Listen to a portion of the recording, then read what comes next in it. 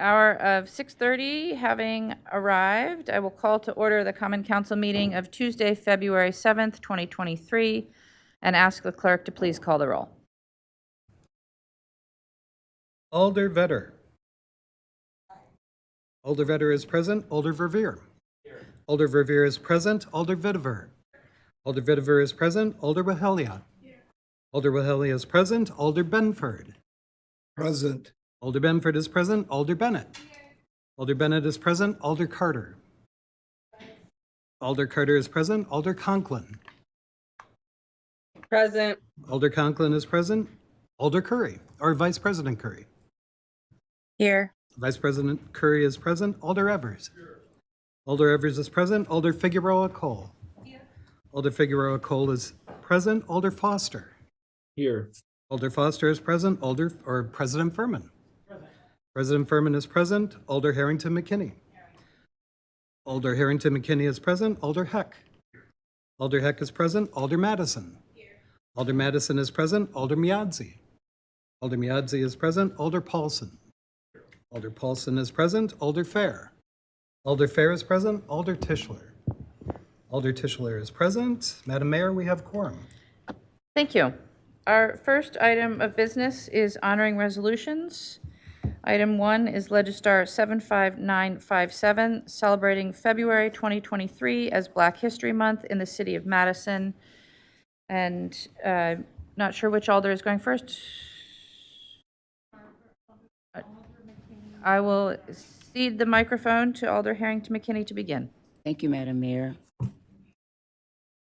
Whereas, to commemorate and celebrate the contributions to our nation made by people of African descent, American historian Carter G. Woodson established Black History Week nearly a century ago. And whereas the event was first celebrated during the second week of February 1926 and subsequently expanded to a month in 1976 during the nation's bicentennial, and whereas the theme of Black History Month for 2023 is Black resistance, focused on the myriad ways that Black Americans have worked to consistently push the United States to live up to its ideas of freedom, liberty, and justice for all. And whereas this year's theme of Black Renaissance explores how Black people have sought ways to nurture and protect Black lives and for autonomy of their physical and intellectual bodies through formal and informal organizations, including community and cultural centers, libraries, faith institutions, media outlets, associations, clubs, education, and healthcare settings. And whereas the Rebalance Life Wellness Association Men's Health and Education Center has a new innovative model for reducing health disparities and improving the social and health condition of Black men in the city and in Dane County, in part through providing services within Black barbershops. And whereas we celebrate all of the organizations and individuals in Madison who have contributed to the Black resistance by nurturing and protecting Black lives to help Black communities thrive. Now, therefore, be it resolved, the mayor and the Madison Common Council recognize and celebrate February 2023 as Black History Month in the city of Madison and around the United States. Be it finally resolved that the city encourage the celebration of this month by inviting all residents in the city to learn more about Black resistance, to better understand the varied and rich history and experience of Black Americans and how they've shaped our union. Thank you. We'll take that as moved by Alder Harrington McKinney and seconded by Alder Carter. And to accept the proclamation tonight, I believe we have Mr. Aaron Perry. Would like to come to the microphone? Oh, yes, we're going to show a short video first.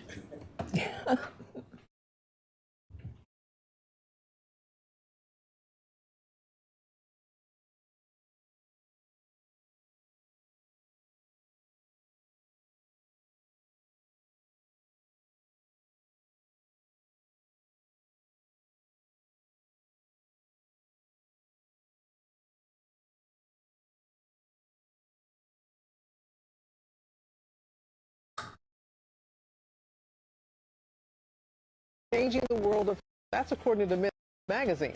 This was after he was diagnosed with type 1 diabetes. He decided to take charge of not only his own health, but the health of others in his community. I knew that the life that I had prior, being very active, I wanted to get that life back. I did see this thing called the Ironman Triathlon. My doctor saying, you know, oh, wait a minute, you know, I want you to exercise, you know, but the Ironman, that's for serious athletes. You can't do that. 362 days from that conversation, I crossed the finish line of my very first Ironman. Perry is the first insulin-dependent African-American to take part in the Ironman Triathlon. Biggest misconception is that black men don't care about their health. That's not accurate. I would go and get my hair cut and I would hear guys talk about having all types of health challenges. And then those guys would get that beautiful haircut and they would walk right out the door. And I realized, you know, there's a disconnect here because these guys are not getting better. I remember asking the owner, and I presented opening up a men's health clinic in his barbershop. There was so much excitement and energy the day that that very first one opened. And when I saw Aaron with just such a big smile on his face, I was just so happy for him because not only has he overcome so much with his own personal health challenges, now he's taken that and he's impacting thousands and thousands of lives. We really have built this full service place where men go. A thriver is someone that doesn't waste a moment and know that something that you do may be the change that that person needed. Amen to that. There is something about the barbershop. My daddy used to go to Tyrone's in Biloxi. He'd be there all day on Saturday, and the discussions that they would have there. And Aaron is hoping to open centers in other states and become the nation's first federally qualified health center in a barbershop. You can watch Aaron's full episode on my Facebook page later this morning. And once again, these thrivers, they take it beyond themselves. Sure do. And as They you say, really you do. don't waste a day when you're a thriver. That's right. Thank you both. All right. And please welcome Aaron Perry.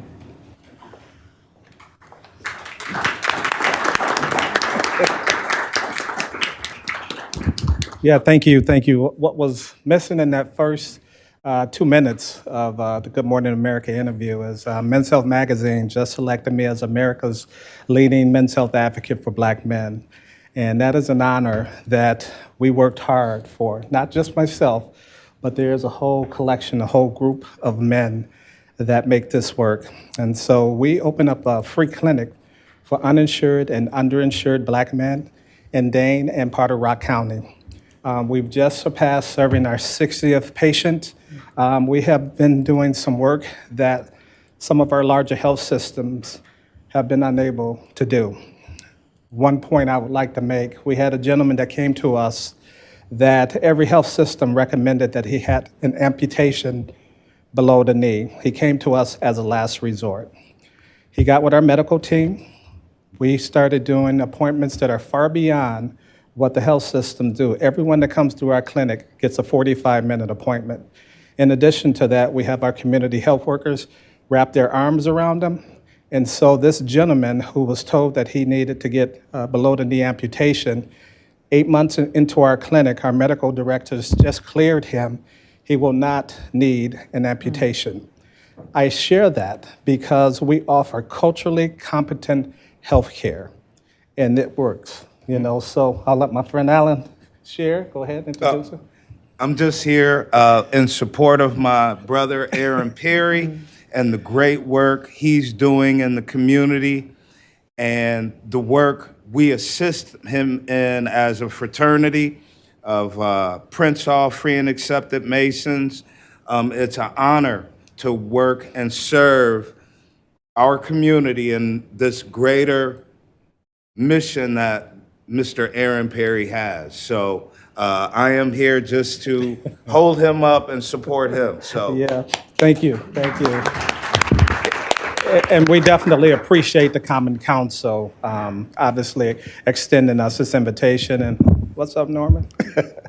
All right, thank you. Don't go away yet. We have a little something for you here. It's a copy of the honoring resolution. Oh, wow. Oh, that's beautiful. Yeah, come on now. Yeah, come in. Oh, wait.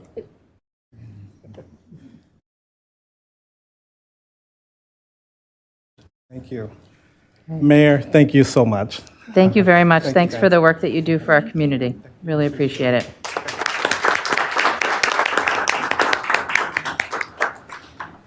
Right, it's been moved and seconded. Is there any objection to recording a unanimous vote in favor?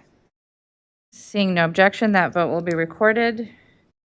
And we're on to disclosures and recusals. Are there any disclosures or recusals from members of the body on tonight's agenda?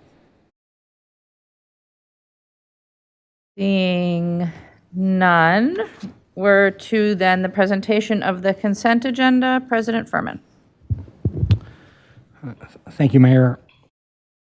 A consent agenda is moved with the recommended action listed for each item on the agenda, including public hearings, except items which have registrants wishing to speak, items which alders have separated out for discussion/debate purposes. Agenda items with recommendations different from the agenda. Agenda item 7, legislative file 75237, a new license for Ian's Pizza Francis LLC. Alder Mike Revere, recommended action is to recess public hearing and re-refer to the Alcohol License Review Committee on February 15th and the Common Council on March 7th. Legislative file, agenda item 20, legislative file 75233, change of agent for MKS Petroleum. Alder Mike Revere, recommended action is to re-refer to the Alcohol License Review Committee on February 15th and the Common Council on March 7th. We are no longer, there's no longer any change to agenda item 34, legislative file 7554. So earlier versions of the consent agenda that referred to that, you can ignore that. Agenda item 81, legislative file 75633, landmark notification for the Filene House, 161 Sherman Avenue, 12th Aldermanic District. An agenda correction on the recommendation of the council is to adopt. And to be clear, a vote to adopt is a vote to designate the building as a landmark. Agenda item 97, legislative file 75386, dissolve the Public Safety Review Committee. Introduction of new business for referral without debate. Alder Harrington McKinney recommended action is to change the Common Council referral date to 4/25. And Alder Keith Furman recommended action, additional refers to the Public Safety Review Committee on 2/8 and the Police Civilian Oversight Board on 2/23. This item will be excluded later, which I'll note, and we can actually discuss that. The legislative file 75678, more chickens, introduction of new business for referral without debate. Alder Healy recommended action is additional referral to the Board of Health, Madison and Dane County on March 1st. That will also be excluded. Agenda item 113, legislative file 75980, an MGO change related to public indecency, introduction of new business for referral without debate. Alder Healy recommended action is additional referral to the Public Safety Review Committee on March 8th and the Common Council on March 21st. And then agenda item 133, legislative file 75905, a resolution to authorize the City of Madison to enter into an agreement with the Sugar River Wetland Mitigation Bank for the purchase of wetland mitigation credits and the approval of non-competitive purchase from the Sugar River Wetland Mitigation Bank as the sole source provider of these credits as part of the Lower Badger Mill Creek Flood Mitigation Provider, First Automatic District. Introduction of new business for referral without debate. Alder Keith Furman recommended action is an additional referral to the Finance Committee on February 13th. Agenda items excluded by the request of alders or due to speakers registered by 6:45 on February 7th. Agenda item 6, legislative file 74624, the zoning of 6604 Odana Road, 19th Aldermanic District, speakers registered. Agenda item 12, legislative file 75171, zoning of 6853 McKee Road, 7th Aldermanic District, Alder Wehely. Agenda item 24, legislative file 75038, amending the budget to allocate an additional $91,078 for the violence prevention services, Alder Wehely. Agenda item 59, legislative file 75056, amending the 2023 adopted operating budget to transfer $74,460 from the Common Council to the Department of Civil Rights for the purpose of funding a new 1.0 FTE Equal Opportunities Investigator position. Alder Wehely and speakers registered. Agenda item 81, legislative file 75633, landmark nomination for the Filene House, 161 Sherman Avenue. Speakers registered. Agenda item 97, legislative file 75386, dissolving the Public Safety Review Committee. That'll be excluded due to different referrals. Agenda item 98, legislative file 75676, more chickens, to discuss the additional referrals. Agenda item 101, legislative file 75836, repealing MGO, having to do with bicycle trick riding and bicycles on footbridges being excluded for additional referrals. Agenda item 102, legislative file 75842, repealing MGO regulating the sale and rental of bicycles, being excluded for additional referrals. Agenda item 103, legislative file 75846, repealing provisions regarding bicycles and off-road motor vehicles, being excluded due to additional referrals. Agenda item 104, legislative file 75847, repealing MGO related to licensing bicycle dealers, being excluded for additional referrals. Legislative agenda item 113, legislative file 75980, being excluded, MGO changes related to public indecency being excluded for additional referrals.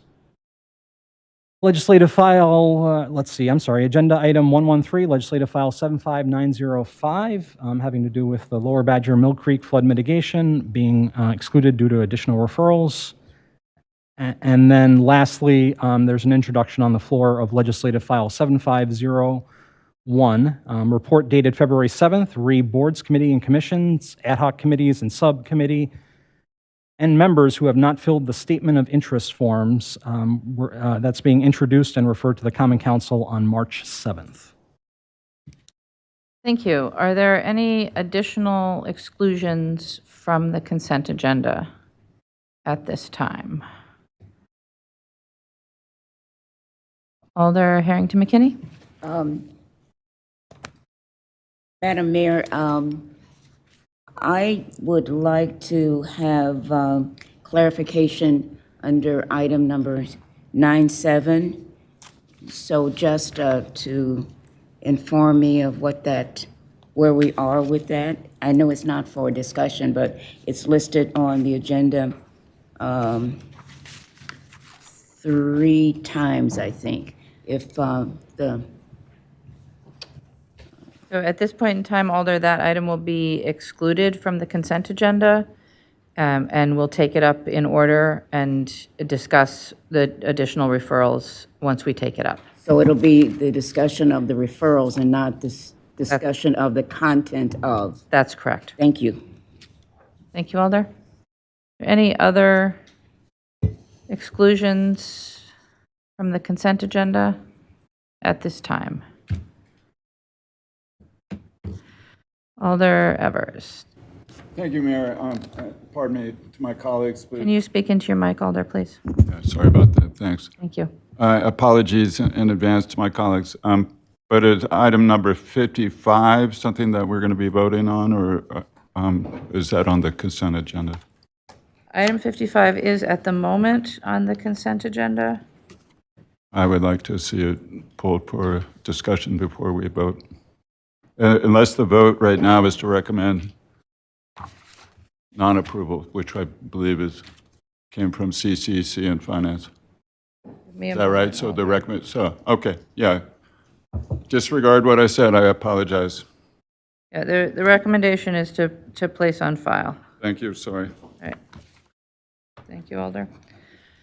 Are there any additional questions or exclusions from the consent agenda? All right, seeing none, let's go through that again, just in case, because that was a very long list of things and somewhat different from what is written on the paper. So, agenda items with recommendations that are different from the printed agenda include items 7, 20, and 34. And then agenda items that will be excluded from the consent agenda are items 6. I'm sorry? Point of order, number 34 will not be different from the agenda. Sorry. Yep, lots going on. Sorry about that. All right, so items that have different recommendations are 7 and 20. Items that are excluded from the consent agenda are items 6, 12, 24, 59, 81, 97, and then the following, 97 and beyond are all additional referrals. So 97, 98, 101, 102, 103, 104, 113, and 133 are all excluded for additional referrals. One more time. Excluded from the consent agenda are items 6, 12, 24, 59, 81, 97, 98, 101, 102, 103, 104, 113, and 133. All right, any questions? If not, President Furman. Move adoption of consent agenda. Second. Moved and seconded to adopt the consent agenda. Are there questions? Is there discussion? I'm sorry, was that Alder Fair? Did you second it? Yep, Alder Fair.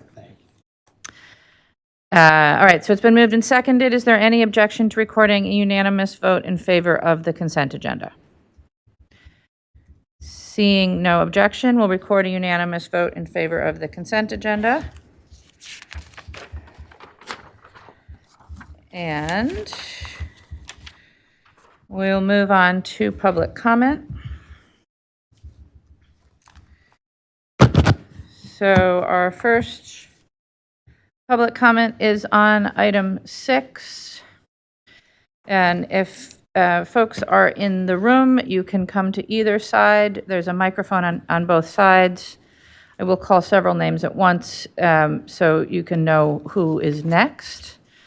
Our first registrant, agenda item 6 is creating sections of the Madison General Ordinances to change the zoning at 6604 Odana Road. Our first registrant is Colleen Robinson of Middleton, to be followed by Mark Ott, to be followed by Randy Christensen. We have Colleen. Hello. Can you hear me? We can barely hear you, but yes. Okay. There you go. Much better. Okay, great. Thanks. I am just wanting to mention that this proposed zoning change, I have a question and a mention. One is about the topic up right now, and that's to change zoning from one commercial designation to a commercial transition designation. And I'm wondering if that involves the conditional use for an additional floor on the building as well, above 5 stories?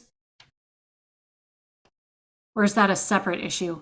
So we're not able to do a question and answer, but if you'd like to just speak your piece, and then the council may be able to speak to it afterwards. Okay, got it. Thank you. So this area is right now mostly commercial. There is a senior living residential apartment very close to where this proposed building is going up with more residences. And the senior living residence has several people who have mobility challenges. It's a small space for traffic and cars and getting in and out of the garage for that apartment building. And we have voiced a lot of concern with the Urban Design Commission and the Planning Commission around volume of traffic and activity in this area, and the proximity of the new building and the people who will be living there and moving around this space to the senior living apartments. And the fact that with 6 stories, even 5 stories, it creates a significant shadow effect on the senior living apartment next door. It's on the south-facing side of the senior living building. So there's privacy issues, and there's also shading all throughout the winter on these senior apartments. And although we have voiced these concerns and we've been welcomed to voice these concerns, we don't feel like they've been very well addressed. We see our comments in the minutes, but nobody has really You have about 30 seconds left. About that. And also the other people have told us that in order for our concerns to be considered, we need to actually show proof, like medical records, that it would detrimentally impact somebody in the apartment. And I guess this isn't Q&A, but we're just curious more for comments to be actually considered, what do we need to bring forward? Because it's confusing to be invited to comment and then have our comments seemingly not really noticed, other than being noted in minutes. Thank you. That's your time. Our next registrant is Mark Ott of Monona, representing Walter Wayne Development, to be followed by Randy Christensen, to be followed by Bruce Bosman. Hello, Council. Can you hear me? Yes. Would it be possible for Randy, we're part of the development team. Would it be possible for Randy to go before me? We take registrants in the order that you registered. That's fine. No problem. So this is Mark Ott with JLA Architects. We're the architect for the project, working with Walter Wayne Development, and Bruce Bosman from Apex that you'll hear from coming up. So we've obviously, as mentioned from the neighbor there, we are, the proposal here is to tear down the old, Market Square apartment or Market Square Theater that is no longer in operation, and replace it with a 6-story apartment building on the same lot, getting rid of the parking lot essentially and the building. So from the traffic flow standpoint that was raised, we're really not adding any additional flow through there. It just happens to be that the movie theater is closed now, but when it was operational, the amount of traffic and cars that were happening in front of the apartment building was equal to what would be brought forward. This is being brought forward as the start of this area of the Odana area plan that was adopted in the last couple of years, and for the city to look for this to be the next area of redevelopment in the city of Madison. The current zoning allows for a 5-story building with the conditional approval to the 6-story. Our proposal is that the building that's in your packet actually comes in under the allowable 5 stories height. So even though we have the additional story, we're still below the max height of what is allowed at 78 feet for a 5-story. So getting that all under that. We have provided shadow study, which are on your packet, and do show that actually the building only provides some shadow on the neighboring building during the some of the winter months, but that for the majority of the year, the shadow studies actually don't impact the building. So with that, we're just here to answer questions. And if any come up, and I'll turn it over to the next speaker. Thank you. Our next registrant is Randy Christensen of District 19, to be followed by Bruce Bosbin, to be followed by Caroline Robinson. Oh, I'm sorry, Caroline doesn't wish to speak. So Randy and then Bruce. Thank you, Madam Mayor. Again, my name's Randy Christensen of Walter Wayne Development. You can hear me okay, correct? Yes. Okay, great. Part of the development team with Walter Wayne Development. As Mark had mentioned, he's part of our development team with JLA Architects, Market Square Associates, which is Bruce Bosbin, who we're representing in this particular project. We have been through several meetings, of which last June we met with staff, and then showing them our desire to build this particular project. We met with Alder Furman at the end of June. Alder Furman sponsored a neighborhood meeting in July, and then we had several UDC meetings in November, one in November, one in December, and then finally an adoption meeting that we had in this past January. And then in front of the Plan Commission for a recommendation for the rezone. We have gone through, the several UDC meetings to shape the project, how it's come to this particular design. They've been very helpful through that process, very informative. In meeting with staff, this is something that, by the planners, it's a desire of theirs to see something of this nature in this particular location. I mean, it will serve the area well, especially with the new TOD, transit-oriented development that is desired by the city as well. So we feel we're bringing something, very needed in this area, and hopefully through all the process that we've gone through with approval from UDC and approval from the Plan Commission, that you will provide recommendation for approval of this tonight as well. With that, I will turn it over to our next speaker, I believe would be Bruce Bosbin of Apex. Thank you. Thank you. Our next registrant is Bruce Bosbin of District 12.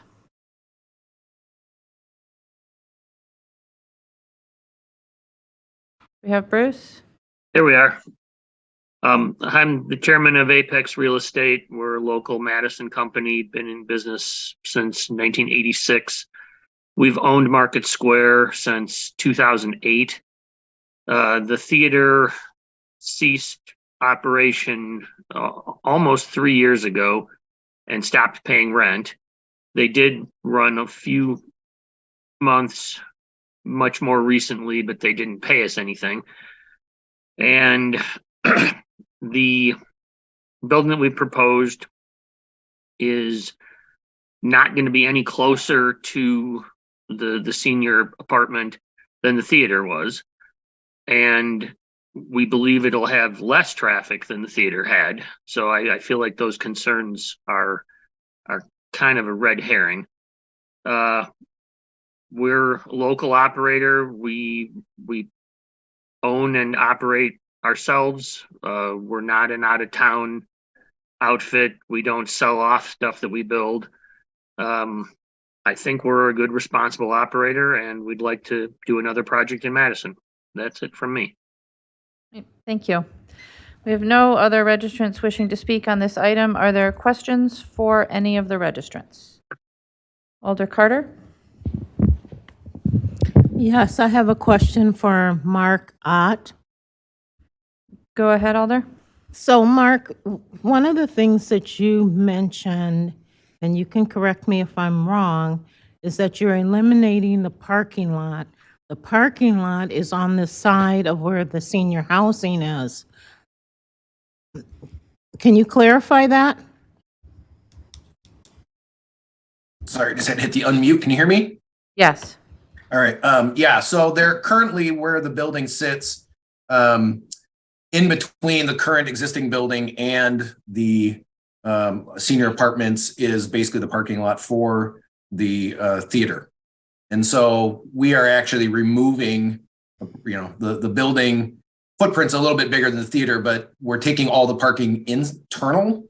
So we're getting rid of the surface parking lot in part to build the building, but also, as we work through with the city staff and the different departments and UDC was to really take all of our parking internal. So we have very little surface parking. It's part of, the overall development and the direction with the potential redevelopment of Market Square as a whole. So yes, and then the other thing that came out of UDC was we had a little bit wider area, for example, of a drive aisle in between the two properties, the one in question and ours. And actually at the recommendation of UDC, we reduced that to a standard drive width and didn't make the building any bigger. We increased our green space. So we actually gave more square footage back to landscaping area and et cetera, reducing the drive aisle and taking away some additional parking stalls. So that's what's happening in between the two buildings. So I guess, thank you for that. So how close is your building going to be to the senior housing? And is your building a freestanding building or any way connected to this strip mall? It is not connected to the strip mall. It is a freestanding building. I'm trying to see here really quick if I've got an easy dimension. Bear with me 1 second. So in front of the senior building on their property, for example, they have, some landscape buffer, and then they have some straight in parking. Then we have a 30-foot wide drive aisle. And then we have a few straight in, and then it looks like we're 5, 10, 15. We're about 20 feet from our straight in parking, or 38 feet from the drive aisle to the face of our building. So if you had almost 40, 30, 70 plus another 20, from face of building to face of building, 30, 60, you're about 80 feet at least. And that's just looking at some really rough drawings here. Our building is pushed more to the south on our property line, giving as much space between our building and the Normandy Square. So we're actually tighter to the south, which is the existing strip mall, Market Square. And that again was done intentionally to give as much room to that side of the existing Normandy Square apartment building. And my last question is, when you did outreach, and either Mark or Randy can answer this, but when you did outreach, did you outreach to the senior housing? They did attend the neighborhood meeting that was mentioned, that Randy mentioned in his speech, that was said by the city and Alder Furman. So they were in attendance. That was the only neighborhood meeting we did have. Okay, thank you very much. Yep. Thank you, Alder. Are there any questions for registrants on this item? Seeing no additional questions, we'll go on to the next item, which is item 59, amending the 2023 adopted operating budget to transfer funds from the Common Council to the Department of Civil Rights for the purpose of funding a new FTE Equal Opportunities Investigator. Our first registrant is Chelsea Schultz of District 4, to be followed by Bob Kleba. We have Chelsea? Yes, you do. Thank you, Mayor. Go ahead. I am attending as a resident. I'm here on behalf of myself. I'm not here in the capacity to represent DCR or the city. I just want to make that very clear that this is my own opinion and thoughts. So the primary ask for the additional support for this item has largely been based on the expected increase in cases from the attachment for the town of Madison. The ask for support has not included the amendment of the Equal Opportunities Ordinance, which includes a new housing protection for complainants of code violations, which we expect will also increase the cases received. For context, the Equal Opportunities Division received 14 housing retaliation cases last year without making any marketing or outreach attempts, simply from the folks who contacted building inspections. The supporting information based on this ordinance amendment should be fairly fresh with the Common Council, as you did adopt it on October 25th. Right now, the Equal Opportunities Division has 3 investigator positions, one of which is currently vacant. A manageable active caseload for an experienced investigator is around 10 cases or less, processing them in about 90 to 120 days. However, our one current experienced investigator has a caseload of currently 24 cases. We've also seen a large influx of new complaints since the beginning of this year, receiving 40 plus cases in the last month. For context, last year we received about 220 cases through the Equal Opportunities portal, which is an average about 18 cases per month. With 40 plus cases received in January, that's more than double the number of cases that were received compared to an average month last year. Given the short staffing for investigators and their extensive caseload, the office has had to postpone almost all public outreach and training requests, excluding the monthly job center and community partner trainings, until at least the second quarter in the hopes of having adequate staffing by then. If caseloads continue to be high and we lack adequate staffing, the Equal Opportunities Division may be unable to develop training materials and provide education or outreach to the residents of Madison in time for them to actually learn of these new protections before their time limits to file a complaint has been reached. We really care about the residents of our community, and we want them to know about their rights and to not lose their ability to file.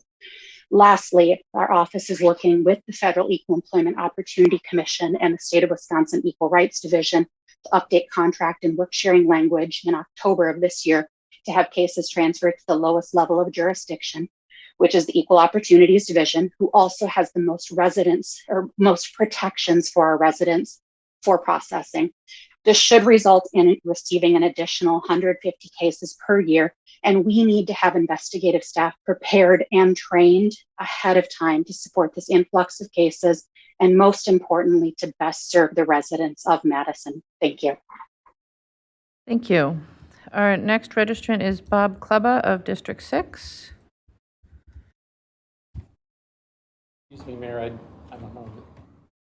Either one. There's a microphone right here? Yep. Okay, great. And you can speak There's from just where a you are. little red barrier that is obstructing my comments. So I'd like to emphasize what Chelsea just said. Number one, the amendment to the Equal Opportunities Ordinance does include a new housing protection for complainants of code violations, and that has brought some extra work to the Civil Rights Division. But moreover, this is an equity issue. We annex the town of Madison, and these new residents need our support. We knew the annexation was going to cost some money. We need that money to support the Civil Rights Division. Thank you. Thank you. We have no other registrants wishing to speak on this item. Are there questions for either of the registrants? Seeing none, thank you. Our next item is item 81, the landmark nomination for the Filene House at 1617 Sherman Ave. Our first registrant is Dave Grace of District 6, to be followed by John Axelrod, to be followed by Larry Nesper.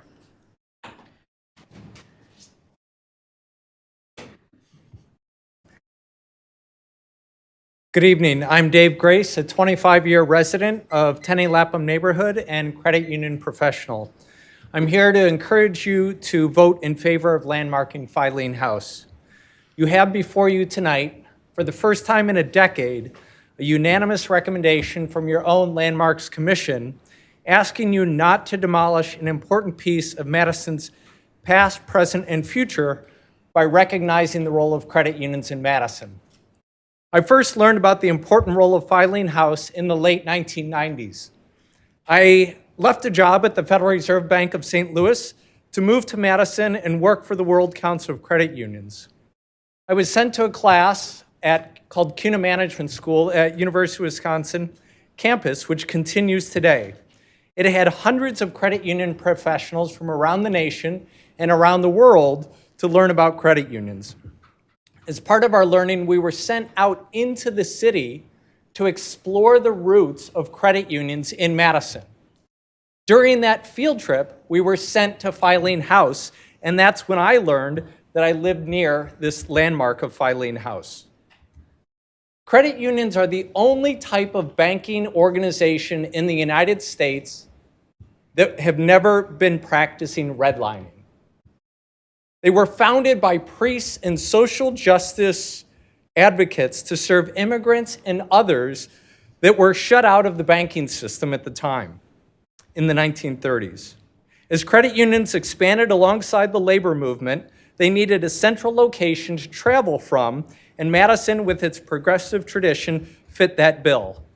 Today, 54% of the 4,800 credit unions in the United States are designated by their federal regulator as low-income credit unions, which means that more than half of their members come from households making 80% or less than their metro area standard income. Madison is still home to approximately 10,000 credit union professionals. It has the nation's highest concentration of cooperative and credit union experts and major credit union organizations such as the Credit Union National Association, CUNA Mutual Group, CUES, the World Council of Credit Unions, Filene Research Institute, and the International Credit Union Regulators Network, which I run. They are all located here in Madison and many in District 6. You have about 30 seconds. Many of these groups, including CUNA, have decided to stay on the sidelines of this debate and have not come out for or against demolition.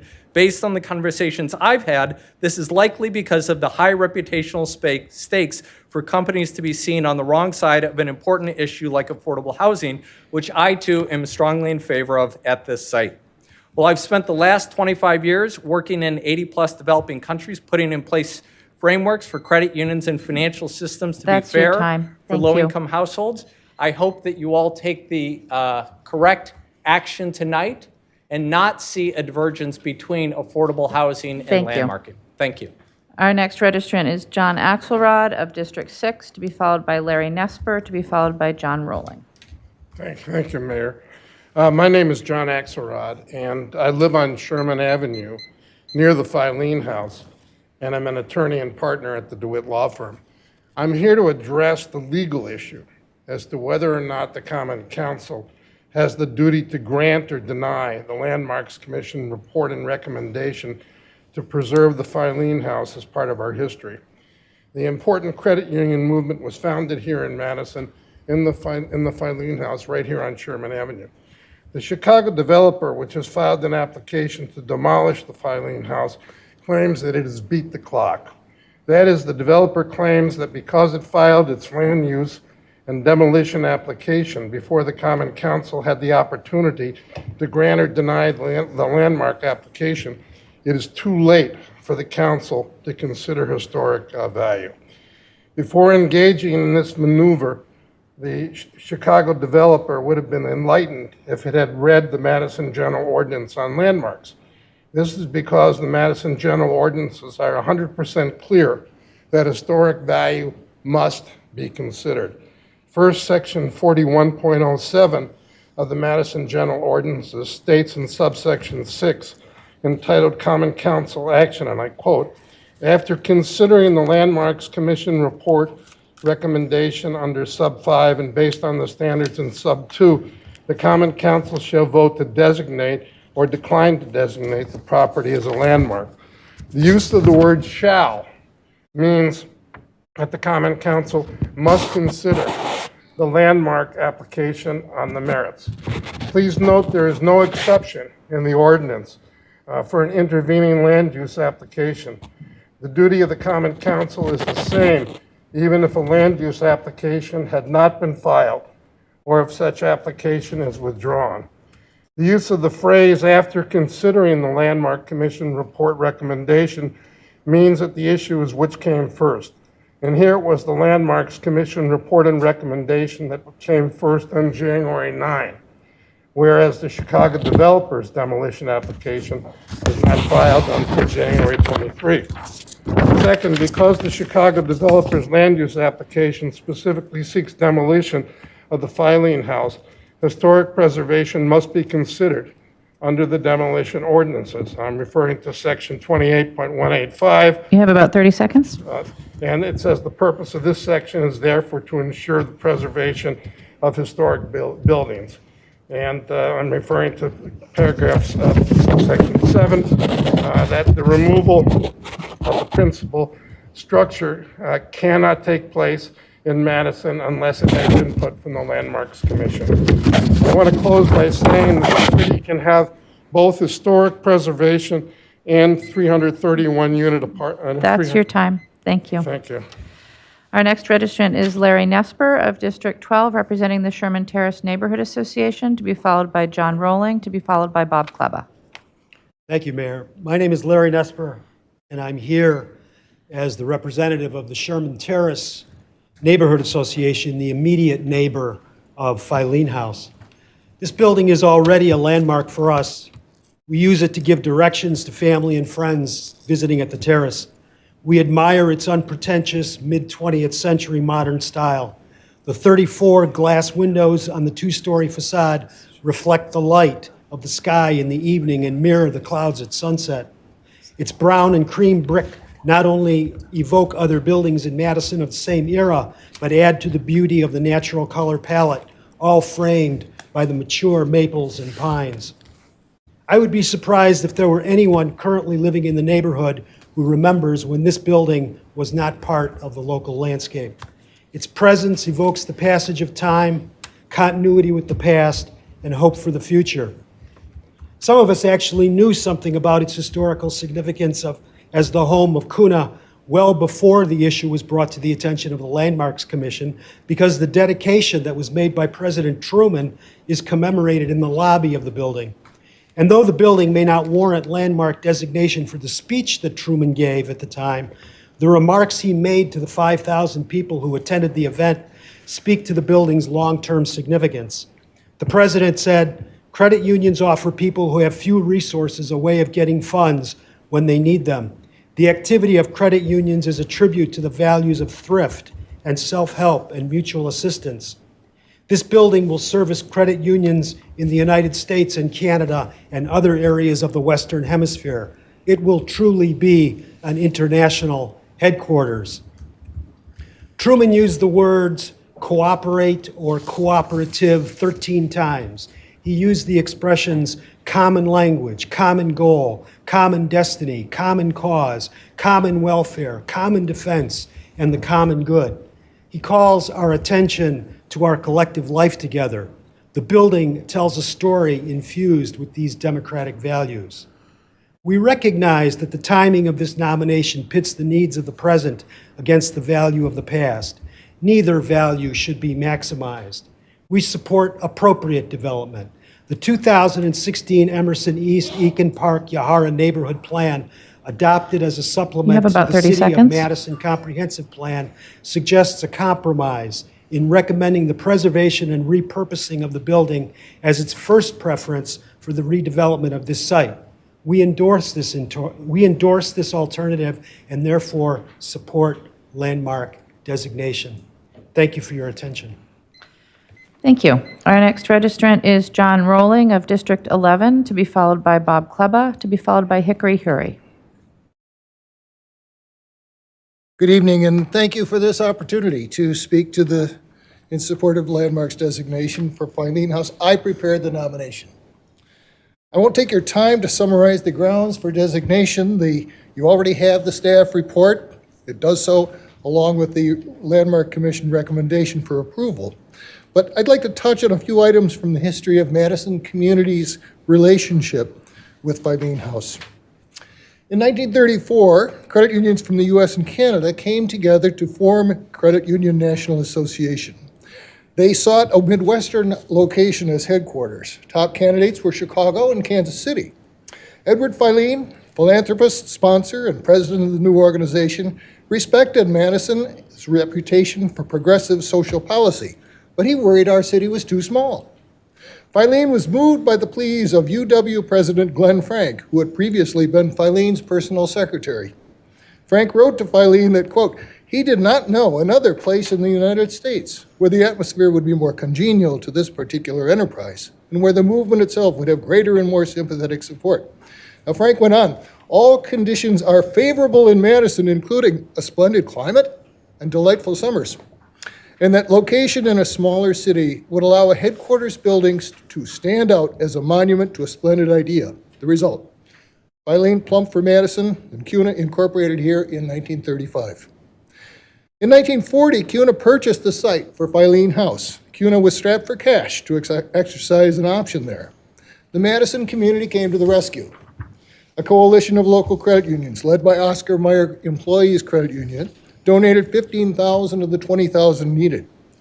Your forebears, the mayor and alders of 1940, came up with the last $5,000 by arranging a deal to buy part of the larger parcel for inclusion in Tenney Park. May I have slide number 3?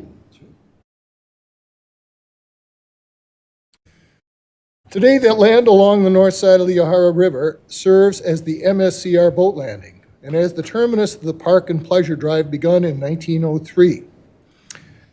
In 1963, by the way, CUNA returned the favor. They contributed $3,000 to the purchase of parkland on the other side of Sherman Avenue, from which the views that would be enjoyed from this site can be made. When the building was constructed in 1949 and 50, more individuals and groups from Madison came forward with donations to the building fund. You have about 30 seconds left. Thank you. We in Madison are invested in Filene House. There are many other connections of Filene House to the history of our community, but my time is short, so I'll leave you with this. Filene House is part of our community's legacy. Let us honor that legacy. Thank you. Thank you. Our next registrant is Bob Kleba of District 6, to be followed by Hickory Hury, to be followed by Eric Hamilton. Good evening, alders, mayor, and staff. It's been a decade since a landmark nomination has come to the Common Council, so it's important to review how we preserve our community's cultural heritage. Chapter 41 of the Madison General Ordinances recognizes that our city is rich with historic resources that contribute to our quality of life and provides procedures for how we protect and manage these resources in a modern and changing community. According to MGO Chapter 41, Section 7, it is up to Common Council to consider the Landmarks Commission's unanimous recommendation to adopt this nomination and to consider the standards defined and met in MGO 41.07. When reading the Filene House nomination, it is apparent that the building and site meet the landmarking criteria defined in the MGO, whether you choose the period of significance defined in the nomination submitted in December 2022, or with the amendment approved by the Landmarks Commission on 9 January last month. There are, of course, elephants in this room distracting us from the nomination's merit. The larger pachyderm is the land use application for the site. All of us want to see more housing in Madison. This 8-acre site could easily accommodate 350 apartments and the Filene House. The developer's current proposal is the easiest and most profitable for their investors. Is it the Common Council's duty to overlook our cultural heritage in order to promote luxury apartments? Yes, we need more affordable and market rate housing in Madison, but don't worry, this huge site will get developed soon, whether it's this proposal or the next. The smaller elephant in here is the reluctance to landmark an ordinary building. What makes Filene House significant is the nationwide and worldwide cooperative financial movement that happened here in Madison, Wisconsin, as you heard from people before me. The last landmark nomination Common Council adopted 10 years ago was also for a very ordinary building downtown, the Alano Society House. It was recognized for the movement's sustained assistance to those recovering from alcoholism, an important contribution to our city. Likewise, there are 2 houses I'm working on getting nominated that are important to the 19th and 20th century African American community. One was a meeting place for Black professionals in the 1890s on East Johnson Street. The other was Carson Gully's home in Crestwood. And his family, as you probably know, was denied housing for years due to Madison's discriminatory redlining. Both are very ordinary buildings, but important to our city's cultural heritage. At a future Common Council, I hope you will vote to adopt these landmark nominations for ordinary buildings, just as I urge you to adopt the landmark nomination for the Filene House, where some About 20 very seconds important... left. I beg your pardon? About 20 seconds left. 20 seconds, oh my God. This recognition will make sure that we don't forget the history that makes our community a great place to live. Thank you very much. Thank you. Right on time. Good job. Next registrant is Hickory Hury of District 13, to be followed by Eric Hamilton, to be followed by Melissa Huggins. Oh, there you go. Sorry. On? Yeah. Thank you. Thank you for the opportunity to comment on this nomination. Landmarking and historical preservation are critical tools in the placemaking function within neighborhoods within this city. This place, the Yahara neighborhood, is defined in part by the Yahara River, Tenney Park, and the locks, and by such events as the Sherman Terrace rent strike and the laying of this cornerstone and the building of this movement. I believe that Filene House contributes a defining quality to this Yahara neighborhood. It helps establish the neighborhood as a unique historical place and connects the neighborhood in Madison to significant broader trends like the self-help movement, the emergence of viable cooperatives, and the articulation of democratic values as America's gift to the world. The impact of the cooperative movement on Filene's House can be seen from the building to vibrant cooperatives in Madison, including the Willie Stroop Co-ops, the Union Cab, and the CSAs. The National Credit Union movement has its humble early growth in this Yahara building. CUNA Mutual now forms one of the larger Madison employers with over 3,000 people and $6 billion in revenue. The building's cornerstone celebration marks Truman's linkage of American democratic institutions to the overall self-help movement and the best tradition of development assistance to foreign countries.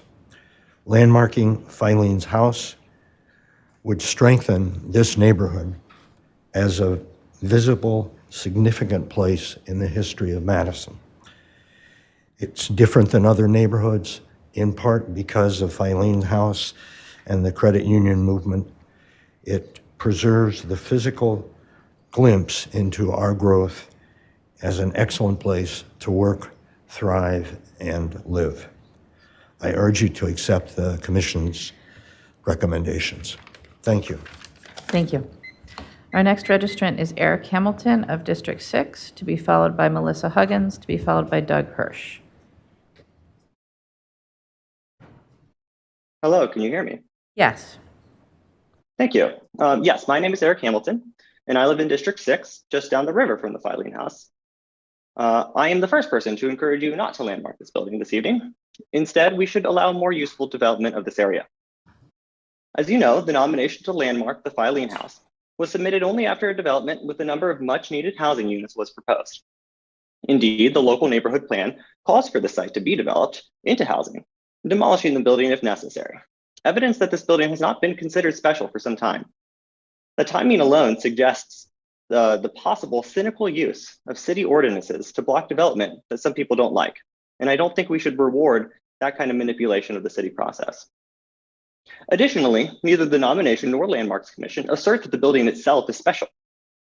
Yet, because of one speech given by a president and the building's use as offices of a worthy organization, they propose preserving the building forever. Given that the building has no architectural significance, commemorating this history could be accomplished with a plaque. Past commentators have mentioned that the credit unions never implemented redlining, a kind of housing discrimination. That's very laudable. And I don't think we should tarnish this good reputation by preserving a building that could instead be housing for people in the name of an organization with a good track record of supporting housing for those who need it. There have always been and always will be speeches by important people commemorating the work done by good organizations. But what makes these organizations special is not where they do the work, but the work that they do.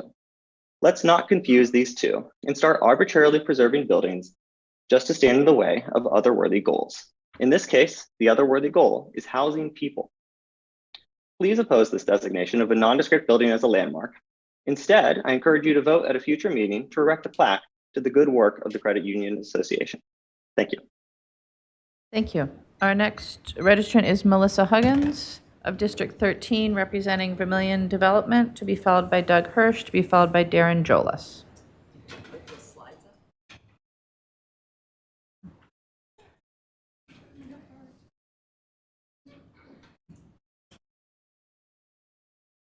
Good evening, council members and mayor. I'm Melissa Huggins for Urban Assets, and I'm here representing, louder, okay. It's too short for some of us. I'm here representing Vermillion Development on this particular project, and I just wanted to set the stage a little bit about where this project is and some of the plans that are associated with this and some of the things that this Common Council has recently voted on, which make housing in this site even more important. Next slide. So as has been mentioned, the neighborhood plan that was adopted in 2016, and this became an amendment to our comprehensive plan, which guides the development of our community over the long term, recommended that either the Filene House be saved and reused, or if it could not be saved and reused in a way that made sense, that it could be demolished and make way for more dense housing. The density on this site is actually quite significant. It's low to medium residential, which is about 20 to 90 units. The current proposal that you'll see in March is about 40 units per acre. So it's really in the middle, and it's healthy. Next slide. In addition, the transit-oriented development overlay zone was approved, and this site sits right in that area. Having worked on the Metro network redesign and BRT, I can tell you that this site is going to be very well served by transit starting in 2023. And so density on this site is very important. Next slide. And then one of the things that has come up is that somehow the developer was timed to slide in with their application. Now, we all know that developing in Madison is really difficult and is impossible to slide in anything. And we end up with a better city because of it. So the developer began their conversations with City of Madison staff in October 21 and worked over 16 months to develop a plan, the first of which was not well received. And so they've worked very, very hard meeting with the neighbors in two big neighborhood meetings, smaller meetings with the Sherman Avenue Terrace, as well as Tenny Lapham Transportation Committee, and ongoing conversations with neighbors as we've gone forward to revise the plans that I think really do fit very nicely into the neighborhood. Have about 30 seconds. Thanks. And so the timeline had us submitting on January 17th of this year. That was actually 2 weeks later than we wanted to because we made a final adjustment. So this has been a moving target and has been out there for a while.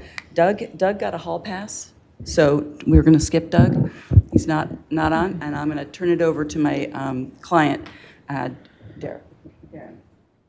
All right, so if Doug is not here, then we will go on to Darren Jolas of Chicago, representing Vermillion Acquisitions, to be followed by Kurt Stieg, to be followed by Robert Johnson.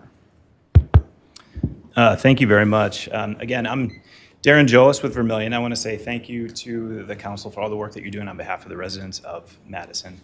Thank you, Melissa, for those words. I'd say we've been at this for quite some time, as Melissa mentioned.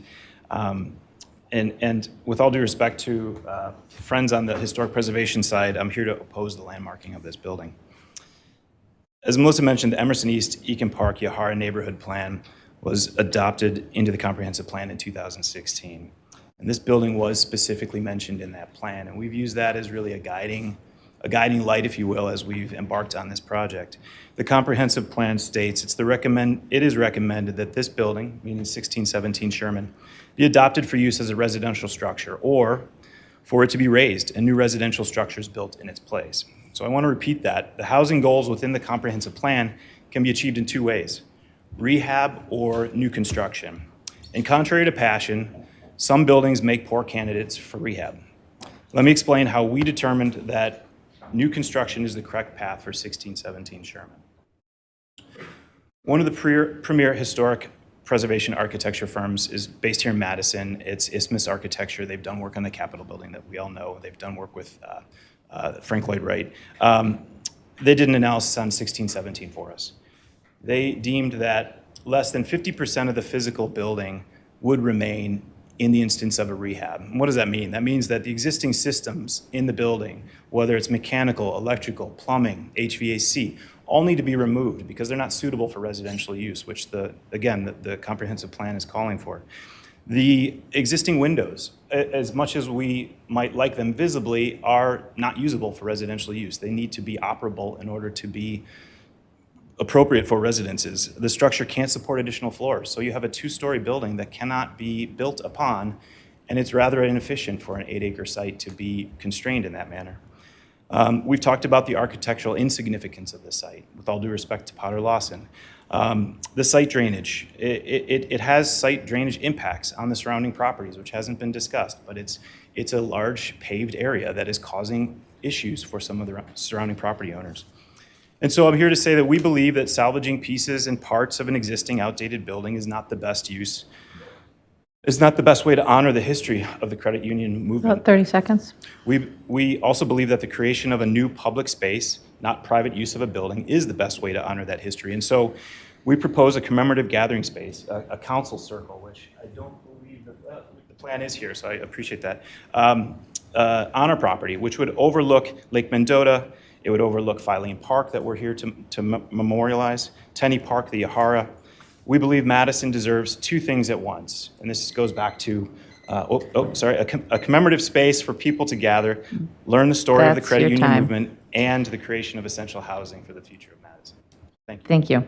Our next registrant is Kurt Stieg of Cambridge Road, representing the Madison Trust for Historic Preservation, to be followed by Robert Johnson, to be followed by Gary Tipler. We have Kurt.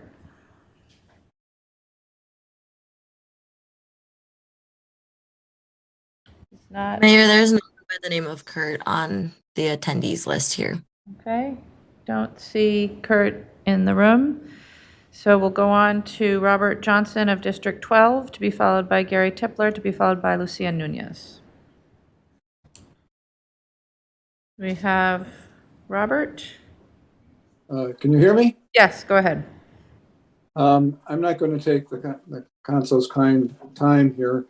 I am in favor of having the piling building remain, and I support all the presenters who have presented thus far.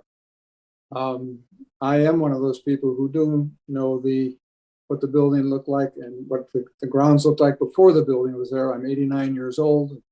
I've had a home on 1646 Sherman Avenue since that time. I remember when the Sherman Terrace was the cornfield. But in any event, it's a marvelous building. It has lent grace to the community all this time. It does deserve to be preserved based upon the historical comments made by John Golden and others. And I urge the commission to preserve the building and vote in favor of historic preservation. Thank you. Thank you. Our next registrant is Gary Tipler of District 6, to be followed by Lucia Nunez, to be followed by Victor Tenolio. Good evening. I believe that you have some slides, beginning with slide number 4 from those that were provided. I support the designation of Filene House and believe it will engender enhancements to the community not yet projected. A subsequent National Register of Historic Places listing by the developer could lend significant financial aid to the project. The following are a few such projects in Madison, most of which involve the use of federal and state historic preservation tax credits. Before you is the Techmeyer Candy Company, a manufacturing office building renovated to apartments by the Madison Development Corporation in the late 1970s. Next slide. Lincoln School, urban land interests, early 1980s. Next slide. Several of the Miller House, 647 East Dayton Street. This, as it appeared in 1976, it was the first such Madison landmark representing Madison's Black history. The house is Originally acquired for $1, moved to the site in 1908, rented, then occupied by the William and Anna Mae Miller family until 1978. Educated in Berea College's law department, William worked in Governor La Follette's office. Anna Mae contributed to the literacy of the emerging Black neighborhood. Next slide, please. After a renovation by the Alexander Company in 1985, the Miller House, as you see it on the street side, completely refurbished inside and out, it became a keystone into development for the neighborhood. Next slide. The descendants have spoken highly of the recognition, including granddaughter Emma Earl, pictured Betty Banks, Carolyn, and You know what Arlene. the address was for your house? Number 9, Hill's home, still occupied by the Hill family, and the Hill's grocery building may be a future community investment involving tax credits. Number 10, next slide, East Dayton Street block and a nice asset to the neighborhood.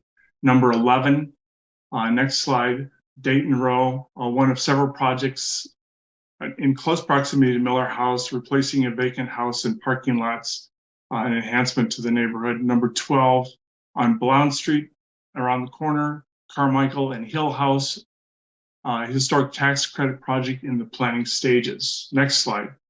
Other projects involving tax credits have included the Mansion Hill Inn on North Pinckney Street, 1985. Next, City Have about Market. 30 seconds left. East Mifflin, thank you. 1991, later converted to condos. City Market, and then the Badger Shoe Company's next, also converted to condos. Next slide, Old Milwaukee Road Depot and West Washington Avenue renovated to restaurants, shops, offices. Next slide, West Main Street grocery store renovated offices. Next, Tobacco Lofts off West Main renovated as condos by ULI Urban Land Interests. And the next slide, also Tobacco Lofts. That's your Thank you. time. Thank you. I see that we have, who I believe to be Kurt Stieg under a different name, Kim Stieg in the attendees list. So can we go back to Kurt of Cambridge Road representing the Madison Trust for Historic Preservation? Yes, thank you. I was frantic.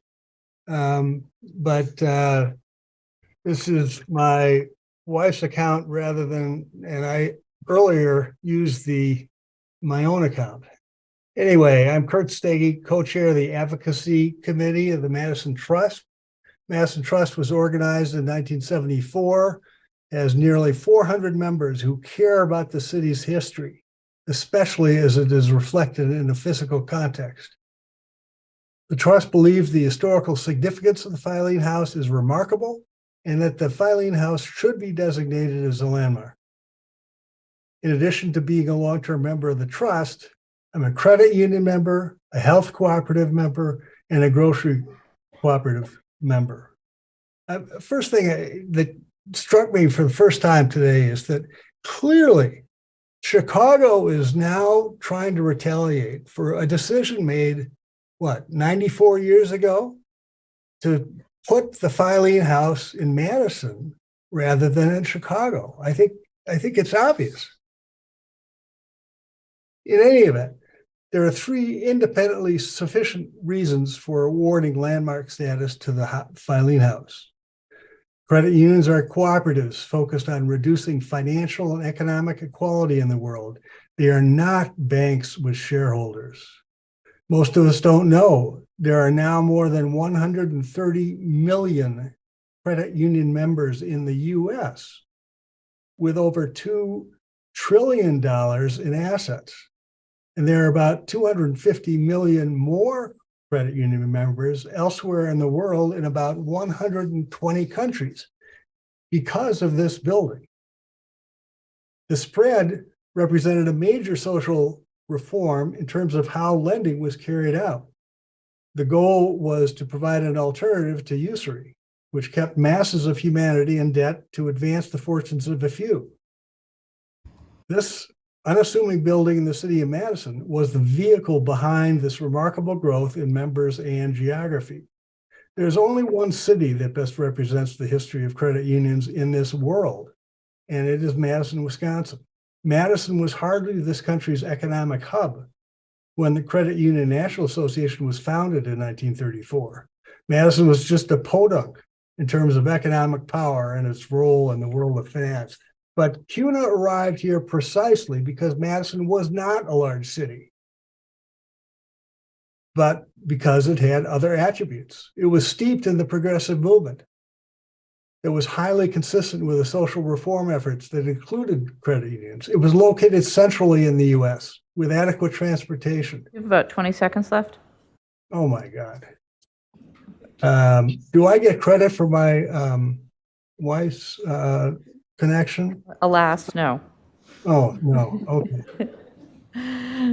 Darn it. Second reason, designating Filene House for its association with Edward Filene, If you could wrap up, please, that's your time.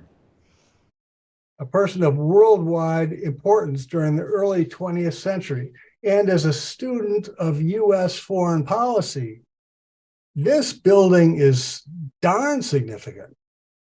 You don't look at Cold War Okay, that's your time. Thank you, Kurt. Thank in you. this country without Thank you, Kurt. You're welcome. Thank you very much. Our next registrant is Lucia Nunez of District 6, to be followed by Victor Toniolo, to be followed by John Peter Marion. Good evening. My name is Lucia Nunez, and I'm speaking on behalf of Amy Squitieri, who could not attend. She wrote this statement in support for landmark designation of 1617 Sherman Avenue. I write these comments with an eye of a professional architectural historian for 30 years and a former Landmarks Commission member serving for 10 years. The nomination makes a strong and well-documented case for the building's historical significance in association with the credit union movement. The front facade has the historic integrity to convey this significance. By this, I mean that the later modifications are in keeping with professional standards that govern work done on historic buildings. Specifically, the addition visible from the front match the color, scale, design of the original building. The building today would be clearly recognized by someone from its time. The city's criteria for designating landmark mirror the federal standards known as the National Register for Historic Places. Under this standard, a building can qualify for significance in history or architecture. The Filene House has an important connection to the history, having been built as the home of CUNA and the headquarters of the credit union movement. The nomination clearly explains the national and international impact of CUNA during the years it occupied the building. CUNA played an important role in the Truman administration's foreign policy under the Point 4 program, under which credit unions provided economic aid to help reconstruct the economies of developing countries. Because of this important role in the economic history of mid-20th century, locally, nationally, and internationally, the Filene House is worthy of recognition as a City of Madison landmark. The city's historic preservation ordinance encourages the adaptive reuse of historic structures with the Secretary of Interior standard of rehabilitation to guide that process. The additions made in the past were consistent with this standard. Additions need to accommodate future reuse as housing can also meet this standard. Other city landmarks that have been reused include the former Madison Catholic Association Clubhouse, which was part of the Hilton's redevelopment, and the Quisling apartment on Wisconsin Ave. Increasing the life of a building through adaptive reuse helps to lower material and energy About 30 consumption. seconds. I'm sorry, I didn't hear. You have about 30 seconds. Okay. According to the U.S. Environmental Protection Agency, it takes 65 years for an energy-efficient new building to save the amount of energy lost in demolishing an existing building. Reusing an existing building means fewer construction materials in landfill. I encourage the developer to integrate the existing structure in their development proposal. Thank you. Thank you. Our next registrant is Victor Toniolo of District 12, to be followed by John Peter Marion, to be followed by William Butcher. Hi there, can everyone hear me? Yes. So I'd just like to very quickly speak to section 41.07 of the Code of Ordinances that this is being recommended under. Subsection A speaks to broad patterns of cultural, political, and economic or social history And I understand that this is being presented as part of the National Credit Union Movement, which is something I had never heard of until this recommendation had been made. In doing some research, I understand that the Credit Union Association is here to help the little person. They're not there for people that have the money to go to a bank. They're there for renters and lower income folks. And I think it's a disgusting use of the ordinance to benefit longtime homeowners and disadvantage many times their number of renters who will not be able to find housing as a result of stopping this redevelopment.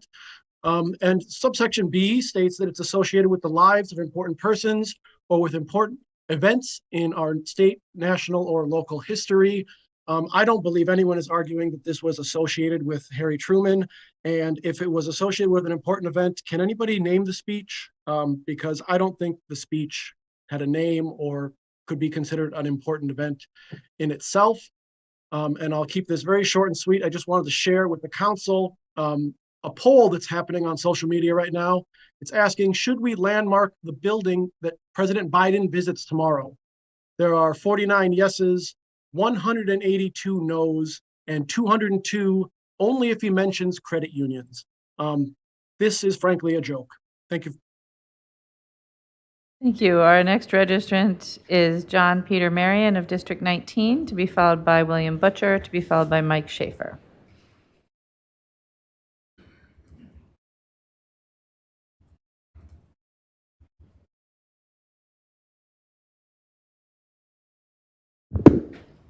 Good evening.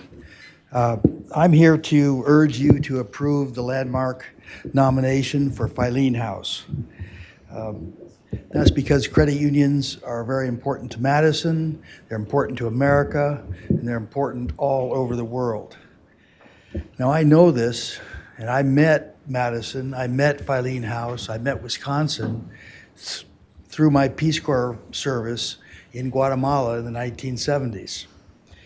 One of my job was to promote rural credit unions in communities that had no financial services available to anybody. There were money lenders and there was small trade credit, but that was it. And we built credit unions in concert with the local folks in the villages, the leaders. One of my jobs was to promote that. I carried on the back of my trusty little Honda 90 motorcycle, 16 millimeter projector and speakers and a generator. Went out to the village places at night on somebody's house or on a little chapel, whatever kind of building there was. The leadership called the meeting and I showed movies. One movie was about the moon landing, but the important one for me was called Small Miracle of Santa Cruz. And that told the story of a village under the thumb of a usurious moneylender, and the people learned about credit unions, organized their credit union, got it legalized, established it, and began building financial services that helped all the people in that village. And one part of that movie linked that village to regional credit union development, to international credit union development, and here to Madison. It had a picture of Filene House that I'd never seen, but that made an impression on me, and I'm sure it made an impression on thousands of the people that I showed that movie to over the years. It was a symbol of hope, a symbol of what you can achieve through hard work and community action. So I hope that you all will be able to approve this because of its historical significance, because of what it meant to About 30 Madison, what it seconds. meant to the world. Thank you very much. Thank you. Our next registrant is William Butcher of District 6, to be followed by Mike Schaefer, to be followed by Lindsay Nye. Do we have William? We do. Can you hear me? Yep, go ahead. Thanks a lot for having me to speak tonight. A lot of emotion on all sides of this. One thing that from the landmarks meeting that happened, a while past and now is this idea that what the the whole idea is to preserve this idealistic thing that CUNA stood for. I mean, that's where we're at now. It's the building is arguably nondescript. That's not really the point here. It's what it stands for. And what it stands for is a movement that, came about to promote the common welfare and the common good. And so as a common council, I'd like you guys to just keep that in mind, the common welfare and the common good. What those credit unions embodied, was just that. And so now we're here at this point where we have a preservation movement coming to say, hey, this is something we should remember, and we should. Well, what's the best way to do that? Keeping the building and preventing the housing that could really benefit, hundreds of people versus maybe a few that might actually pay attention to the building or follow up on this. It doesn't quite compensate for what would be lost by not allowing this to go forward, or by preserving this to the detriment of the housing. So some monument on site, some memorialization of that movement, some engaged interaction with the public might be great. A privately owned old building that nobody really notices except for the neighbors. Something like that would be great. A couple other things. A few folks, Bob Kleba and others, have mentioned that hundreds of units is possible here while keeping this building, and I don't know that that's actually true. Actually, I know it's not true because it's just not a feasibility that's been studied. It was really analyzed by both architects and engineers to see if this could be a possibility, and it's not. So to inform and engage the public and provide some compelling reminder of what happened here and why it was historically important, I think that looking at an engaging and informative kind of public accessible window to the past is the best way, not to preserve that thing, and I guess that's it. Thanks. Thank you. Our next registrant is Mike Schaefer of Middleton, to be followed by Lindsay Nye, to be followed by Alyssa Ryan Joy. We have Mike. Hello. Go ahead. Hi, Mike Schaefer, one of the owners of the property now. Just want to give a little past history about it, that we bought the property with no landmark designation, knowing that the building is near the end of its life. When we bought it, we planned to redevelop the site for housing. Condos were big at the time. City of Madison vision for the site was housing. The building had a metal shed attached to the back of it. We've remodeled the building several times without any issue of landmark designation. We added an addition to it, stucco faced main entry lobby. So it was surprising for this to come up for us. So we oppose the landmark designation and echo the points that William just brought up. Thank you. Thank you.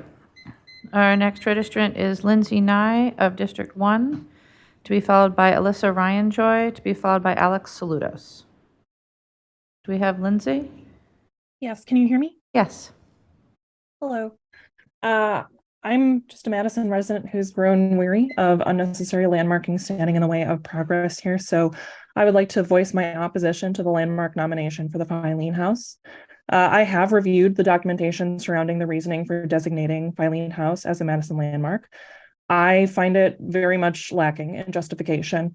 The proposal asserts that because Filene House was the first permanent location of CUNA in Madison, and because President Truman was once present to give a speech at the building's designation, this nondescript office building deserves landmark status. I don't think anyone here is debating the importance and significance of credit unions, but CUNA relocated in 1979. They have not been located at Filene House for over 40 years. I also feel it worth noting President Biden will be here in Madison tomorrow. Should we landmark whatever buildings he speaks in front of as well? Additionally, as has already been pointed out, this landmark nomination was conveniently submitted after a proposed development of this land for much needed housing in Madison was already in progress and could massively delay, if not outright kill, the development of those 331 housing units. This city is in desperate need of more housing, and the idea that a well-planned development could be derailed over this frankly nonsensical landmark nomination is absurd to me. If the nominators feel so strongly about the historical importance of this site, might I suggest a commemorative plaque in its place? And I know multiple people have suggested that as well. I think that would be an excellent compromise. Instead of trying to landmark echoes of the past and standing in the way of growth and progress that this city has far greater need for. Thank you. Thank you. Our next registrant is Alyssa Ryan Joy, to be followed by Alex Saludos. We have Alyssa. Yep, can you hear me? Yes. Thank you. Hi, everybody. I live in District 6. I also work at CUNA Mutual Group. Want to point out that my comments are my own viewpoint. I don't represent the views of my employer. This proposal cites the significance of the building to the credit union movement and history as a reason to designate it with the historic landmark status and to honor Ed Filene. Definitely one of the credit union movement's more significant figures. I feel very passionate about the credit union movement and its history in Madison and appreciate all the sharing tonight of this rich history. But this isn't a vote on whether we support the credit union movement, and I strongly oppose the landmark designation for Filene House. Some folks may know that CUNA Mutual Group has just completed a new building project on its campus. Part of the project was demolishing the building at 5810 Mineral Point Road. This building brought together a group of organizations dedicated to the credit union movement: CUNA Mutual Group, the Credit Union National Association, World Council of Credit Unions, and Filene Research Institute all found homes there. That building had unique architecture. It had an important place in the credit union movement and many esteemed visitors. An effort to designate this as a historical landmark never came before the Landmarks Commission, though. As was mentioned in a previous comment, none of the organizations in Madison that are most involved with the credit union movement and that care deeply about its history have registered support for this designation. I feel pretty confident that if this was important to these organizations to preserve, that they would speak up. It's also, as others have noted, difficult for me to believe that the historical designation is being pursued by most folks speaking tonight because of this building's tie to our city's credit union history. My concern is that people living close to Filene House aren't happy with the potential increase in traffic and density, and they're seeking this designation to make development on the site more complex in an effort to dissuade it. Pursuing historical landmark designation for this purpose is really circumventing the appropriate process for discussing these issues. And I really think it degrades the significance of the historical landmark designation. There are much better ways to recognize the history of the credit union movement and to honor Ed Filene than preserving this old and pretty basic office building. I also would like to see housing added to this site to increase the housing supply and affordability. And I think that there really is about 30 seconds left. Thank you. Between more housing and preserving the office building. Since developers would be dissuaded to develop there. And I'll note that affordable housing aligns very nicely with the credit union movement's efforts to support financial well-being for all. Thank you. Thank you. Our last registrant wishing to speak is Alex Saludos of District 5.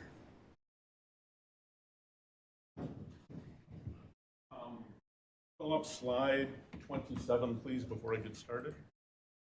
I'm not sure who's doing that.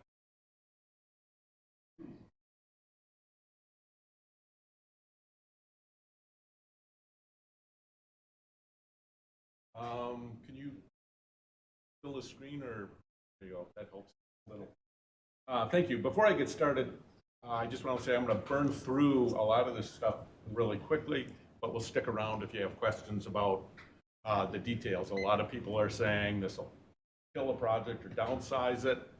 I'm here to give you some facts. I'll run through them quickly and then stick around if you have more questions. This is a special day. I'm happy to be here. There's a lot of rich, important history in this building. been 10 years since you designated a landmark. I think Alder Verveer was the only person here the last time a landmark nomination was voted on. I have a long-time interest in historic preservation. First project I worked on, historic preservation project, was in 1985, a industrial building on the National Register that was converted to housing. Based on his portfolio, Darren has none, and I don't think, as you can see, he's interested in it. Given the time, I'd love to rebut his crocodile tears. Everything he talked about is typical in adaptive reuse. That's what you got to do. And there are great developers who love to do it, make money at it, and build fabulous housing projects. So let's talk about these slides real quickly. The site, if you extract the land for the Filene House and the green space in front of it, and the roads, and the detention basin the city wants, you've got about 5.6 acres left. Next slide, please. I'm going to run through a couple of housing concepts, 4 of them that would be suitable on this site. Village clusters, 28 to 35 units an acre. Next slide, please. 4-story with central garage, 45 to 7 units an acre. Next slide.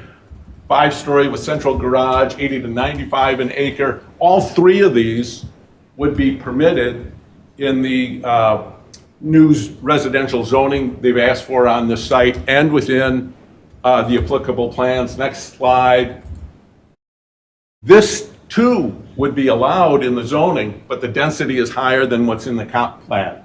4 or 5-story over podium garage, 90 to 110 units acres. Comp plan goes up to 90 acres a site. And then next slide, please. What you see here is I've taken those 4 concepts, 28 to 35 for the first, About 30 seconds. 110 for the last. You can get from 157 to 617 units on the remainder, that 5.6 acres. The midpoint is 351 to 463 homes while preserving the Filene House, preserving the green space, adding the detention basins, and building the street. You can do it. Thank you. Thank you.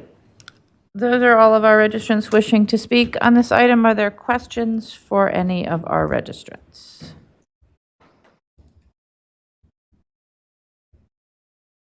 Alder Paulson.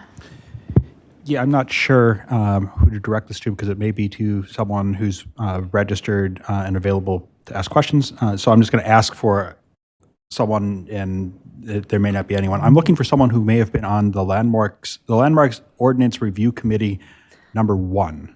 And in speaking with my neighbor and alders, we're not sure if anyone is here, but I was wondering if anyone who might be in the room or online could raise their hand if they were on that committee. All right, so we are looking for anyone who served on the Landmarks Ordinance Review Committee number 1. If you are in the room or on the Zoom, if you're on the Zoom, please raise your hand virtually. Alder, I'm not seeing anyone identify themselves that way. No problem. There are alders who are on the committee, and I can ask my questions of them later. Thank you. Thank you, Alder. Are there any questions for registrants? Alder Tischler. Yeah, I have a question for John Rowling. I'm curious how and when you decided to make this nomination? You asked how and when did I come to make this nomination? I came to it based on I have a history background and I'm a retired real estate appraiser, so I combine history and real estate knowledge. When I retired recently, I took up a little project to follow the demolitions in Madison. I just wanted to be able to answer, now what was there? So I began taking photos of demolitions. I discovered that over the past 3 years, there's an average of 80-some demolitions per year. I began to photograph demolitions and track those. And when I came across the proposed demolition of Filene House, it rang a bell. I used to live next door to it while it was under CUNA's care back in the 70s. So I began to research the history of that building. And as I did so, I became quite enthusiastic about the history of the credit union movement and about Edward Filene. I began to work up a nomination in October of this past year and submitted a draft landmark nomination early in November and began working with city staff, with Heather's office, on preparing the formal nomination that went in December of this year. So that is how I came to do it. By the way, I don't live in the neighborhood. I have no financial interest then or will. I did it simply because it's important to me to maintain the legacy properties in this community. We don't preserve everything. In fact, we preserve very little. But some of them need to be kept. That was the story of how I became involved with Filene House. Thank you. Thank you. Thank you, Alder. Alder Paulson? Just while we had John, I just wanted to say thank you for the report. It was very well written, and when I, yeah, just it was well written. So it's, Well, thank you very much. I enjoy doing it. It's intriguing to find out the history of the place that we live in, the place that we ought to treasure. Thanks. Thank you. Are there any other questions for registrants on this item? Seeing, Alder Bennett. I had some questions for the developer. Why don't you ask your questions, and whoever from the team can best answer come up. Go ahead, Alder. Okay. If you can speak into your mic, though, please. I can read my own handwriting.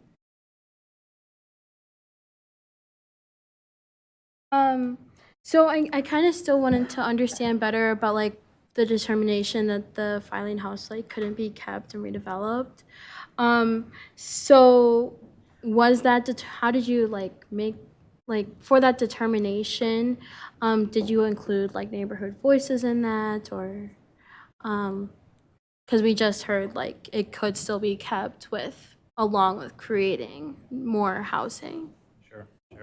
I think our initial plan for the project was reviewed at an initial neighborhood meeting, and it was brought up that this building might have some historic significance at that point. Dating back to our first conversations with the city and the staff, there was never mention of historic preservation. There was never mention of historic significance to this site. In our own research, we didn't find that, meaning we were using the architect who designed the original building. So it all lay dormant until it came up through the neighborhood process, and that's when we began working with Isthmus Architects to understand whether or not there was feasibility behind the redevelopment of the existing building. Okay, thank you. And then I saw like the community space area. Is that just a concept that came from like? It is a concept, yeah. It's something that we hear the voices in the room, and we're trying to respond to that as we have at every step along the way in this project. And that's a concept. It's something we feel is appropriate and also could be very commemorative towards all the things that have been spoken about this evening, and yet at the same time allow the project to go forward as designed. Sure, if the development were to go forward, you would also include neighborhood voices and like whatever concept. Absolutely, yeah. That would be in tandem with the City of Madison, the Landmarks Commission, whomever is interested in contributing to that. Okay. And also I wanted to ask, so CUNA is like a very mission-oriented organization or credit union, as I know. And I was wondering, how do you plan on continuing that mission of like serving people in this site? Like, do you want to provide some affordable housing? Do you how are you going to give back to this community? Sure, and I want to be careful because we've been instructed not to talk too extensively about our project. Sure. With respect to that, I'd say first and foremost, serving people through additional housing that is so essential right now in the City of Madison is first and foremost. Mm-hmm. Yeah, I'll pause there. Okay, that's fine. Thank you. Thank you, Alder. Are there any other questions, Alder Carter? Yeah, I have a quick question. Yeah, for you. Sorry, I didn't get you while you were still at was the outdoor gathering space, was the gathering space outdoors? I couldn't tell by the sketch. Yeah, sorry for the sketch. It's intended to be on the property, but directly adjacent to the sidewalk or the right-of-way. In essence, it's outdoor gathering area, seating area to enjoy all the aspects of the site that people have commented on. It's views of the lake, views of Filene Park, views of Tenney Park. It's situated, if you can picture the site, our vision was to locate it in the, call it the southwest corner of the site that is fairly close to the park's property and the boat launch that is there. Okay, so it'd be fairly accessible for anyone. It would be, public. absolutely. Okay, thank you. Thank you, Alder. I think you'd better hold on, sir, because we now have a bunch of Alders in the queue. Alder Bennett, for the second time. Sweet. Well, it wasn't for you, so like, if any All right, questions so for you. let's hold on and see. Alder Vetter, is it for the development team? All right, so then Alder Vetter. I just wanted to ask you, I'm sorry, I forgot your first name. Darren. Darren, thank you for being so cooperative with going through the process you've been doing and the proposal you've been putting forward. I just wanted to ask you about the commemorative area itself. There's a space that looks very similar to that on East High School, in the front of the East High School. If you face the building it's on the left side, so that would be on the east side of the school. It's on East Wash. Yeah, right on East Washington Avenue. How would this commemorative space be? Are you familiar with that spot? Apologies, I'm not, and maybe Melissa can help Melissa, me with this maybe answer. you are familiar with that? Would it be, he might be able to have to help you, but the size of that space is very nice for people going along the street. Right. Would it be a comparable space as that one?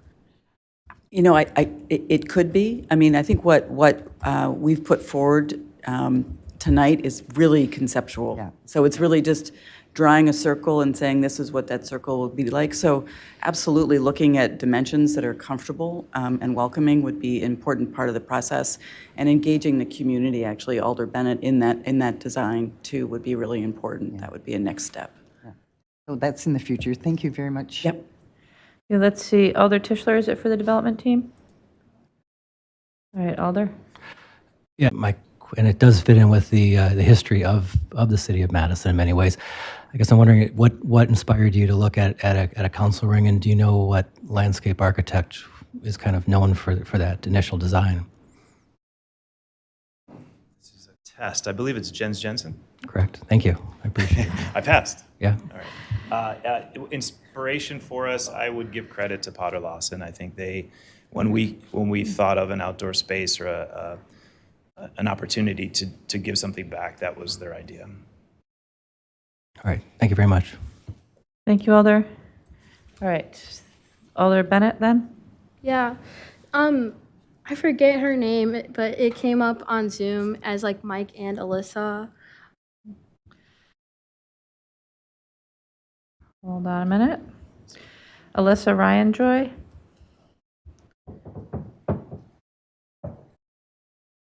They're still here. Go ahead. Hi, yep. Hi. I was wondering if you could speak more towards the building that was recently demolished by CUNA to build a new space, or the one that you were referring to.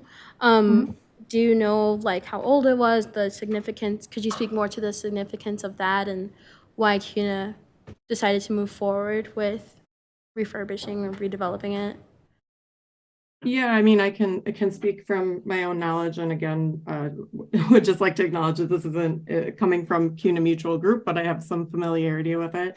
So the building was built in 1980. It was, some folks might recognize it, was the round building out on Mineral Point Road. There were flags behind it from a number of countries that had credit unions in them. The building was originally built really, it was called the International Commons, and brought together CUNA Mutual Group, the Credit Union National Association, World Council of Credit Unions, Filene Research Institute, and so brought together a number of organizations that serve credit unions as a common space for them to gather. The decision was made to demolish it and build new because it wasn't serving our needs anymore.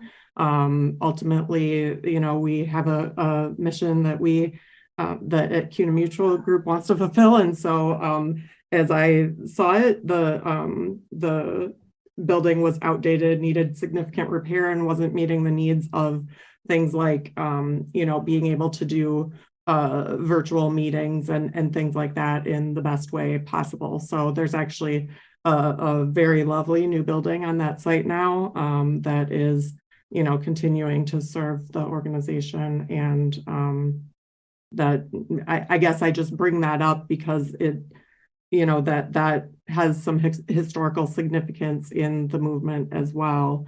And I think is very recognizable by people on the campus, and was also a place that credit union professionals were brought as visitors, and also appeared in a number of pictures that people would see regarding the credit union movement. So it feels somewhat comparable.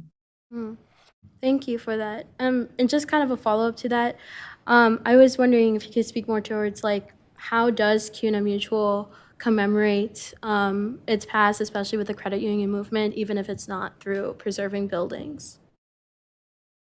Yeah, I mean, I can share what I know about that. We have a historical archive. There's, you know, often pieces, you know, things written that we look at. One of the things that we, you know, a lot of people in the company participate in is just learning about the credit union movement, which includes the history. There's a class that's put on by a credit union organization that remembers that. And in the new building, there's also, you know, space for a history wall that recognizes that too.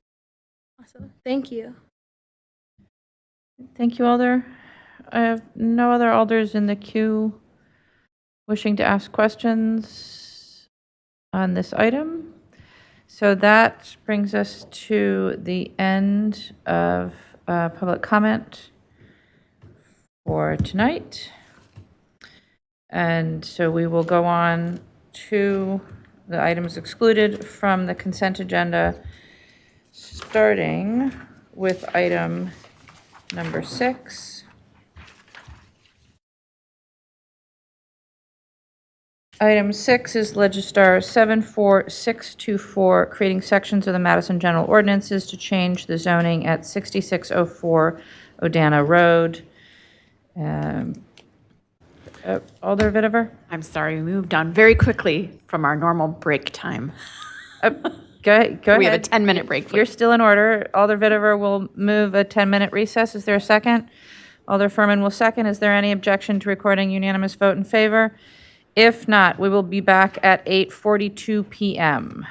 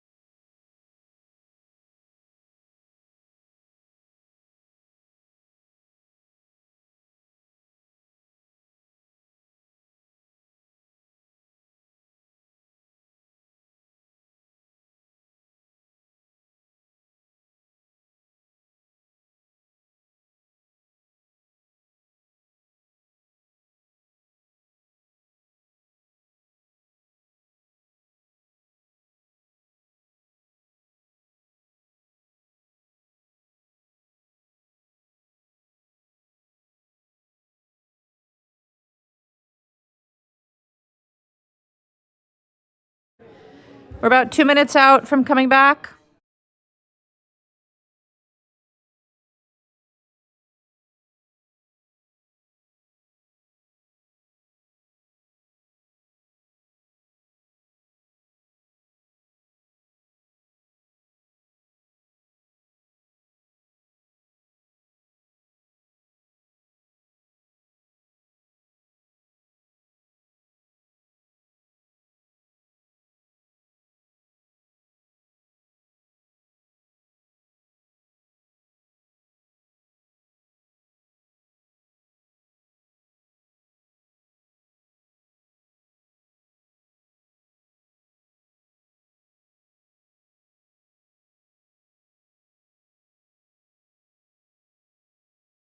And we're 1 minute out.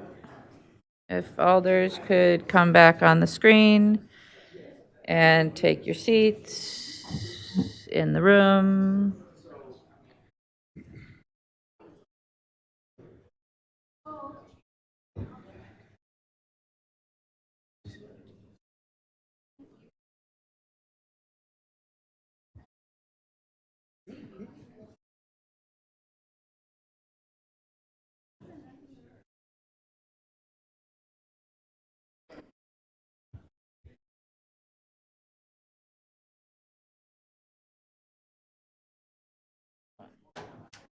Two, three, 4, 5, 6, 7, 8, 9, 10, 11, 12, 13, 14. I'll call the meeting back to order and ask the clerk to please call the roll. Alder Vetter. Alder Vetter is present. Alder Verveer. Alder Vitiver. Alder Vitiver is present. Alder Bahalia. Alder Bahalia is present. Alder Benford. Present. Alder Benford is present. Alder Bennett. Alder Carter. Alder Carter is present. Alder Conklin. Present. Alder Conklin is present. Alder Curry, or Vice President Curry. So, no? Okay. Alder Evers. Alder Evers is present. Alder Figueroa Cole. Alder Figueroa Cole is present. Alder Foster. Here. Alder Foster is present. President Furman. President Furman is present. Alder Harrington McKinney. Alder Harrington McKinney is present. Alder Heck. Alder Heck is present. Alder Madison. Alder Madison is present. Alder Miadzi. Alder Miadzi is present. Alder Paulson. Alder Paulson is present. Alder Fair. Alder Fair is present. Alder Tischler.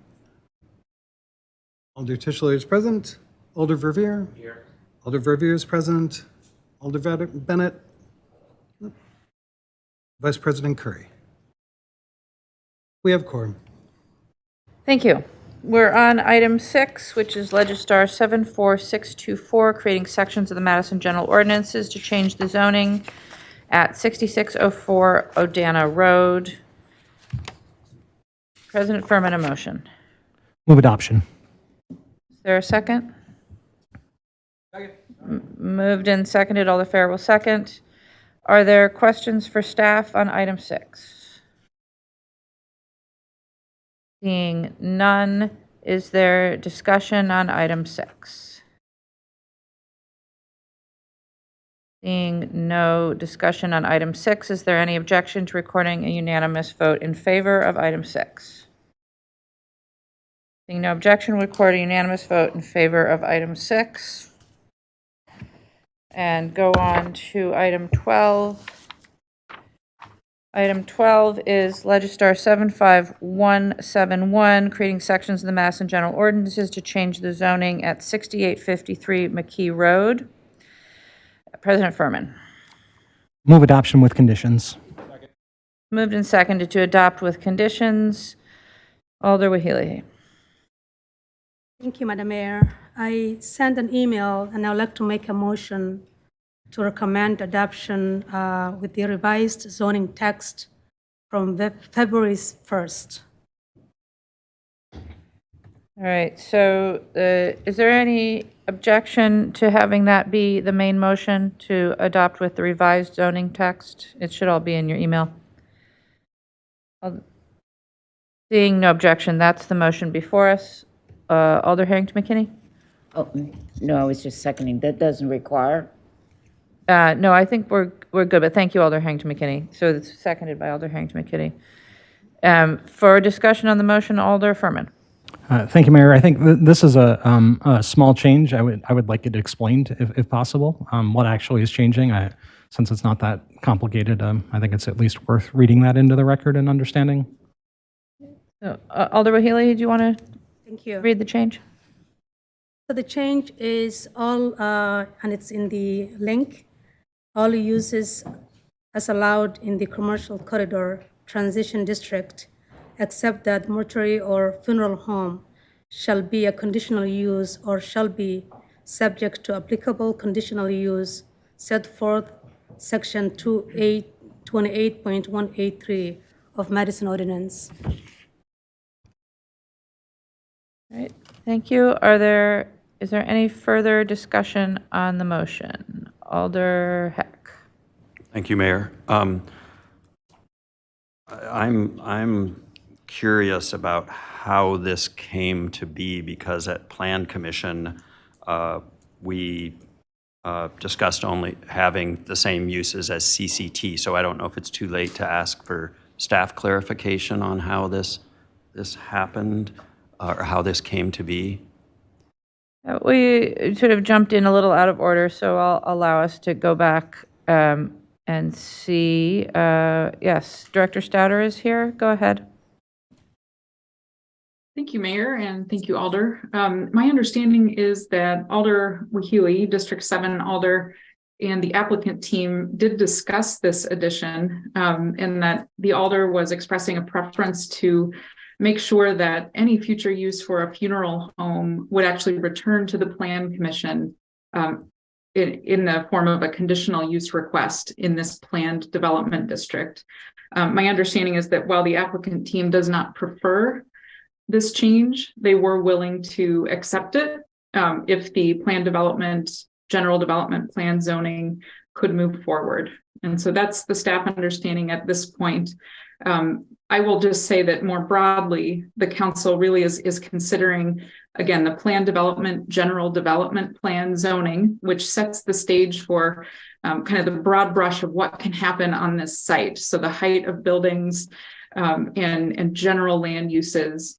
Again, the change that was initiated by Alder Wahili on February 1st would simply ensure that if a proposed funeral home were to come forward, it would not be able to move forward as a permitted use or a by right use, but would return to the Plan Commission for conditional use approval.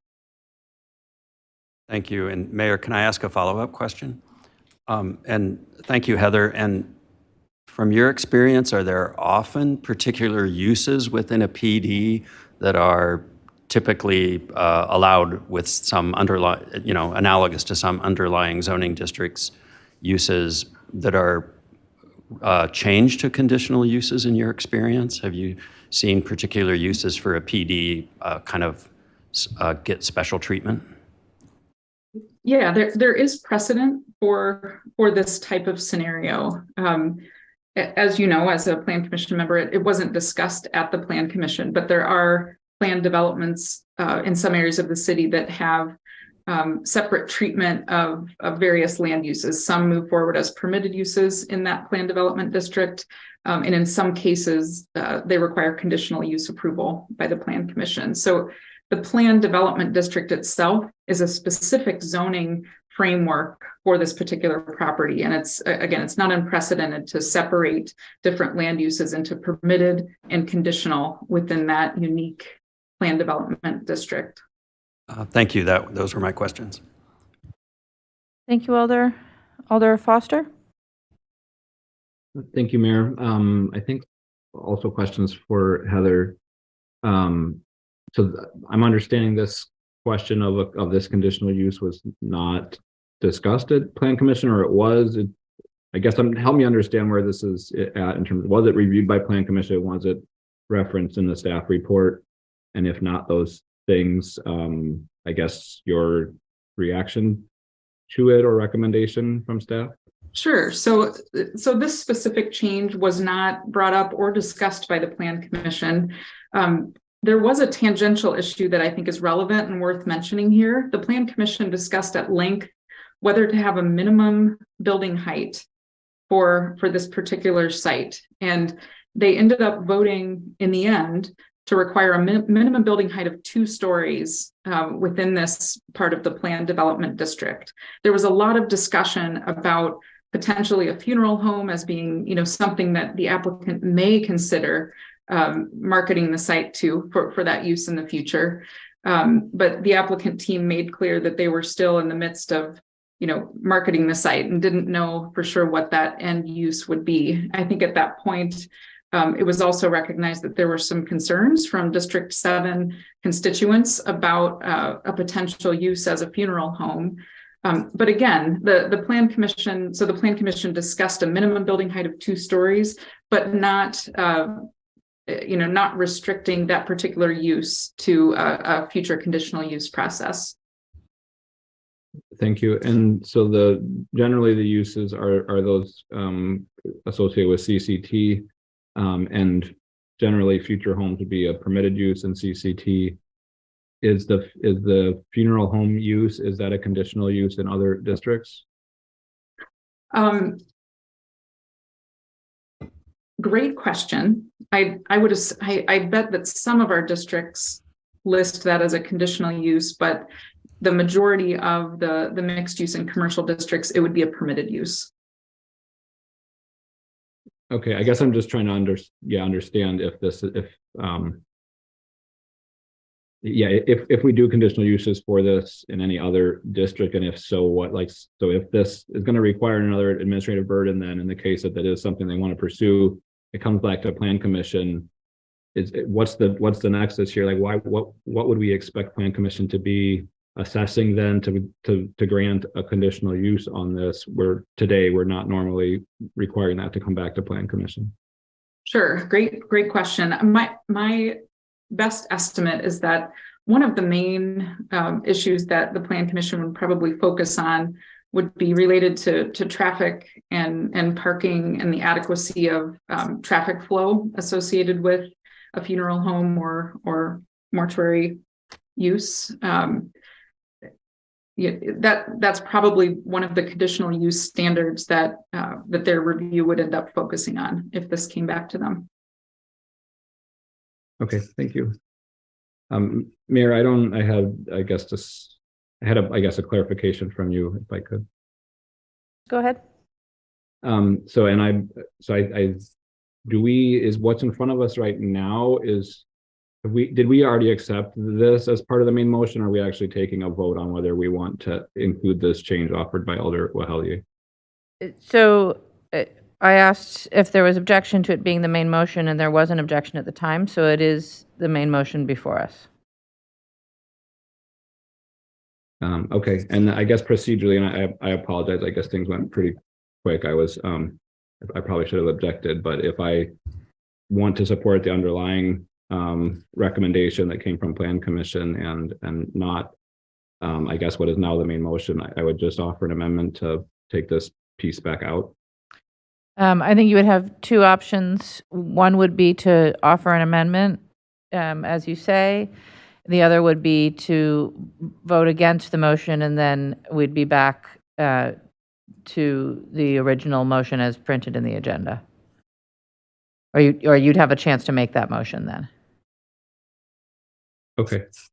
I guess I would, I don't know if you need to come back to me, or if not, I would make the motion just to amend this to pull this back out. That would be my motion. Right, so that's a motion. Is there a second? I think that was Alder Heck seconding. All right, so now on the amendment, which is to revert us back to the main motion as in the agenda. Alder Wahelye on the amendment. Madam Mayor, I think point of order here. We have the main motion, and if the motion fails, then he can go and make another. He can also amend the motion. That's allowed. Yes, so I object that, and I had a question for Heather. All right, now we're all twisted up. But I'll allow it. Go ahead with your question for Director Stouter.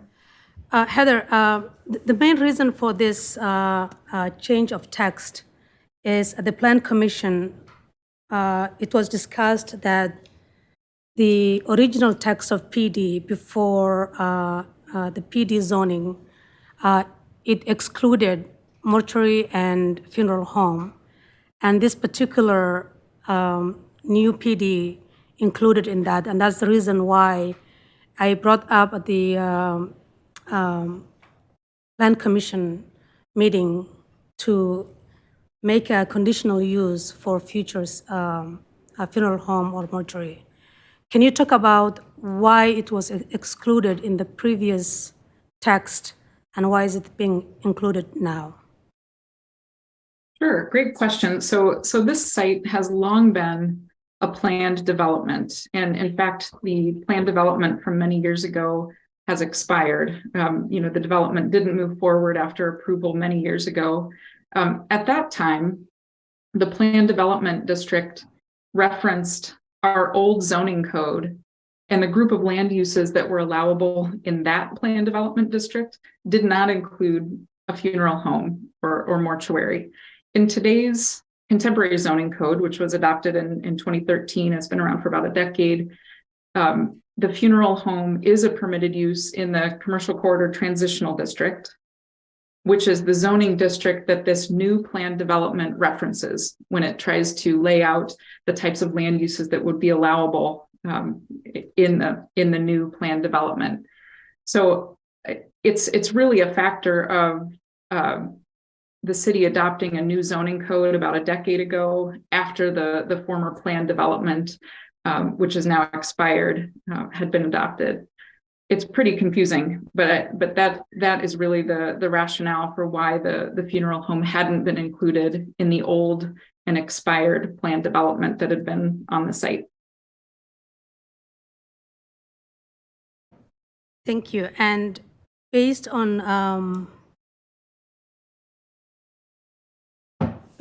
the recommendation from the neighborhood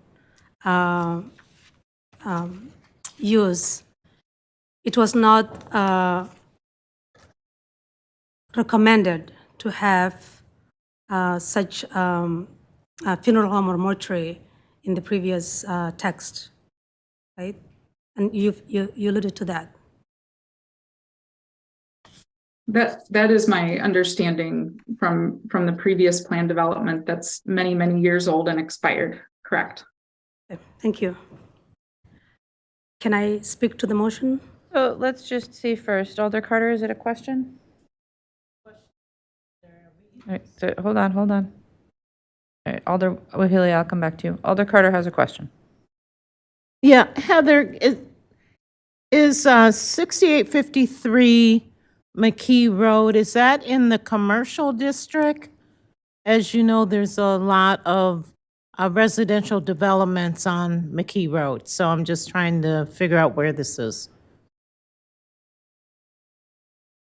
So zoning wise, it is part of an old and expired planned development zoning district that's long been anticipated to have a mix of uses, a mix of commercial and residential uses.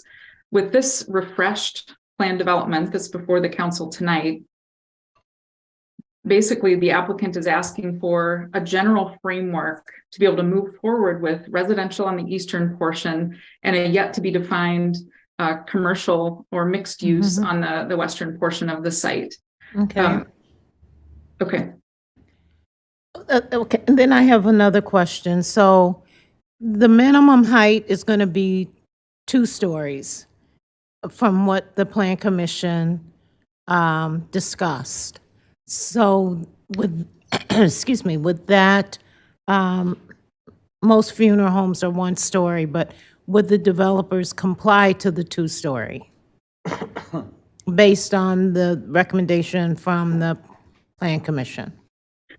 They would need to, absent an amendment to the planned development. Thank you. Sure. Okay, Alder Foster, is it questions? No, just wanted to speak to my motion when it's in order. Yep. All right, let's see. Are there any other questions at this point in time? All right, we're going to try, that's totally my fault, my apologies. We're going to try and get back in order. So what is before us, the main motion is what Alder Wahilahe's motion, which includes the zoning text amendment, and then Alder Foster's amendment to remove that. And so Alder Foster, I'll allow you to speak to your amendment first, and then Alder Wahilahe will go to you. Thank you, Mayor. The reason I'm making this motion is I think there's been a lot of work in the last several years to try and be really thoughtful about our conditional use processes. We've changed a number of things to be permitted rather than conditional use, and accept that we're gonna let the sort of rules and uses that are established in the districts govern how things play out.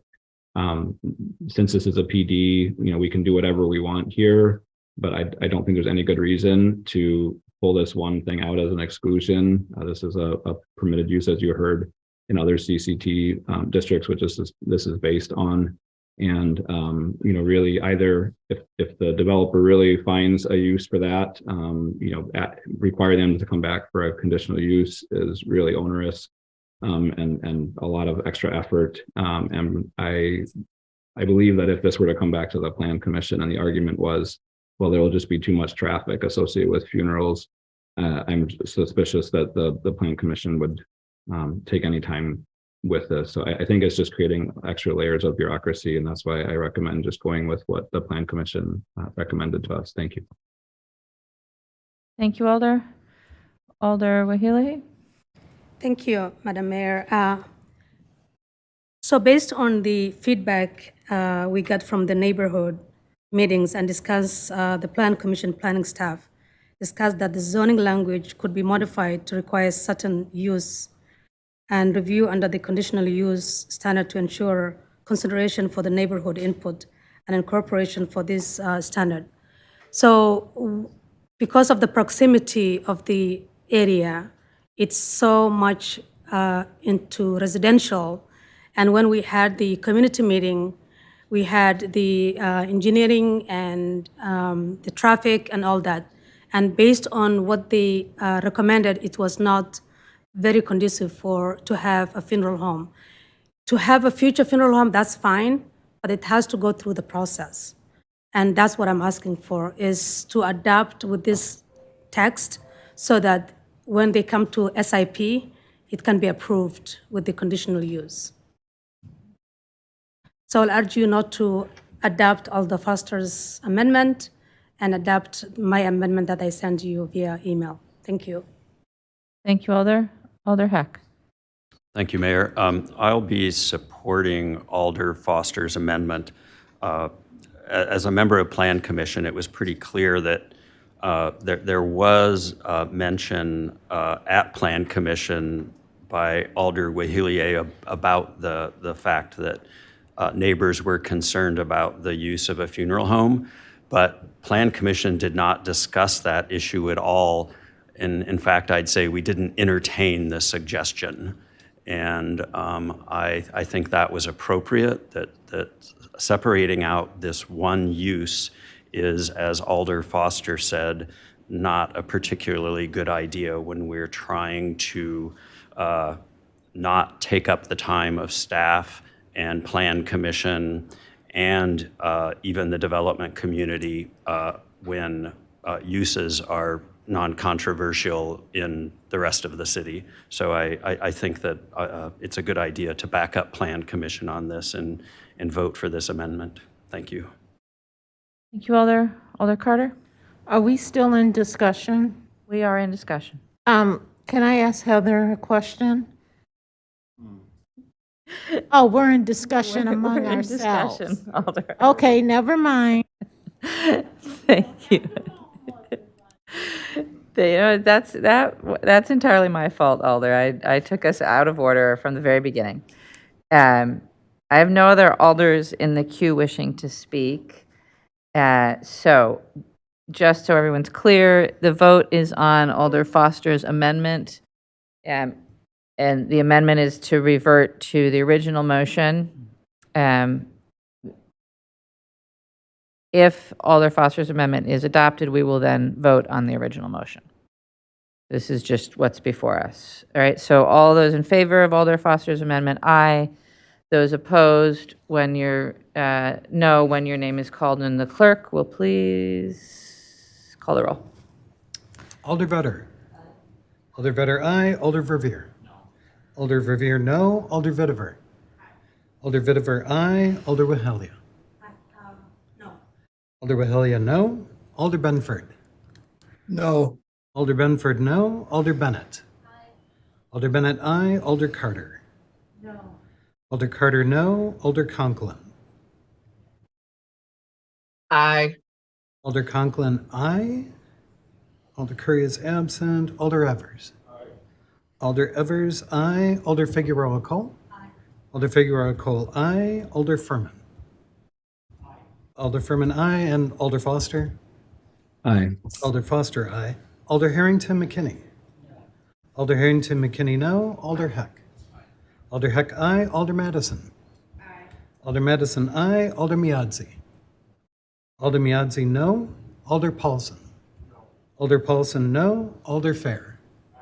Alder Fair, aye. Alder Tischler. Alder Tischler, no.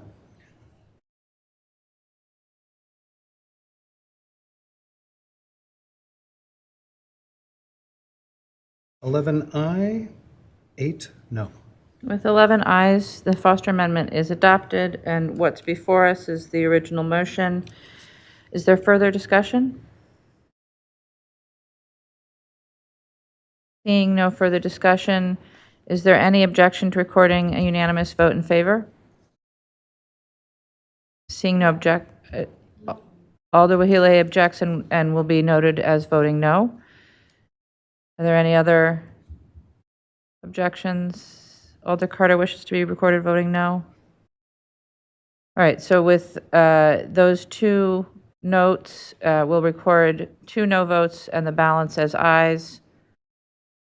And that's the vote we'll record, so the item passes. That will bring us to item 24.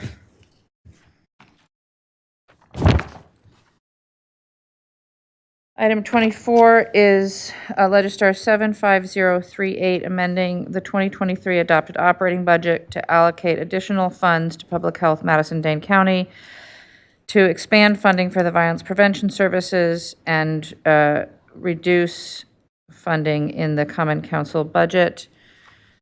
President Furman. Move adoption. Second. Moved and seconded to adopt. We will start with questions for staff. Are there any questions for staff on this item? Alder Figueroa Cole. Ariel Smith on the. We do have Ariel here, I believe. Oh, hi, Ariel. Hey, Ariel, thank you for being here tonight. I appreciate it. Can you please give us an overview of what is this resolution or amendment about, please? How the funding will be used, and maybe a little bit of a summary of the discussion that we had at the board, at the Public Health Board. Thank you. Sure. So this funding is to support our violence prevention efforts, specifically the efforts of the Violence Prevention Coalition that supports Madison and Dane County's violence prevention efforts. The coalition has been working hard with its members to establish funding criteria and priorities within the violence prevention roadmap. And so this additional funding would support additional opportunities to fund community-based organizations who are diligently working on additional roadmap priorities. Thank you. That will be all. All right. Alder Carter, is it questions? I have a question. Ariel, I'm going to ask you the same question that I asked you in the finance meeting, and that is, will you be sending out a new RFP to disseminate this windfall, or will you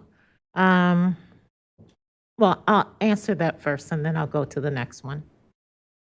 Sure. So our upcoming RFP for the Madison and Dane County Violence Prevention Coalition is currently slated to go out in March or April of this year. So that additional funding that's presented in this resolution would be rolled into the total dollars amount allotted to go out in those contracts. And of the community organizations that received the last distribution of funding, have you received any service reports, for lack of a better word, from them that you can share with the council? Not necessarily tonight, but you know. Yes, yes, we have received so far 2 quarters worth of funding and service updates for those awardees. I don't have the presentation in front of me right this moment, but we did give an updated presentation to the Board of Health this past week that I would be happy to share with council if desired. Okay. And then finally, are you looking at any new organizations to receive this money?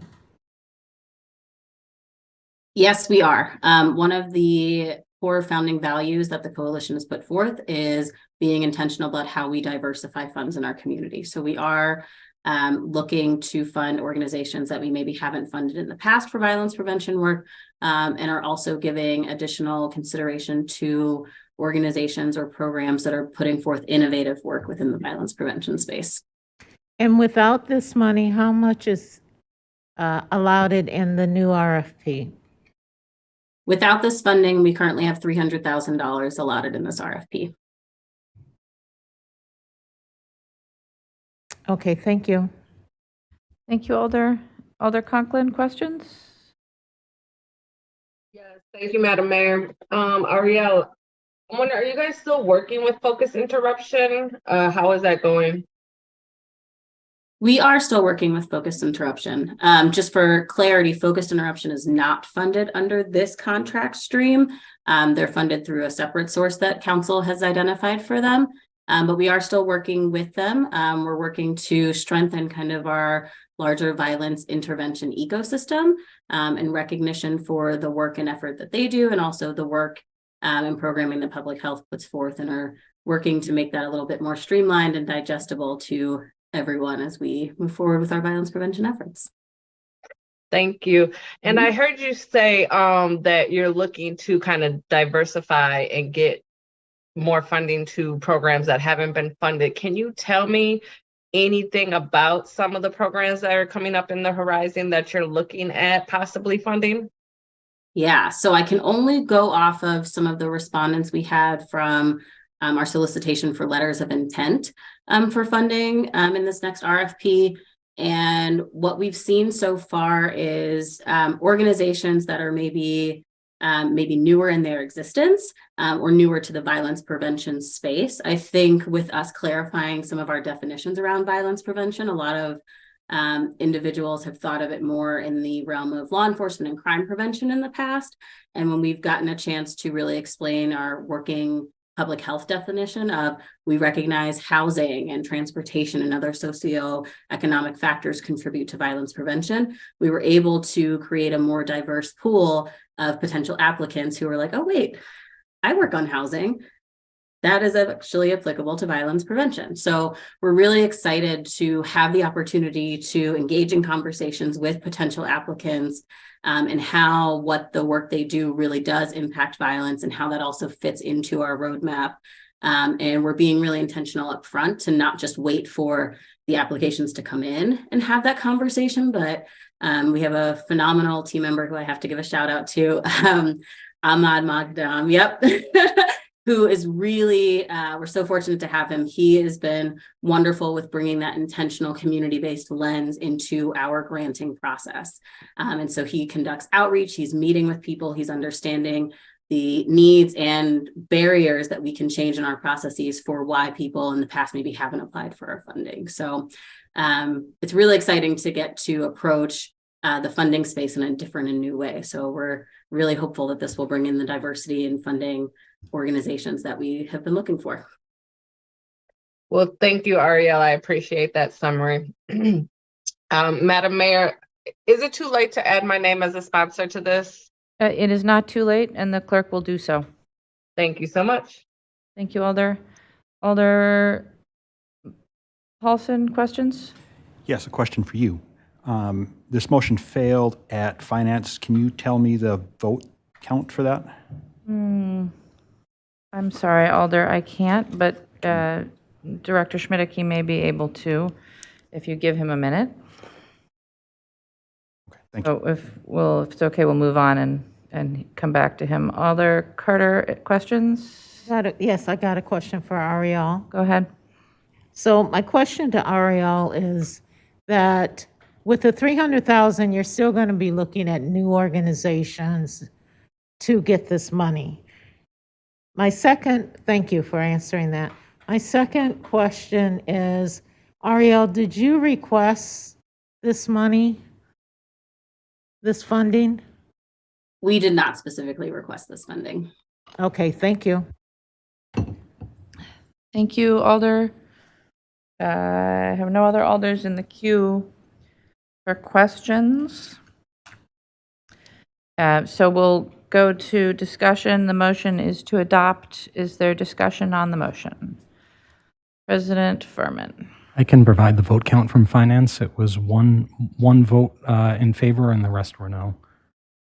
Thank you. Yep. Alder Fair. Thank you. I guess I want to just take a moment to speak just a little bit about violence prevention in the public health world as the representative on the Board of Public Health. So I appreciate the questions to Ariel, and I'd encourage more of you to learn more about what's going on with our violence prevention unit and with our efforts citywide to take a public health focus to violence.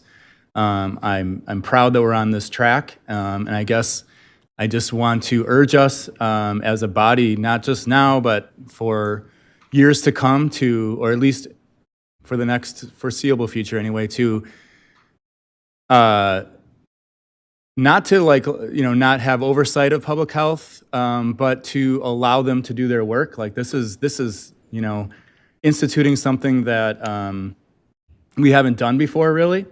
And it's going to take a long time. If you study other cities who have been at this for a while, there's bumps along the road. There is organizational changes and things like that. And we are going to, I think, personally, have to just really trust, but verify, to use an old phrase, that our public health is doing the good work to build this program and to create those relationships and build that coalition with the community. So I guess just because we're talking about this now, I just want to I don't know why I'm saying this, but to push this for the future, keep in mind that it's going to be bumpy, and it's going to be you're going to hear things in the community about how things are going and whatnot. But I believe we are on the right path and we are doing the right thing. And yes, more money is important, but so is organization, and so is data, and so is just getting their feet under them so that this becomes a stronger and stronger effort in partnerships with all our agencies and, of course, our community partners.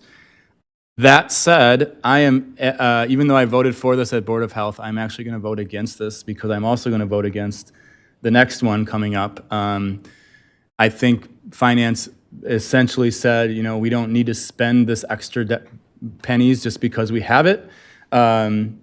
And so I think that was prudent of them. I don't remember doing this in the past where because we didn't go all the way to the levy limit, we find things that we can fund, just because. It's what's being proposed for civil rights, extremely worthy, as is these extra $90,000 for public health and for violence prevention. So anyway, I just wanted to make that clear on why I'll vote no, but I urge all of you to learn more, talk to public health, understand what's happening, support them and let them grow, because I think we're on the right path, and we just need to do it better and let them grow. Okay, thank you.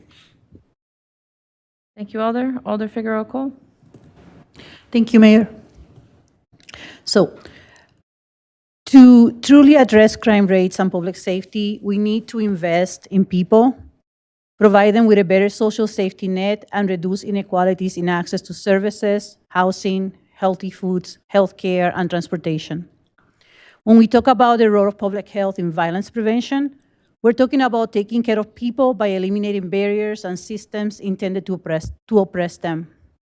Since I became an alder, I have been an active member of the Violence Prevention Plan Coalition.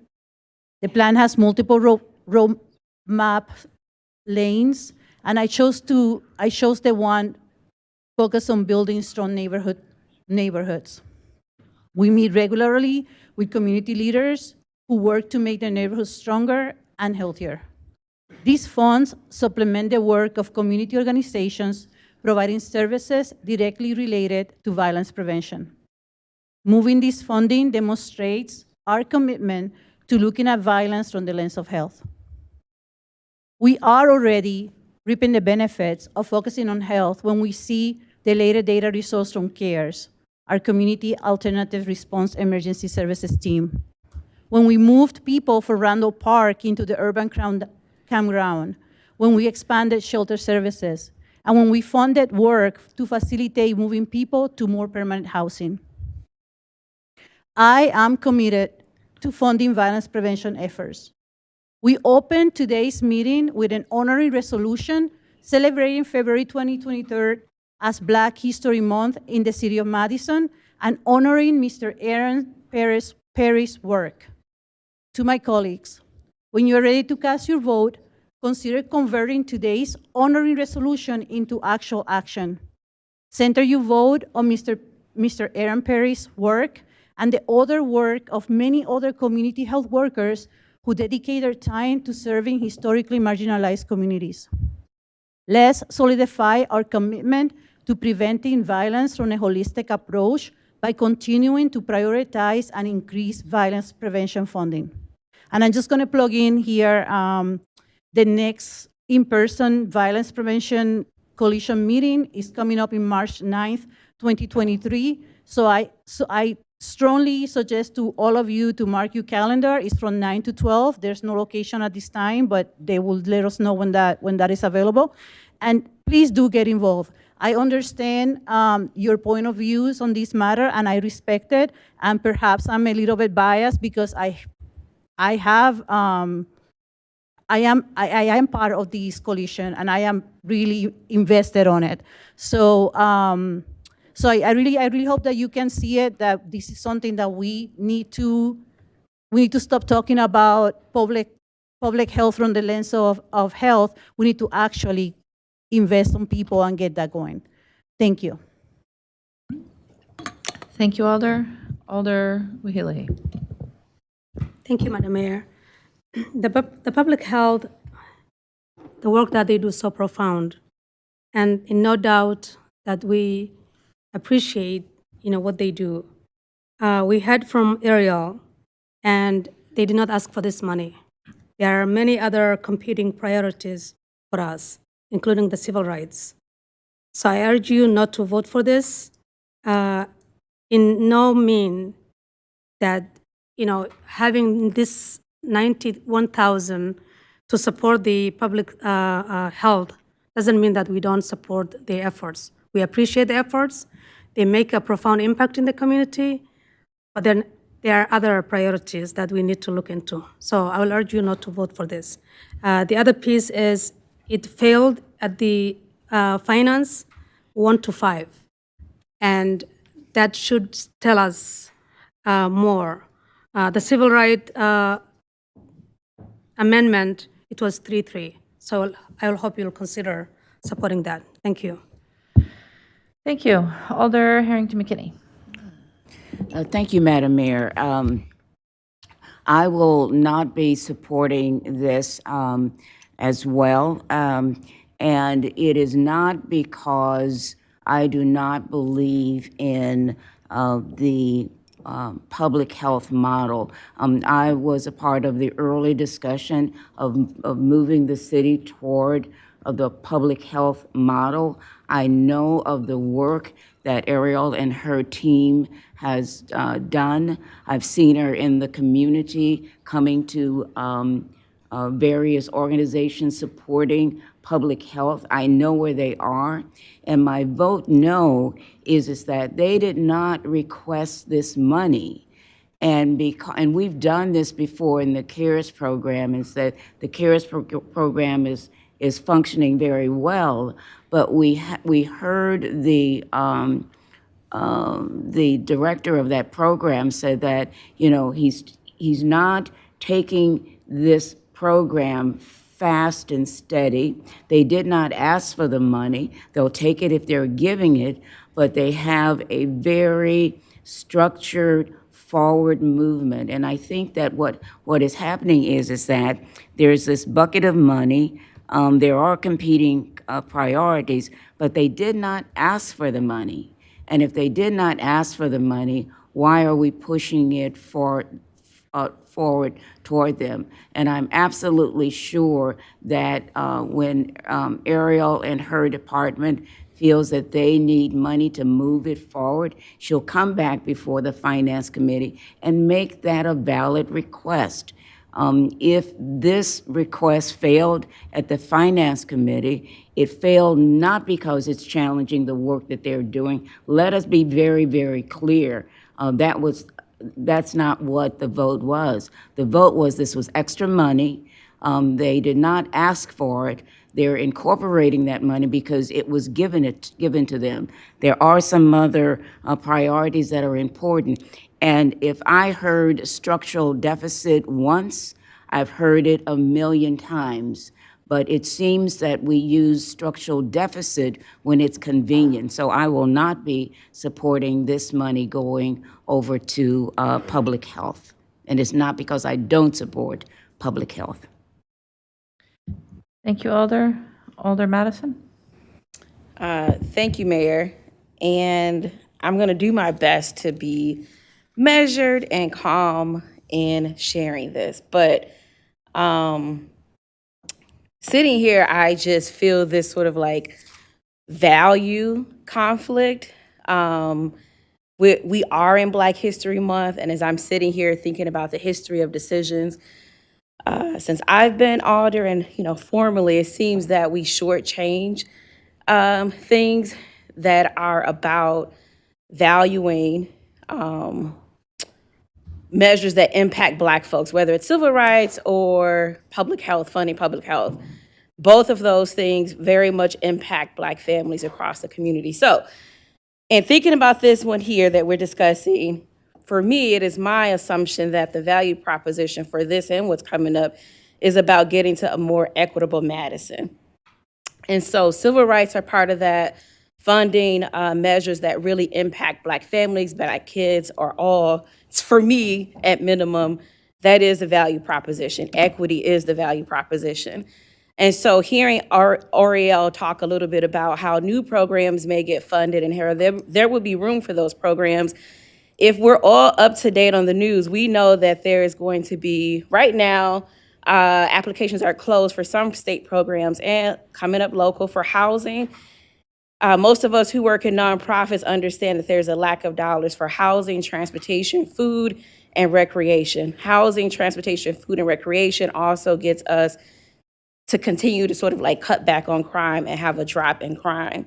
So to me, giving an extra or funding an extra $91,000 means it is more likely that more families, more young people especially, will be able to have access to housing, to transportation, to food, and potential recreational opportunities. So to me, again, that's the value proposition for funding this at $91,000. It is because the value proposition is equity, and I would imagine we are all here wanting to get to a more equitable Madison, but it seems to me that when we try to get there, when it comes to Black families or Black individuals or anything that would affect Black folks the most, that we start talking about, this isn't right. This is a structural thing. Finance said this. I'm sitting here having this moral conflict. So I just want to say I'm supporting this. I encourage you all to support this because the value proposition is a more equitable Madison. So.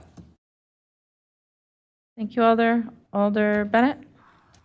Thank you. It's hard to follow, but I also believe that some of the arguments being made are misrepresentative of the issue. Finance Committee is 5 votes, while Council is 20 votes.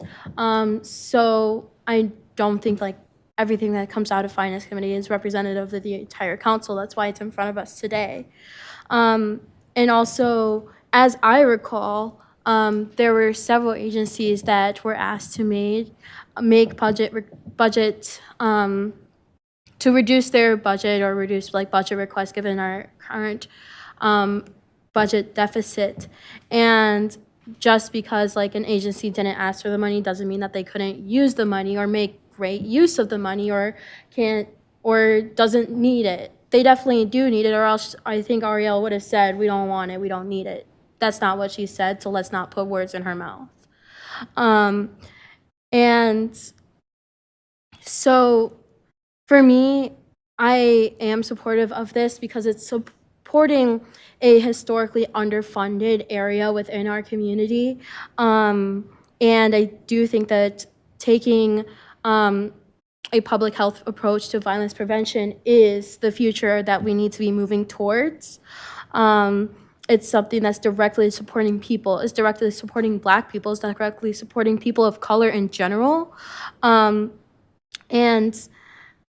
just to bring it back about like why this money is in front of us, as I recall, this money is in front of us because some people didn't believe that we deserve a livable wage on council. And I'm very happy to support this so that other people that don't have a livable wage in the city of Madison can receive services. So I'm very happy to support this funding, to support the people of Madison, to support strong, safe, healthy communities. And I kind of want to I don't want to fall into the cracks of like, Finance Committee said this or they didn't ask that, because I don't think that's relevant. And I think that it's not just about putting money in from the 2023 budget, but I really hope that this carries over into our next budgets to increase funding to public health for violence prevention, because this isn't just about this 2023 budget, it's about the budgets that are going to come and how we're going to finance public health in budgets to come. Thank you, Alder. Alder Conklin? Thank you, Madam Mayor.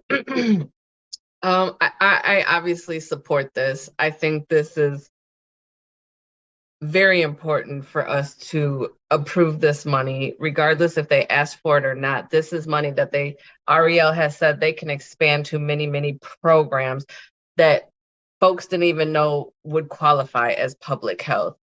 I've said this time and time again, I believe this wholeheartedly. We have to make sure people have their basic needs met.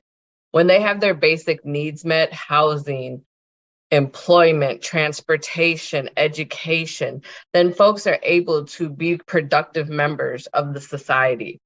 Then they're able to thrive and grow in Madison, Wisconsin, and be equitable amongst other residents that live in Madison, Wisconsin, that we thrive to be so equitable. If we don't give them this money, they're not able to expand and bring in more people to provide for more residents in Madison, Wisconsin. So I think this money is going to be very useful for them. And I think it's best that we invest into our people, have their basic needs met so they can continue to be productive members in Madison, Wisconsin. So I urge all my colleagues to please support this and give them the money that they need and will be able to use effectively for public health and safety. Thank you. Thank you. Alder Harrington McKinney for the second time. Thank you, Madam Mayor. And let me just take a deep breath so I can get my emotions out of the way. I've been working with and we talk about equity, but let me talk to you, because let me talk about a woman who has been homeless since October, and she's been moved from hotel to hotel to hotel 5 different times. And when she's been working with at least 3 different agencies, and the agencies say that they have run out of money to assist in this area. I sat across the table for this woman, and she was in tears. And what she said was, I just want housing. I absolutely hear what everyone else is saying, but the reality of it is that when we talk about competing responsibilities and all of that, when we talk about supporting people of color and unrepresented, the bottom line is that you're talking about basic needs. Basic needs is housing, food, and we've heard that. I mean, it's Maslow's hierarchy, is that those basic needs, food, clothing, housing, those are basic needs. And what I'm saying is that if we have X amount of dollars that we can allocate, those dollars should be allocated to folks who have been moved from hotel to hotel to hotel, and the monies have run out. Agencies have said, all of our money is gone. And so the woman that that we're working with, they're going to churches and asking for assistance and help. If there is any way that we can add funding in that immediate need, I think that that's a redirection of the monies that we're talking about. And so, so let me come out of my space. I am not going to be supporting this. I think that that money, yes, can be gone to supplement and assist those in our community that's in need. But I am not going to support this because I think it can be redirected in another place. Thank you. Thank you, Alder Benford. Thank you, Mayor. It's been really a powerful conversation, a lot of whether it's this issue or hearing about the filing property, it's been really, really profound. And I've heard so many truths, at least what appears to me to be truths. And it feels to me, Mayor, and one of the things I regret as the conversation unfolded is that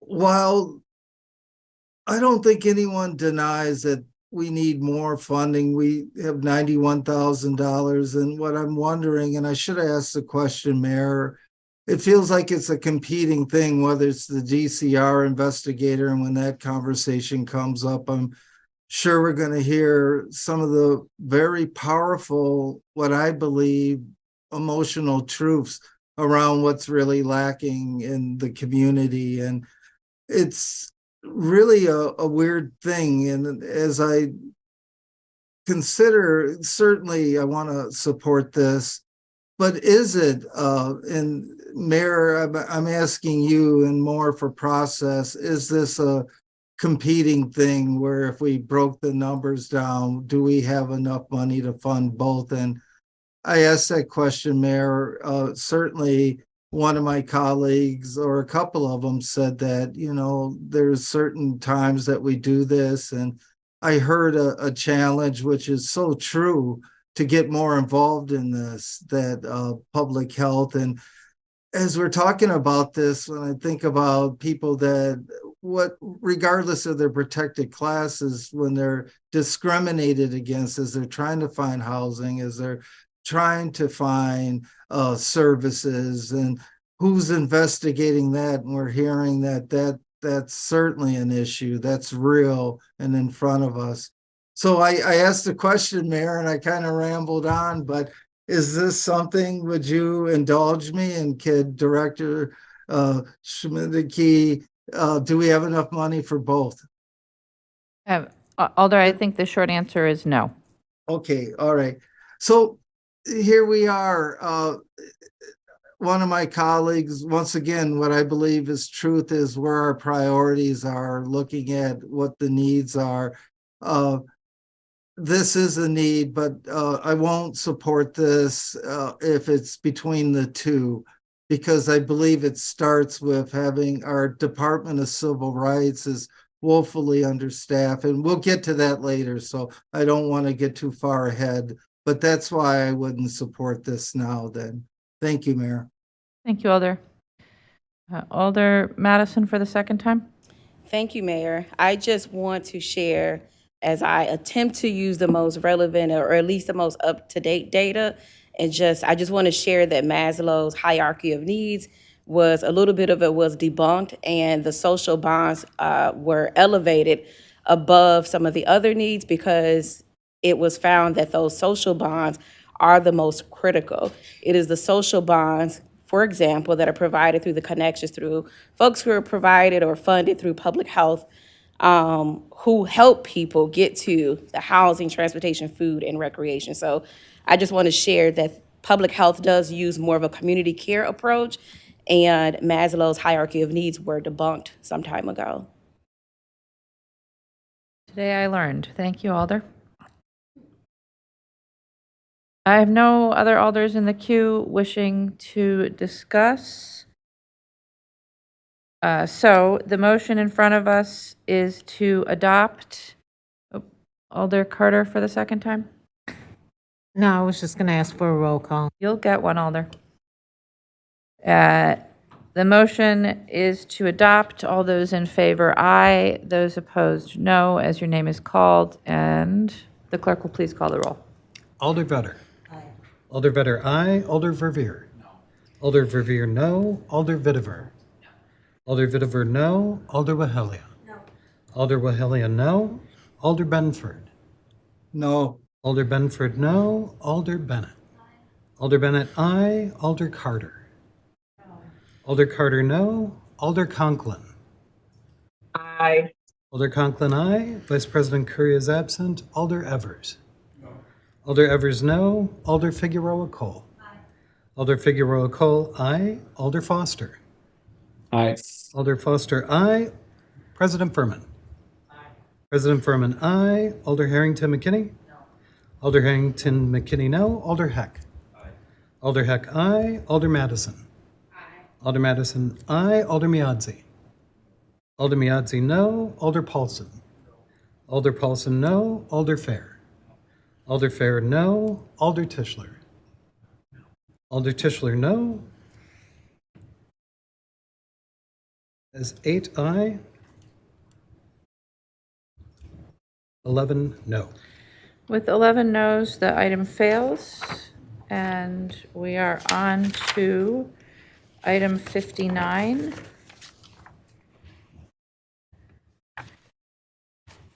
Item 59 is Legistar 75056, amending the 2023 adopted operating budget to transfer funds from the Common Council to the Department of Civil Rights to fund a new at 1.0 FTE equal opportunities investigator position. President Furman. Move place on file. Second. The motion and the second is to place on file. Are there questions for staff? Alder Wahelia, questions? Yes, is Norman? He's here. Yeah. Can I ask the motion? The motion, when it was at the finance, it failed, but it was not entertained to put on motion. So I just have a question for the motion, and my motion is to be adopted. So, Alder, the motion before us is to place on file. We're in questions. Okay. Do you have questions for staff? Yes. Go ahead. Where's Norman? I'm right here. Yeah. If you can walk us through why there's a need for this amendment. I know you have done multiple times, but we would like, hearing from, what's the name, Bob and Chelsea. We would like to see what challenges have you been seeing through the department. Sure. Thank you. Thank you, Alder Hillier. I do appreciate the choices that are before the council and the tough decisions that you have to make. And I'll do my best to be brief and to illuminate the need here for you.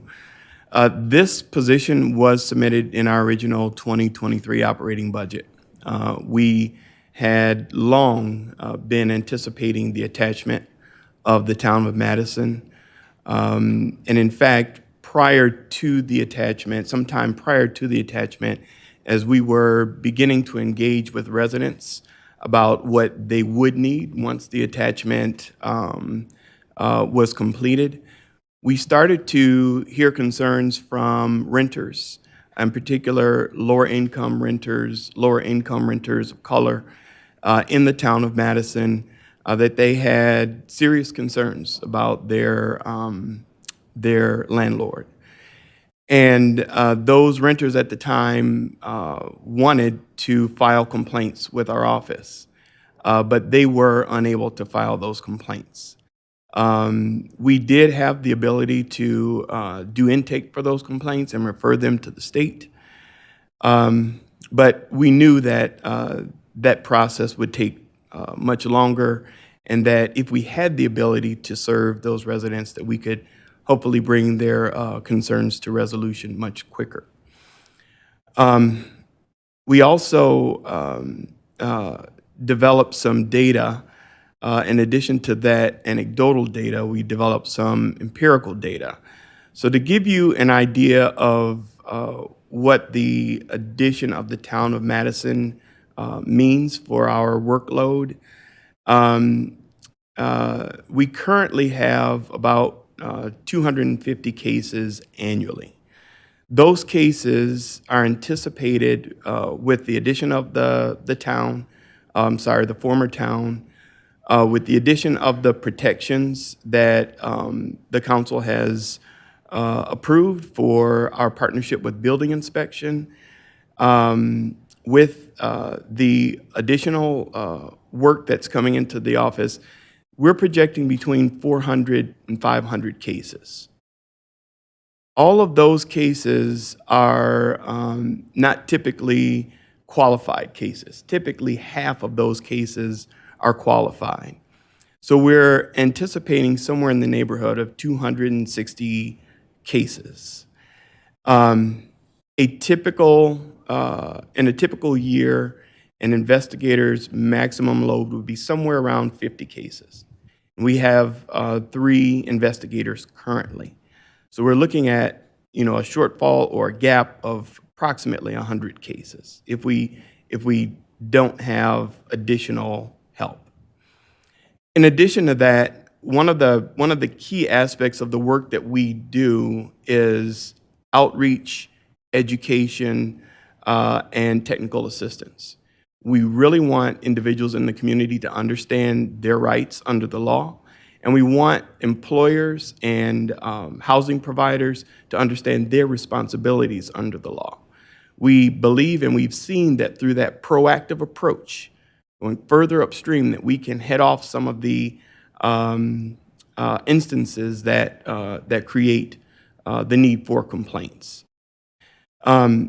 We're currently, because we are not able to, because we have a vacancy and because of the increased workload, we've had to curtail that education and outreach.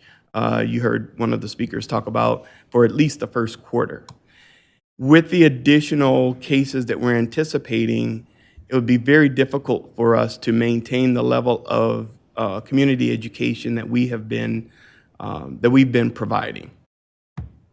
That education is important. We don't want those residents of the former town to have less access. We want folks to have more access. And we want them to also be able to fulfill or to experience the vision of the city of Madison being inclusive, innovative, and thriving for everyone. So, as I mentioned, we've been anticipating this for quite some time, and this was our highest priority in the 2023 operating budget. The supplemental request for the town attachment included this request for an additional investigator. Additionally, this investigator will also be trained for our APM 3-5, our internal City of Madison investigations, serving to investigate in both roles. Because of this post-pandemic bump in increased cases, we've seen it on the equal opportunity side as well as the affirmative action side. So we need a position that is flexible enough to be able to accommodate those increases in both areas. Additionally, we've also seen our mediations. For those of you that may not be familiar with our process, we offer mediation within the investigative process. That mediation is there early in the process to hopefully settle complaints and divert them from the caseload of our investigators. And it's there later in the process, the conciliation is later in the process, so that we can hopefully resolve those issues before they would go to a hearing. We've seen our mediations increase from 4 a week and twice a day to 6 a week, 3 times a day. So we're seeing much higher caseload. In fact, to date, we've received already 51 cases in 2023. So this request really aligns, with the priorities that the Common Council has set. As I mentioned, approving the partnership with building inspection, recognizing that we want to provide protections for the most vulnerable in our community, and we also want to ensure that education that's so vital to our culture as a city, that's so vital to our businesses and housing providers, that education continues. Our trainings are continuously sought from all sectors of the business community. And so we want to be able to continue to provide that to our community and really be that standout leader for the Madison community.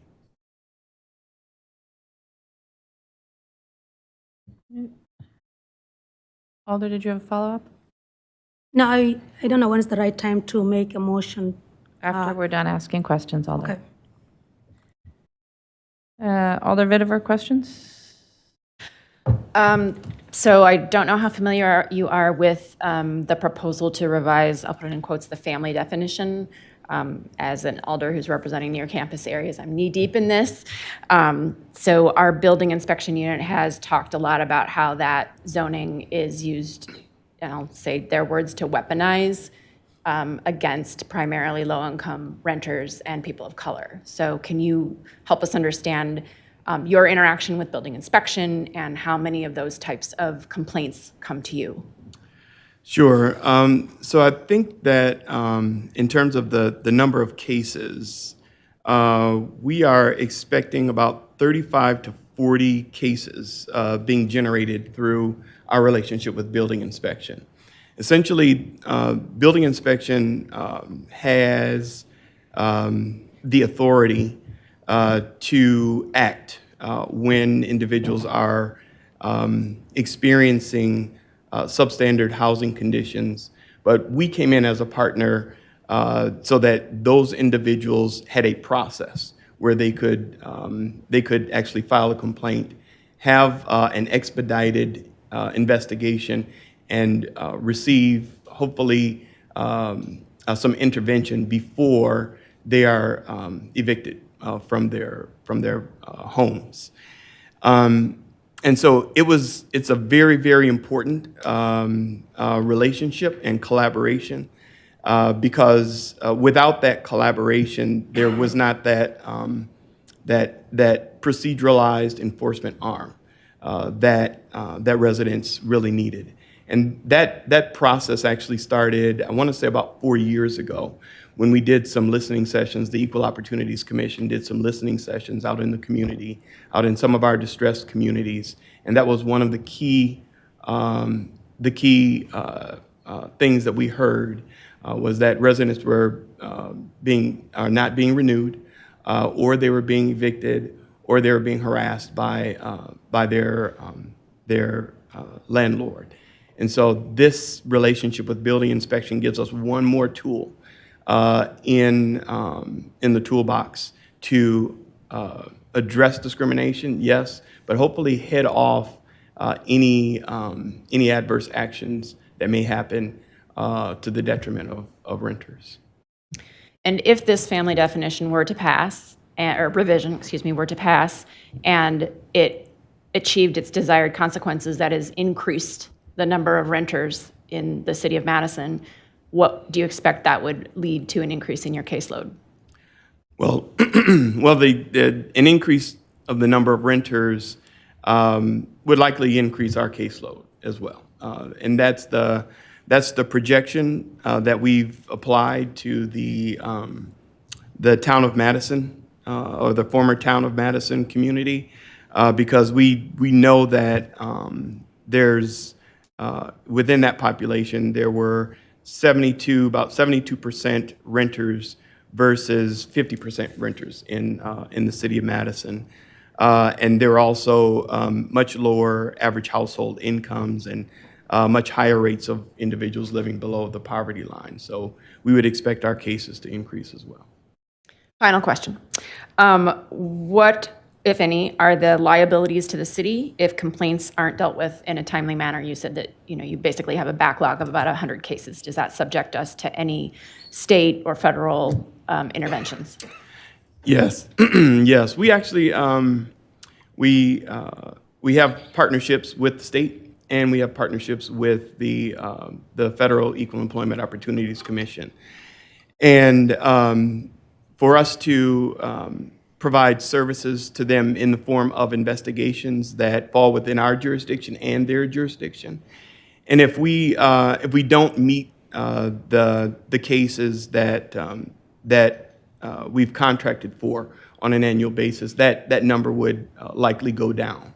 And so that would mean a loss of funds for the city of Madison, a further loss of funds.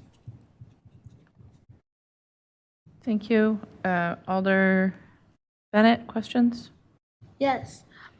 So as I recall you saying, this role also does community outreach, and just speaking from this perspective as someone that serves a number of residents that are young people and historically and currently often taken advantage of, but don't know about the services with building inspection and the civil rights department to provide tenant relief. I'm just kind of wondering, how do you prioritize and strategically reach out to underserved community members? Sure.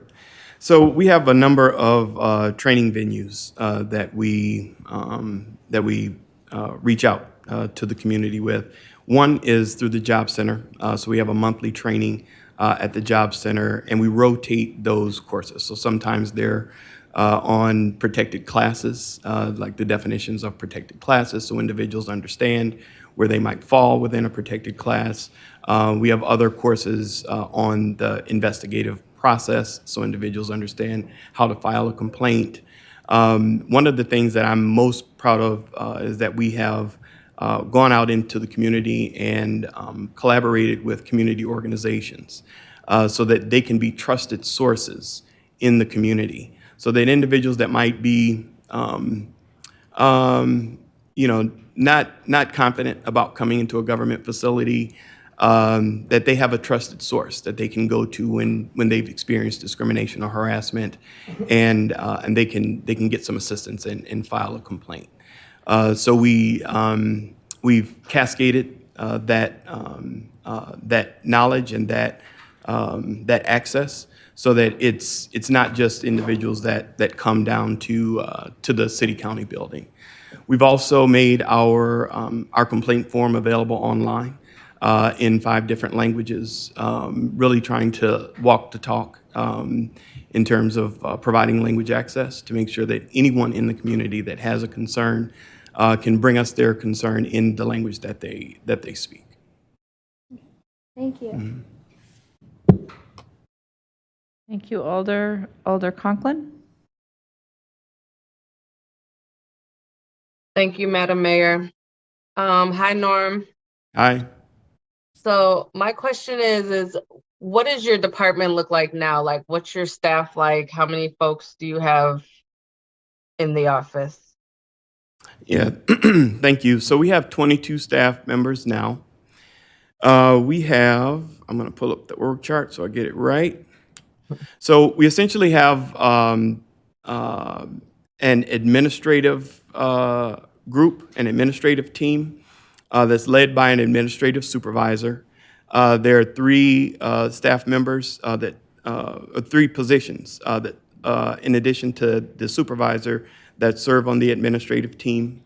We have the affirmative action division, and so that's led by an affirmative action division manager.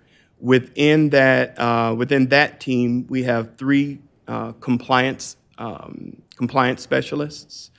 And in addition to the compliance specialists, we also have the affirmative action specialist. That individual oversees all of our non-discrimination, non-harassment training and investigation. So that is a dedicated investigative position, just one person within that unit. Then we have the Equity and Social Justice Division. So the Equity and Social Justice Manager oversees the team that includes the Equity Coordinator position that's along with the Neighborhood Resource Team position. It's one position, Equity and Neighborhood Resource Teams.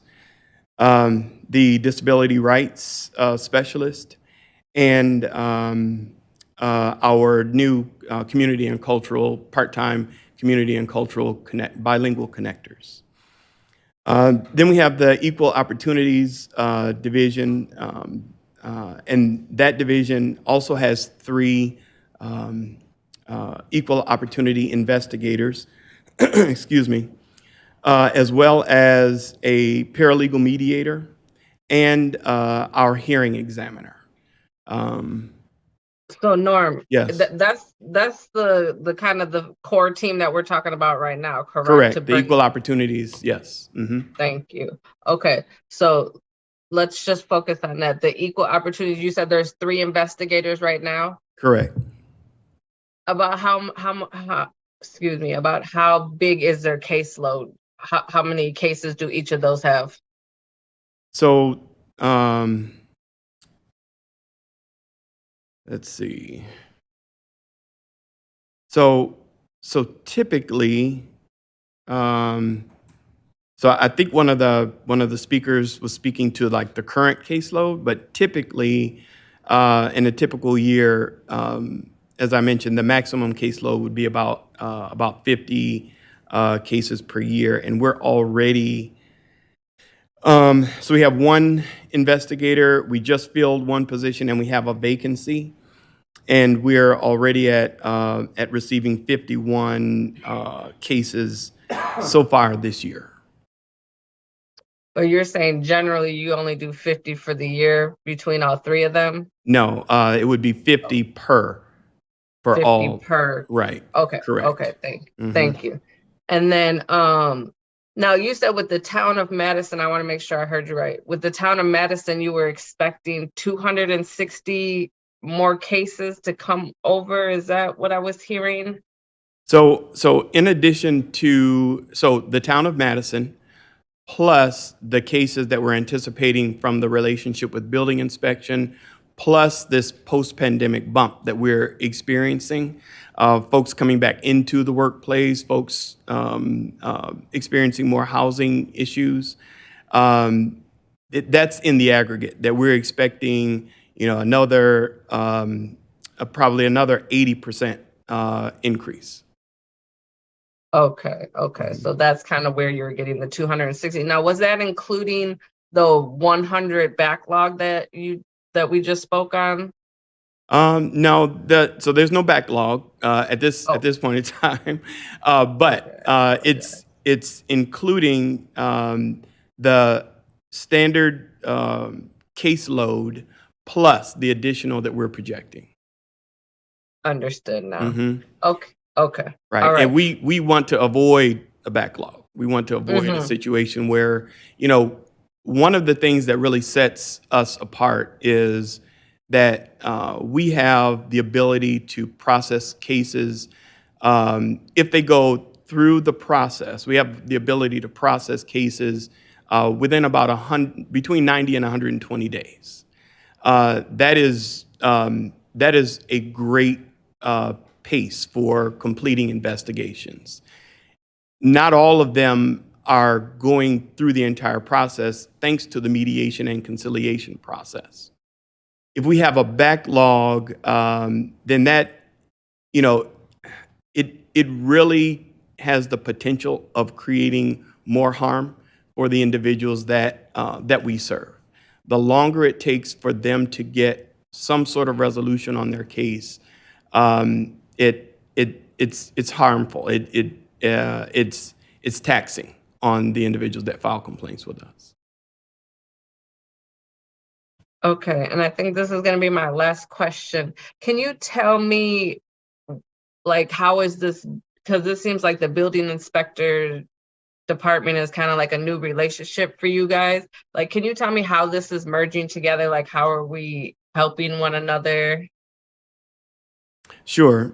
So a few years back, the Equal Opportunities Commission really wanted to get out into the community and hear from individuals that were suffering hardship related to their housing. We had been hearing some claims from the community, and so the commission decided to hold their meetings out in a couple of our distressed communities. And so out of those sessions, we realized that we needed a way to act much more quickly when individuals brought complaints to us. Because by the time an individual would file a complaint and then start to go through the process, then 30, 60 days were up and they were not being renewed. They would lose their housing. So we identified an opportunity with building inspection where we could the analysis that building inspection made was an opportunity for us to come in and get ahead of any retaliatory acts from any landlord. And so we created an expedited process where we can come in, do an expedited investigation based on what building inspection observed and the record that they created. And then we could come out with a determination, hopefully in front of any retaliatory or negative act that would further harm the resident. So the council a few months ago approved this ordinance change, solidifying this relationship with building inspection, so that the process that they had to identify a problem now had an enforcement arm in DCR. And we put those two together so that we could work collaboratively and be more responsive to the needs of distressed residents. Thank you. That concludes all my questions. Thank you, Alder. I have no other alders in the queue wishing to ask questions. So it's been moved and seconded. We'll go on to discussion. Alder Wahilahe. Is it the right time to make the motion? Yes. Yeah, move to adopt. So Alder Wahilahe will move adoption. Alder Harrington McKinney will second. All right, so on the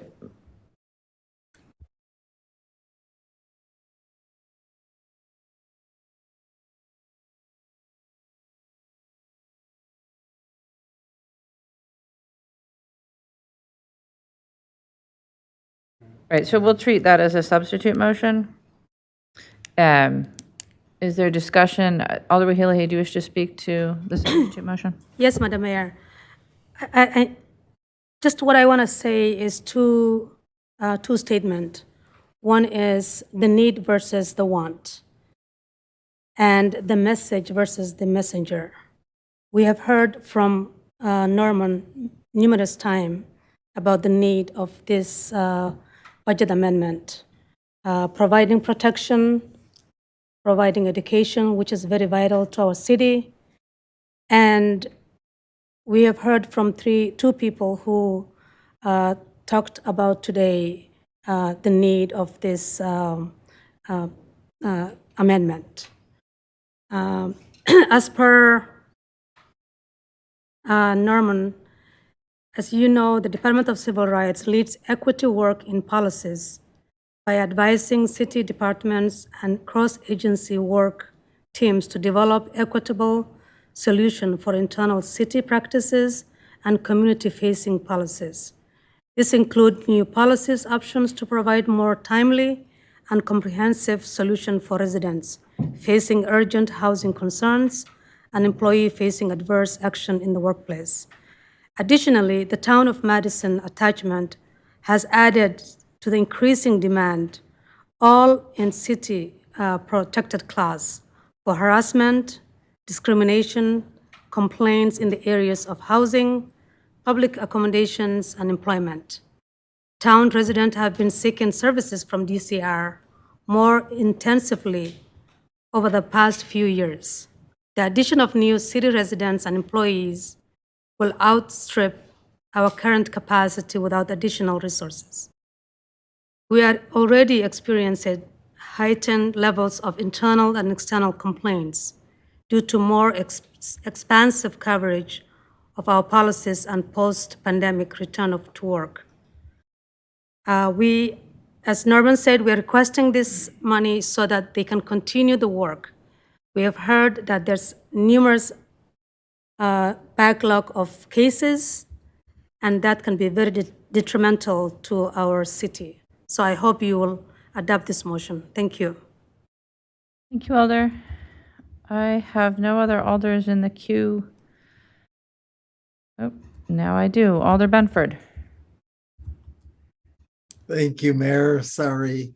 I got ahead of myself the last time I spoke, but Director Davis gave us such an overview and really explained the need. And my colleagues remember during the budget, maybe we still feel, the emotional strain, all the hard decisions that we have to make. And there's just never enough money. Just the last thing we talked about, I think everybody would agree there's just not enough money.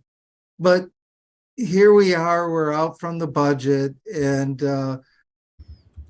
Norman said it perfectly, just detailing the anticipated need, the current need.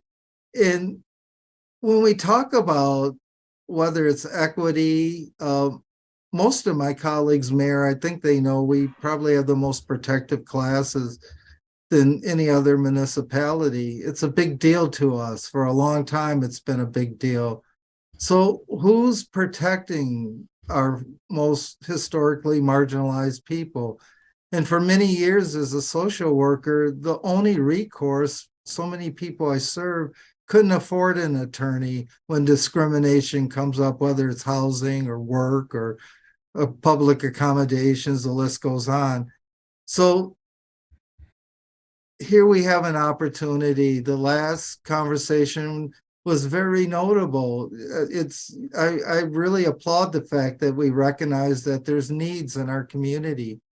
But here we are with the Department of Civil Rights Equal Opportunities Commission an investigator is so important right now. So I urge you all to support this. And I understand that with the next budget, there's going to be really tough conversations, and we worry about the process or finding this money or moving it around during this time of year. But it's the right thing to do to show our commitment to civil rights in the city. Thank you, Mayor. Thank you, Alder. Alder Paulson? Yes, thank you. I could have made these comments on the previous item as well, but this is, I'm going to vote against this for, I think, the same reason lots of people have been voting against things, that there are other priorities. And so we have to vote against things because we want to get to other things. And we've got a CARES item that's on the agenda that will come up in the future. And in the grand rankings of things, I personally will vote for CARES over this, though they're equally important. But this is a terrible process just in general. It was a terrible process that last night of the budget as we were trying to run up against a levy limit. We have to do better. I'll have a thing by title only to see if CCEC can help us figure out how to do this, because whatever we do, we got to get to 15. And I think we're in trouble that we don't know how to get to 15 under Robert's rules without, we just don't know how to get there. And so I'm hoping that we can figure out a way to get a sense of where we're at. Should we spend it on civil rights, which is an important need, but creates an ongoing budget problem? Should we spend it on violence prevention? We could save some lives in 2023. We could save some lives in 2023, and we don't create a structural budget deficit problem for ourselves going forward. Should we not spend the money, which is a perfectly valid thing to do, because we're going to be in a budget hole at the end of this, and we know there are things that we're running out over the budget. We know that the fire overtime is going to get us into trouble by the time we get to the end of the year. So maybe putting a little bit of extra in the contingent reserves is a good plan. So I hope, so I'm going to vote against this tonight, and I don't think we're going to get to 15 with this tonight.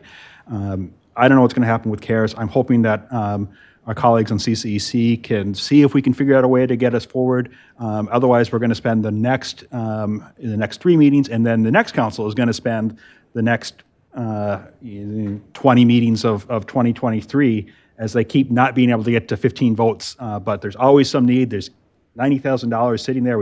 They got to try to do something. We're going to tie ourselves up again and again and again. So I hope we can come up with a better process. Maybe that can help us. Maybe we can help the next council in their budget process as well. So, there are so many good ideas. There is not enough money. Gosh, I hope the state legislature is watching and is listening to these ideas, listening to what our discussion is, and understands that they need to help municipalities with additional revenue because the need is so great. But we're at the hand that we're dealt right now, and so let's leave this on. Let's vote against this substitute. Let's leave this position on file. Let's figure out if there's a way that we can work to either this body can figure out a way yet this session to come up with a process, or we can set up the next council early on so they can come up with a way to spend this money, or leave it for their future needs later in the year. But let's put this to bed tonight and move on to the next debate that we've got on deck. So thank you. Thank you, Alder. Alder Miadze. I won't try to take too long with this, but I think this is a situation that we definitely need to approve this. When I served on a jury not too long ago, I was told that one of the major problems they have right now is that the district public defenders have way too many cases. Given what Davis just said, we have way too many cases right now with the annexation, that we need to have somebody work on these cases so that people get the right service that they definitely deserve. So I will be supporting this. Thank you. Thank you, Alder. Alder Harrington McKinney. Thank you, Madam Mayor. And I also will be supporting this. And I'm supporting it for a reason, is that if any of my colleagues have ever had to go to court because there is an eviction, if any of my colleagues have to go up to into an arbitration situation and they don't have the right representation, they come away, and I'm reminded when I was working with Madison Area Urban Ministry, and I would talk to our teens and I go, why did you plead guilty? And they would say that the public defender would say to them is that you'd have a better chance of going ahead and pleading guilty because the juries are going to convict you anyway. And it was mostly a situation where I'm just going to say it. A black male was with a white female, and they were charged being a sex offender. And I bring that in for simple reason as this. Norm has said that we're taking on, and maybe I heard something that other people did not hear, is that we have taken on the town of Madison. He has said that the potential caseload that is before him, the potential of that caseload can increase. And we have the opportunity to make sure that the people that come in, the residents that come in to our city will have equal representation. When we brought the city in, we had to, their standards were not our standards. And so there was a cost to bring the city of Madison up to the standard that we have. And I'm just getting kind of bogged down into this because I'm getting too emotional. But just let me take a deep breath and slow down. Is that the quality that we offer to the citizens of Madison should be the same quality of the services that the residents of the town of Madison should be given. And so we're having this conversation as to, we'll put it off. I don't understand this conversation, and maybe I'm just too slow on the uptake, but I will be supporting this. I think it's critically important. Norm has taken the time to really lay out why it's important to have this extra staff person on his team. And I guess I heard something that my colleagues did not hear, but I will be supporting it, and I would hope that that our colleagues will support it as well. Thank you, Alder. Alder Bennett? Thank you. For this item, maybe I am stuck on the last item still. A bit sad it didn't go through, but I don't know. I'm kind of at odds with my decision with this, and I will just say, I think it's very interesting that, as I recall, in the 2021 budget, there was a certain agency that requested funding to bridge the gap with the attachment of the town of Madison, and that was the Madison Police Department. And I wonder why certain agencies got prioritized in having additional funding to support the attachment of the town of Madison, and other agencies didn't. Where when I look at this, if we're talking about providing resources to tenants, that is equally important as public safety. It is in itself violence prevention to help housing insecure and people. So I guess it's a bit disappointing that this is coming to a vote, and it wasn't already included in the budget. No offense, Mayor, that it wasn't already included in the budget, because there are a plethora of agencies that we have currently, and I know we don't have enough funds to fund everything, but this is just another example of like what are our priorities and how do we want to support people, especially the new people that we just added to the city of Madison. Thank you, Alder. I have no other alders in the queue wishing to speak. So the substitute motion is to adopt, the city attorney will correct me if I'm wrong, I believe we have to vote to make that the main motion and then to vote on the motion. So, just so everybody understands, we are voting on what the main motion will be, so should we switch from placing on file to adopting, that's the vote before us. An aye vote will make the motion to adopt, a no vote will keep us to place on file. Everybody good? Okay, so all those in favor, aye. Those opposed, no, as your name is called. And the clerk will please call the roll. Alder Vetter. Alder Vetter, aye. Alder Verveer. Alder Verveer, no. Alder Vitiver. Alder Vitiver, aye. Alder Wahelia. Alder Wahelia, aye. Alder Benford. Aye. Alder Benford, aye. Alder Bennett. Alder Bennett, aye. Alder Carter. Alder Carter, aye. Alder Conklin. No. Alder Conklin, no. Okay. Vice President Curry is absent. Alder Evers.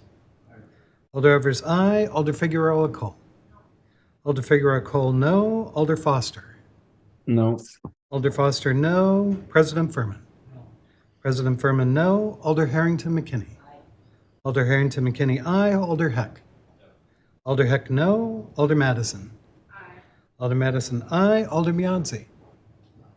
Alder Miadzi, aye. Alder Paulson. Alder Paulson, no. Alder Fair. Alder Fair, no. Alder Tischler.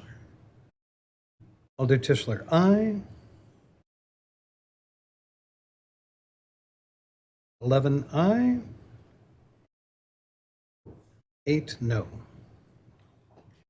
All right, with 11 ayes, the motion before us then is to adopt. I won't even try.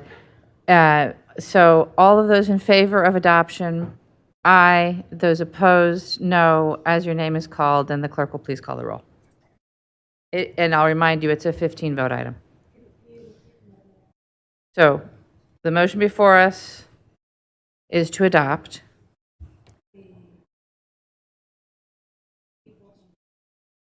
What the motion would be. Right, the motion before us is to adopt. It's a 15-vote item. You require 15 ayes to pass. All those in favor, aye. Those opposed, no. As your name is called, and the clerk will please call the roll. Alder Vetter. Alder Vetter, aye. Alder Verveer. Alder Verveer, no. Alder Vitiver. Alder Vitiver, aye. Alder Wahelia. Alder Wahelia, aye. Alder Benford. Aye. Alder Benford, aye. Alder Bennett. Alder Bennett, aye. Alder Carter.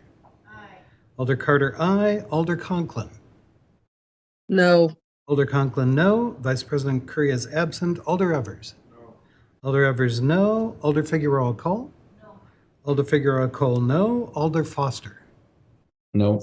Alder Foster, no. President Furman. President Furman, no. Alder Harrington McKinney. Alder Harrington McKinney, aye. Alder Heck. Alder Heck, no. Alder Madison. Alder Madison, aye. Alder Miadzi. Alder Miadzi, aye. Alder Paulson. Alder Paulson, no. Alder Fair. Alder Fair, no. Alder Tischler. Alder Tischler, aye. 10 aye. 9 no. With only 10 ayes, the motion fails, and we will move on somewhat finally to item 81.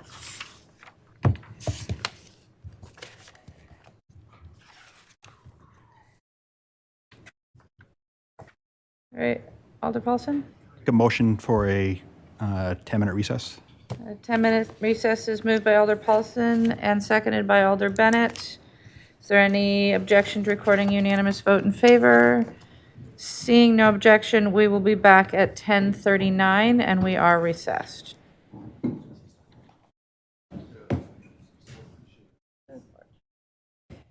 Madison and Bennett. All right.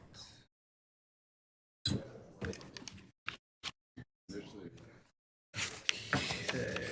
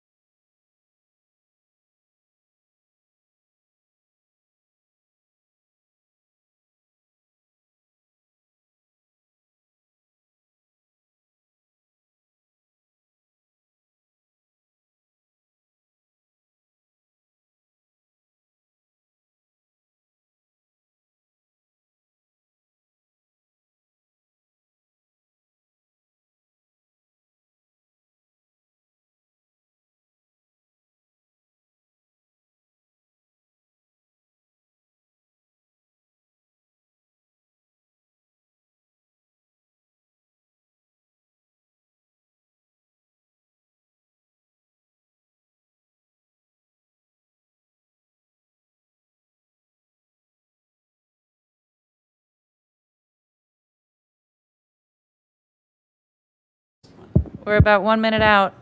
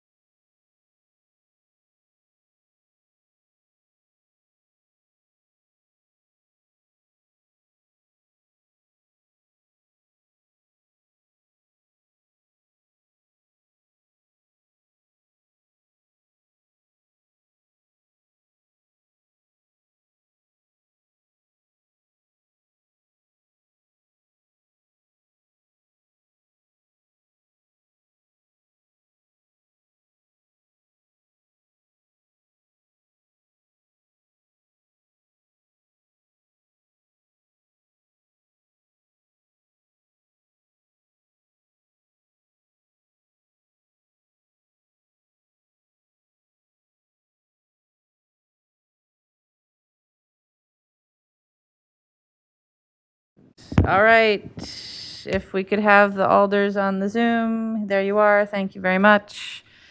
If we could have the alders in the room, please take your seats. Again, don't all rush to take your seats.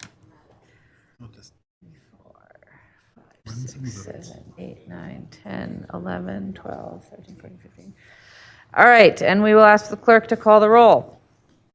Alder Vetter. Alder Vetter is here. Alder Verveer. Here. Alder Verveer is present. Alder Vitiver. Alder Vitiver is present. Alder Wahilia. Present. Alder Wahilia is present. Alder Benford. Present. Alder Benford is present. Alder Bennett. Alder Carter. Alder Conklin. Alder Carter is present. Alder Conklin. Present. Alder Conklin is present. I see Alder Bennett has arrived. Vice President Curry is absent. Alder Evers. Alder Evers is present. Alder Figueroa Cole. Alder Figueroa Cole is present. Alder Foster. Here. Alder Foster is present. Alder Furman. Alder Furman is present. Alder Harrington McKinney. Alder Harrington McKinney is present. Alder Heck. Alder Heck is present. Alder Madison. Alder Madison is present. Alder Miadzi. Alder Miadzi is present. Alder Paulson. Alder Paulson is present. Alder Fair. Alder Fair is present. Alder Tischler. Alder Tischler is present. We have quorum. Your Honor? Thank you. We are on to item 81, which is Legistar 75633, the landmark nomination for the Filene House at 1617 Sherman Avenue. President Furman. Move adoption. Second. It's moved and seconded to adopt. Are there questions for staff on item 81? Alder Paulson. Yeah, I was hoping someone could talk a little bit about the 5 standards in section 2, and specifically the verbs used, and specifically the word associated, and just some background on sort of how we interpret that, how we weight that, what does it mean to be associated, and how strong of an association is that, and what sort of discretion does the council have? Right. You have to not press it after I press it. There you Gotcha. go. I'll stop. Heather Bailey, Preservation Planner. In terms of associated, this is really going with a larger context of the way we do preservation practice and the way in the preservation community we talk about the ways in which something is significant. So one of the things that you heard in part of the public testimony was that the building is still able to convey its historic associations For the history categories, it's about association. Is this a place where history happened? But with that, we're talking about, is that history significant? So that's not called out specifically there. There's the association with the broad patterns of history, culture, events. But it's not just, does it have an association? Is there a significant association with what is going on at this place? And for our purposes, is it significant to the city of Madison and a place that we're deciding it is worthy of preservation because it is significant to our Madison story? Okay, thank you. Thank you, Alder. Alder Tischler. Yeah, I have a question. I just want to, I guess the question is, can the Common Council take into consideration future development when deciding to grant landmark status? And this might be a question for one of the attorneys. Attorney Haas? Actually, I think Attorney Kate Smith is still with us. She could address it. is, in fact, Attorney Smith. Thank you. No, it's not one of the standards. Thank you, Alder. Any other questions for staff? Alder Tischler, another question? One more real quick. I guess, also is the aesthetics of a building one of the factors? I guess this is a question more for Heather. So for this particular nomination, no, it is being nominated for its historic associations.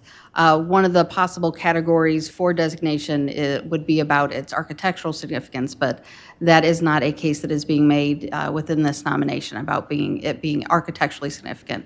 It's about if this property is able to convey its historic associations. No other questions. Thank you. Thank you, Alder. Any other questions for staff? If not, the motion before us is to adopt. Is there discussion?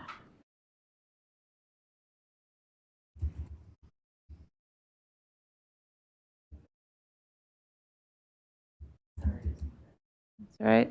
Alder Vetter, can you come a little closer to your mic, though, Alder? Sorry.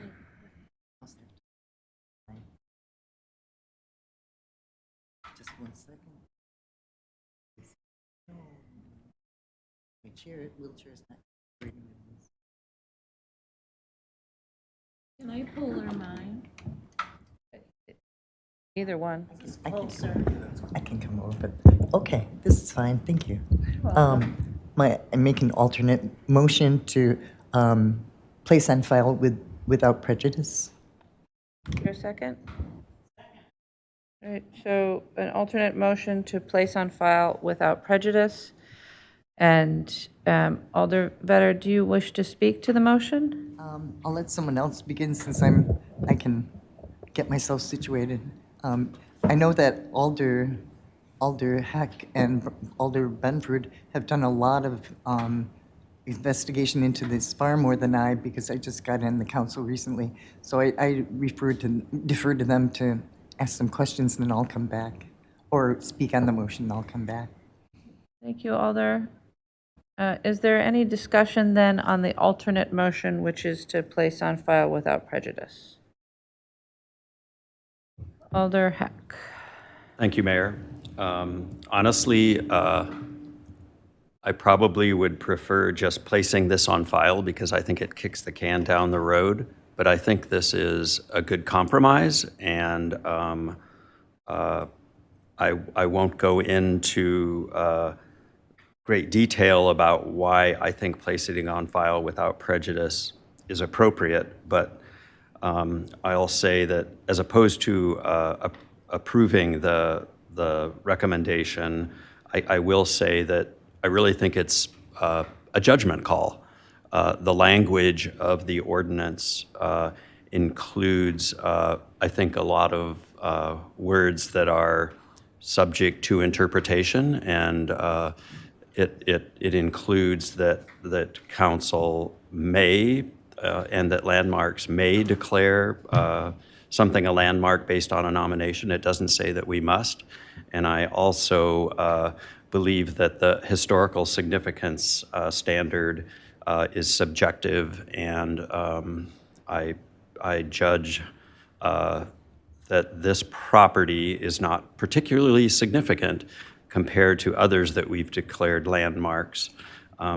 I jokingly talked with some folks and asked about other buildings in Madison that have what I judge to be comparable historical and social significance that I believe should not be landmarked. One example I was coming up with was the Elks Club on Jenny and Willie Street, probably of a similar vintage. The Elks have contributed a great deal to the social fabric of the country and have a great deal of philanthropic work, but I don't think that building is worth being landmarked. This particular building, the history may be a little richer and the building may be a little nicer, but I still side with placing it on file without prejudice and letting the process play out further. So I would ask that people consider this. Thank you. Thank you, Alder. Is there further discussion on the alternate motion? Alder Vetter? Benford was before me. I'll let him speak. Alder Vetter will defer to Alder Benford. Alder Benford? Thanks, Mayor, and thanks, Alder Vetter. I really appreciate what Alder Heck said, especially judgment. I heard the words judgment and subjective, and whether the ordinance or whether our charge is, it's hard, it's subjective. History is complicated. History is very subjective. And this, not only this, but so many things that we deal with that can be deeply personal. So I really appreciate all the folks that came out and testified tonight. And Mayor, I was wondering if Hickory and Lucia took their old chairs back behind my colleagues. So it was great to see them. And Gary Tipler and Bob, I deeply, deeply have respected your opinions since I've known you.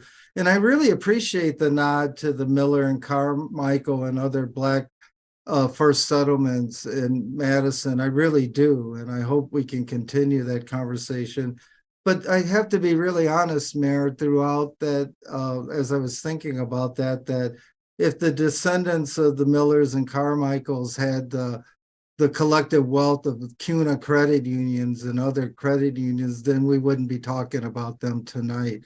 If there was a community that supported the first Black families, we wouldn't necessarily be talking about landmark. It already would have been landmark. They would have had the resources to do it. And then as I listened to one of my favorite UW professors, Dr.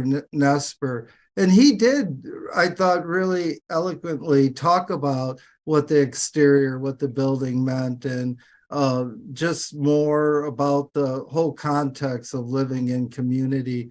And Mr. Rawling, your work, that nomination paper, I found it really fascinating. And I certainly don't fault the Landmarks Commission going to that meeting and hearing some of the commissioners' comments. And throughout those comments, I often wonder if it was such a big deal. And I think I'm blanking on the name, but someone that worked at CUNA that wasn't representing CUNA, but had the ability to give us a lot of history. And I remember the spaceship building on Mineral Point and thinking about the Filene House and all the changes since 1979.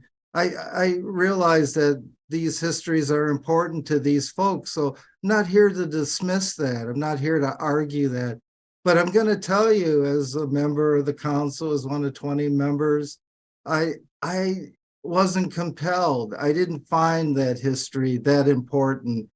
As I'm thinking about one building, I believe there's a Filene building in town. I believe one of the speakers talked about the Institute, I believe she called it.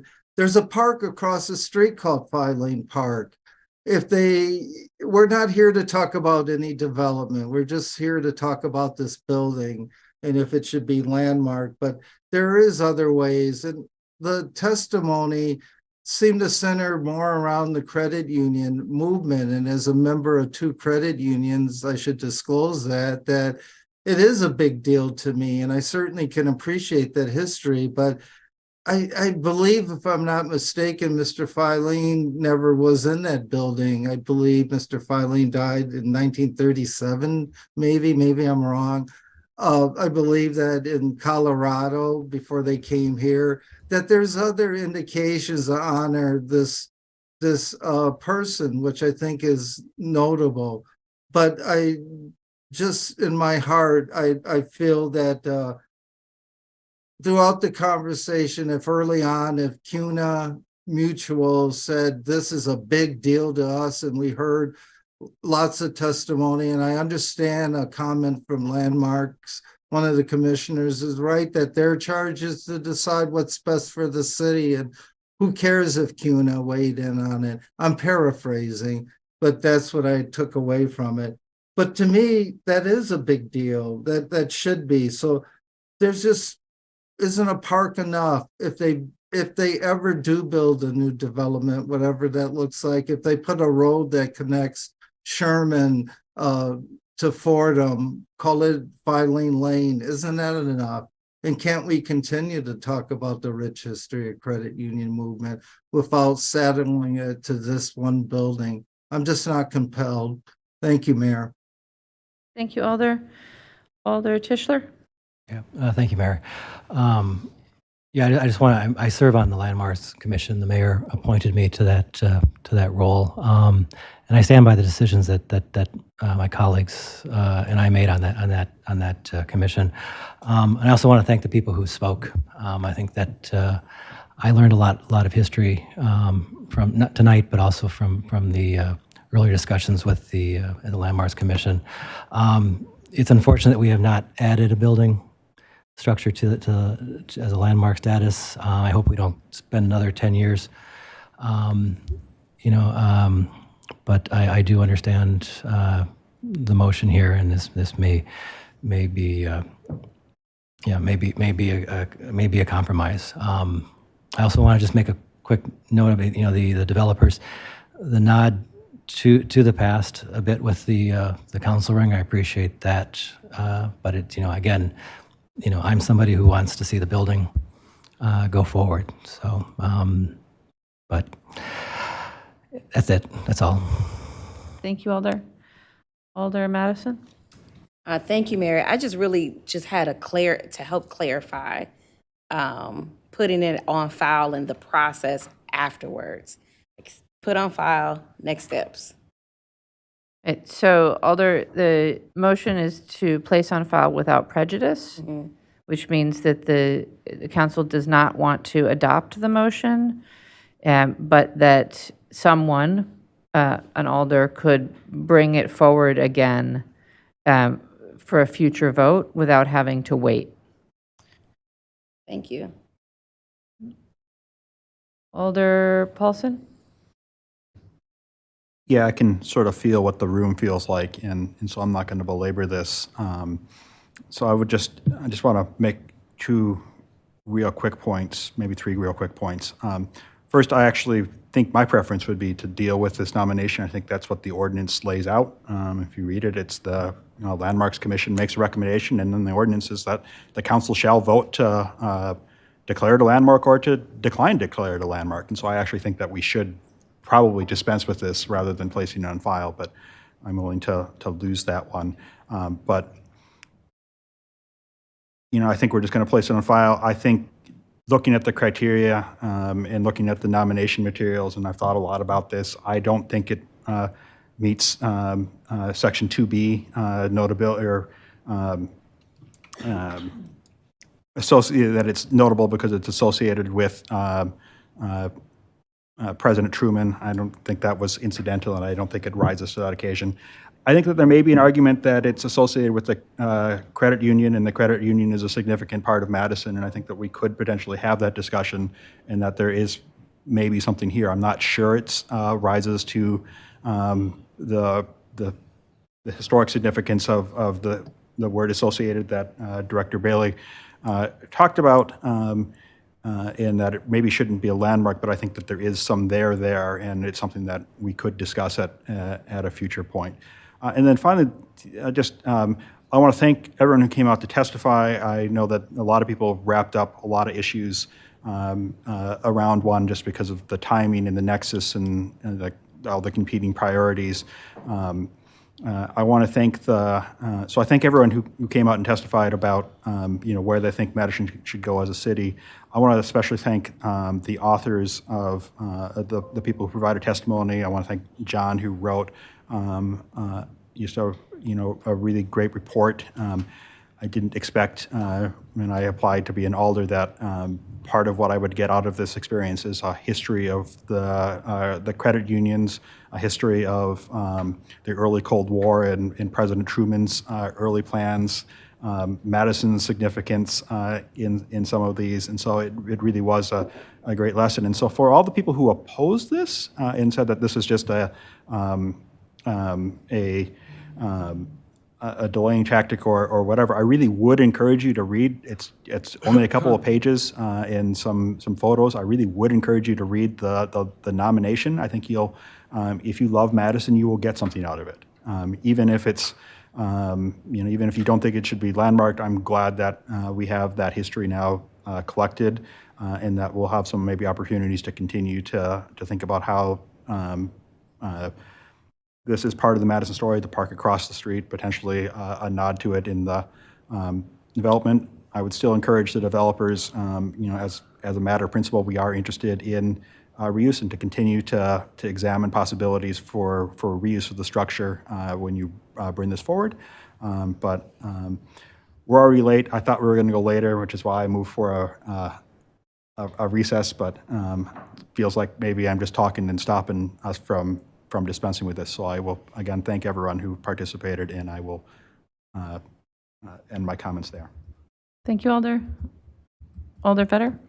Yes, I also want to thank all the people who came tonight, all the people who testified on both sides, and all the work that's been done on this. I too also do really appreciate the bringing the cultural and historical story about the credit union movement being brought to the forefront and having this be shown, displayed, talked about, all of that. And that's the reason why I put without prejudice, because there has been a lot of really good work done on this. However, I don't think it really mattered. It doesn't merit the status of retaining the building. It's a very mediocre building, and it doesn't, the property can be commemorated in a different way, as one of the speakers showed, and it would still be something that would be very good and visible, and something that the people in Madison, people visiting Madison, would be able to see and appreciate, and it's not lost. But I don't think I'm opposed to having the building itself be landmarked, because I don't think it merits that kind of level of I don't know what the word is, that level of having it be landmarked. So and there were different points brought up. I know when Gary Tippler talked about places that have been landmarked, that's all very good, and I think it was important. But here we're talking about a little bit further from the downtown. We're talking a very large area. There's the building, but in back of the building, there's this very large parking lot, and that area is primed for some future housing, and I think it has been deemed that way. And I think we should honor that in the future when more discussions come up about this property and about this site. So I just wanted to explain a little bit where I'm coming from with the motion to place on file without prejudice. But I'd really like to hear from other people if they'd like to speak more about the subject. As I said, I just jumped into this recently, so. Thank you, Alder. Alder Vitiver? So as an alder representing a local historic district, this conversation worries me because I wonder why do we have a landmarks commission if we're going to come and take a unanimous vote from a group of people who are experts, who really dove into the material and really questioned it, and we are going to say, meh, not so much. Obviously, we have that purview as a council to do, but it does concern me about process going forward and what we're asking of our committees, and what we're asking them to give of their time and their expertise, and how we take that information. Certainly, placing it on file without prejudice is better than denying it, but it does, I think, degrade the Landmarks Commission overall. Thank you, Alder. Alder Foster?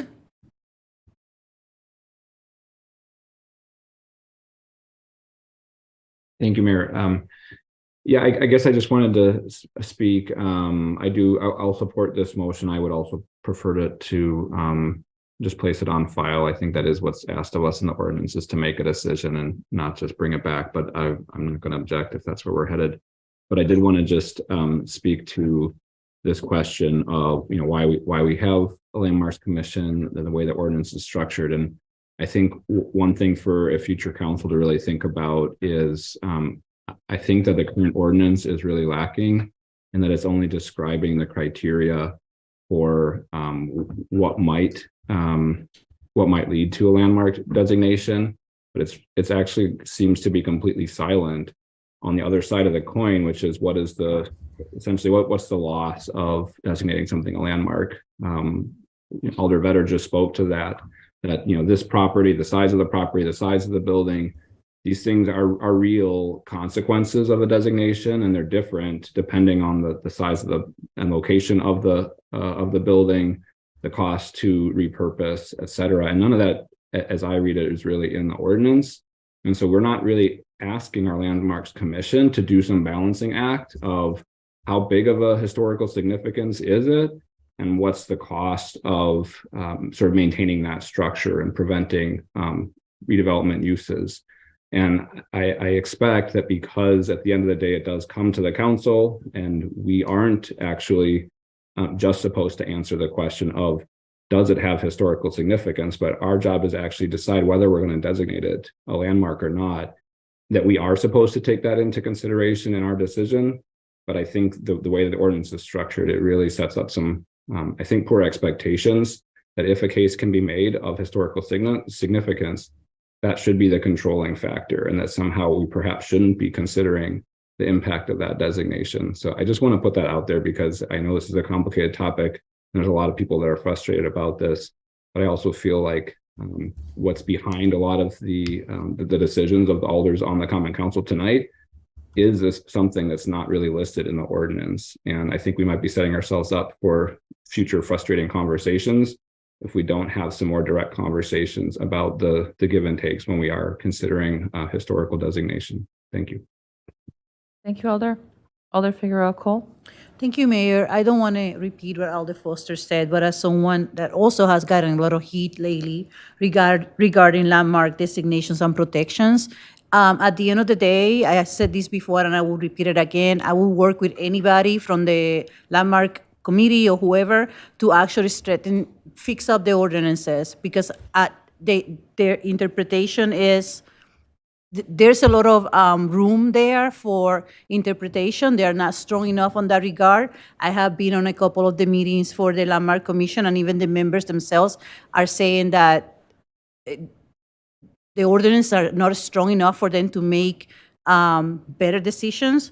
So I think taking a look at the ordinance and making it stronger and equitable, because going back to the discussions that Alder Benford brought up on the last on the January meeting at the Landmark Commission. I mean, like, how are we going around the city looking for places to even invest time on classifying as a something of historical value? Are we being equitable and inclusive when we're doing those things? So I think the entire ordinance on that regard needs to be revised and bring it up to match current city values and to be more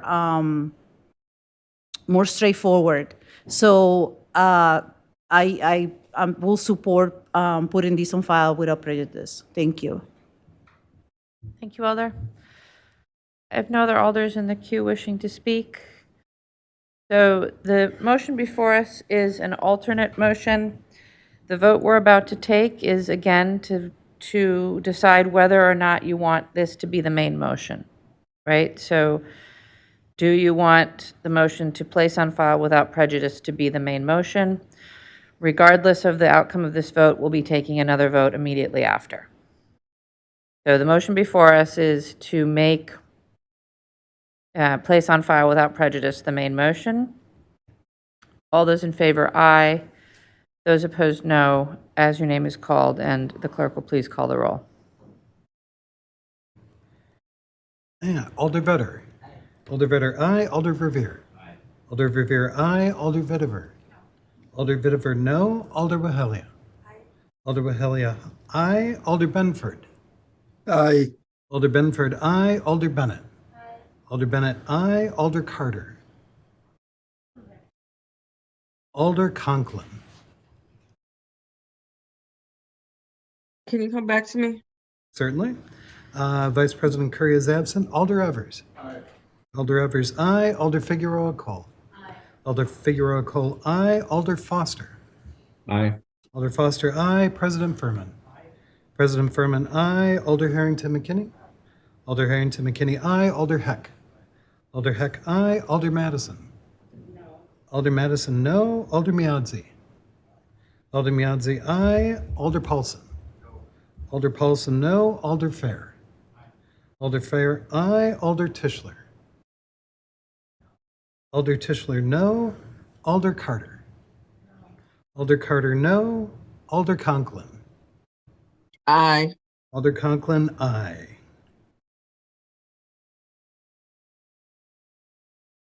Fourteen aye. 5 no. With 14 ayes, the main motion is now to place on file without prejudice. Is there further discussion? Seeing no further discussion, is there objection to recording a unanimous vote in favor of the motion? Seeing no objection, we'll record a unanimous vote in favor of placing on file without prejudice. And we will move on to item 97. All right, so we're now in introduction of new business and referrals. And Attorney Haas, do you want to speak briefly to our process here and what's required? Sure. So any referrals made from the floor need to be excluded from the consent agenda. And so the motions that will be made will be simply motions on referral. The items are introduced, so the council only needs to act on motions to whether or not to add referrals to any that are already listed. All right, so when you're making a motion to refer, please remember that you need to tell us the referral committee, the date it would go to that committee, the date it would come back to the council, and the reason for referral to the committee. So on item 97, which is Legistar 75386, President Furman? Move changing the referral to come back to the Common Council on April 25th. Moved in second to return. This motion is from the original sponsor and doesn't actually require justification as per our ordinance. I will say I am curious why this is being changed from the end of February to April 25th, but it's obviously up to that alder if they wish to share that rationale. Thank you, President Furman. The motion is to change the return date to the council to April 25th. Is there any discussion? Alder Foster. Thank you, Mayor. I don't support this change. I think there's an interesting conversation, although probably a very complicated one, around the duties of the Public Safety Review Committee and the Civilian Oversight Board. I would support the additional referrals to those bodies, but only if it were to come back to the council in the current term. I think it would be a really bad process to start those discussions and then have a change in membership on those bodies and a large change in membership on the council. So I would support potentially starting this discussion with referrals to the other bodies and having it come back to this council. Or if not, then I would not support this change, and I think we should not send it anywhere and just have someone introduce it during the next council for a serious conversation. Thank you. Thank you, Alder. Alder Benford? Thank you, Mayor. As a member of that body, I'm deeply concerned. We have a meeting tomorrow night, already jam-packed, and something as profound as dissolving that body, I think, needs more time.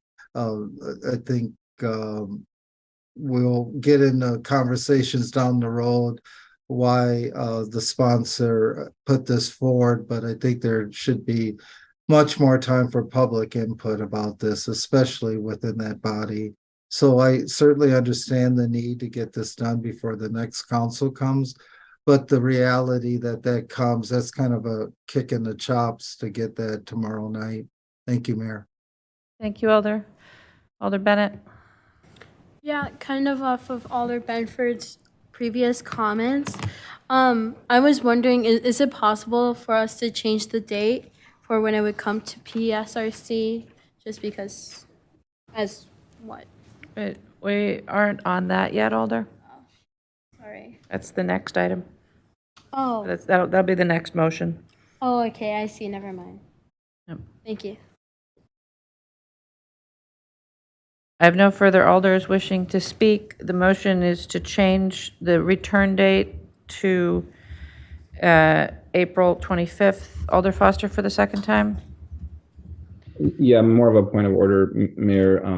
I think there's one agenda item, and there are sort of perhaps multiple changes proposed to the referrals, but I think it would make sense and be best in order if we put all of those together. I don't know how to vote on the final return to council date before we've had the discussion around referral to the other bodies. So I guess I would ask that perhaps we could entertain Alder Bennett's changes to any other referrals, including the back to council date. Thank you, Alder Foster. I'll treat it as a point of order. Certainly any alder could make an additional motion or a substitute motion in discussion at this point in time. You're correct, it's a single item, but the motion that was made is on the return to council at this point, so that's what's before us. Alder Harrington McKinney? Just a point of order, and said, when will we go into discussion? We are discussing the referrals right now, Alder. Okay. So we're in discussion? Yes. Not of the item itself, but of the referrals. Okay. All right. The public safety I think I'm going into more than just the date. All we are talking about tonight, Alder, is where it will be referred, where and when it will be referred to. So it's not in order to talk about the substance of the item. It's only in order to talk about what committees it should be referred to and on which dates and on what date it should come back to the council. Okay, so I'm sure that you'll correct me when I go down the pathway that I shouldn't be going down. The reason that I referred it out to April the 25th was simply because there needed to be a more robust discussion related to the appropriateness of the public, I don't even know how to go into it. The Police Civilian Oversight Board? Yes, so what I'm afraid of is that I'm going into a discussion that's more of the substance rather than the date. And so I'm asking for you to help me to really, I'm going into the date, but it just seems like I'm drifting into the substance of why. I'll stop you when you get too far, Alder. Okay, I'm sure I'll get too far. The reason that I pushed it out to April the 25th is because it was brought to my attention that there was needed discussion related to the overlapping of the duties and responsibilities of the Public Safety Review Committee. Can I touch on TFOG, or that's going down the wrong? It's a little bit on the edge, Alder. Okay, I'm way on the edge. So I'm way on the edge. I did not refer this to Public Safety and Review Committee. I did not refer it to the Police Civilian Oversight Board because of the reasons is that the duties and responsibilities were overlapping, and it was difficult for me to see how the Public Safety and Review Committee could govern themselves. I've sat on this board since 2015, and every time since 2015, until I got off the committee asked, and going through two mayors, and the deputy mayors assigned to the Public Safety Review Committee asked the same question: what are my duties? What are my responsibilities? And so, I think that the alders, your colleagues are correct. It's really just a question of whether, I was allowing it because it speaks to whether or not it should go to PSRC or a different committee, but that motion is actually not before us at the moment. So it's, right now what's before us is just the question of when it comes back to council. So I'm referring it to the April the 25th of 2023, and to give it substance and enough time to bring it back before the council for a healthy discussion. So my recommendation is the 4/25/23. Thank you, Alder. Alder Bennett for the second time? Yeah, so can I make a motion then to like take up both like the referrals to committee and this? You can make a substitute motion. Okay, so I'd like to make a substitute motion to take up both. So your substitute motion would be to refer to?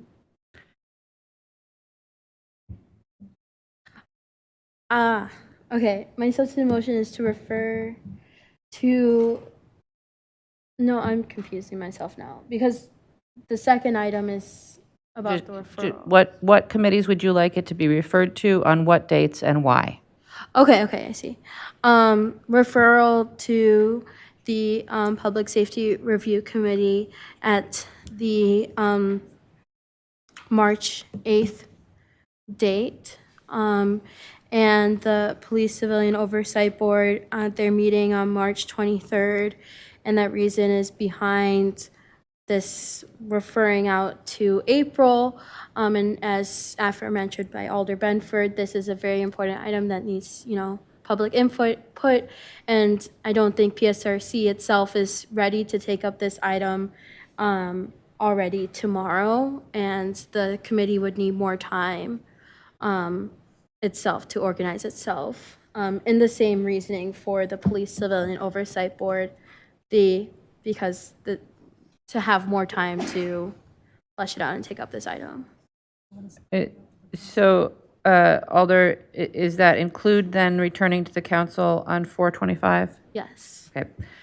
So Alder Bennett moves a substitute with referrals to PSRC on March 8th, PCOB on March 23rd, and returning to the council on April 25th. Is there a second?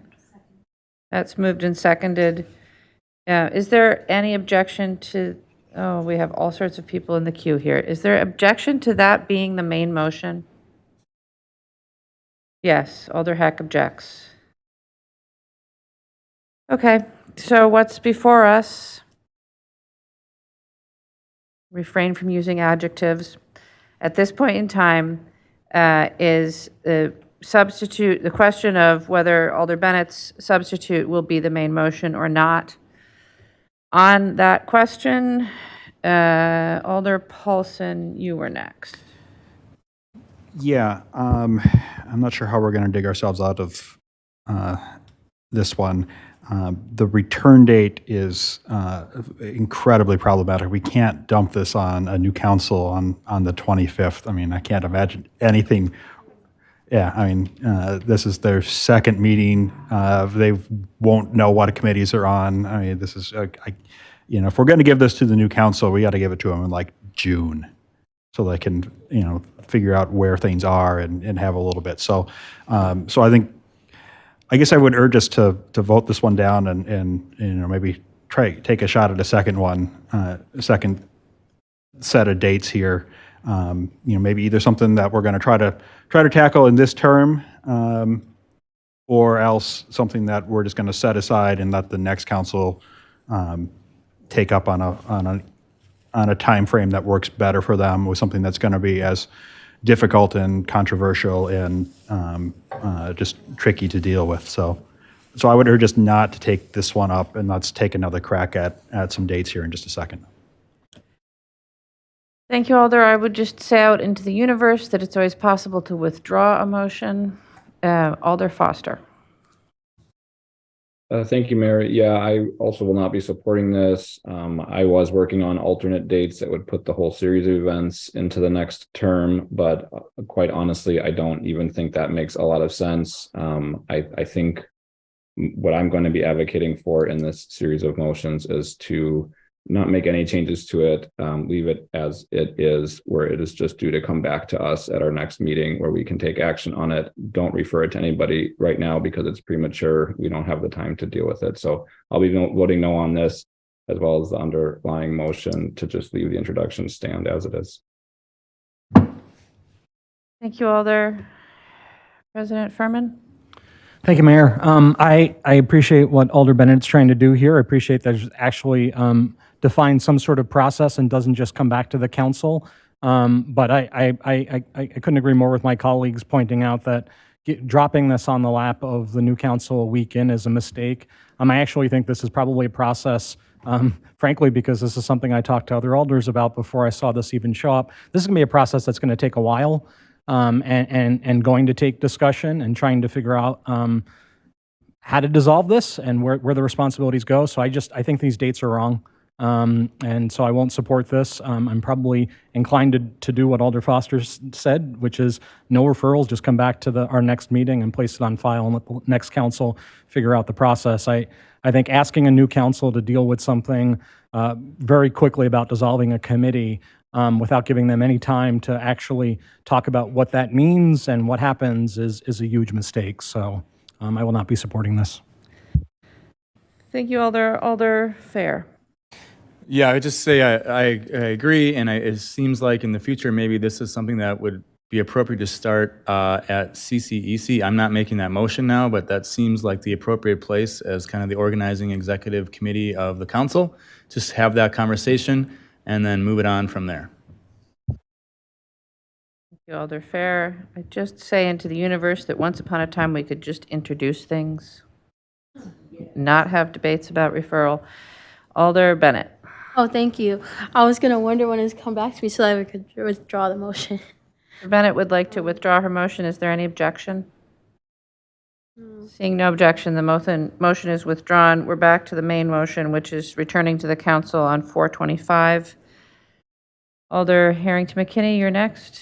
So, Madam Mayor, the original motion was to refer this back to come before the council April the 25th, 2023. I think it does need fresh eyes. And so the legislative file 75383 and change the referral to come back to the Common Council April the 25th,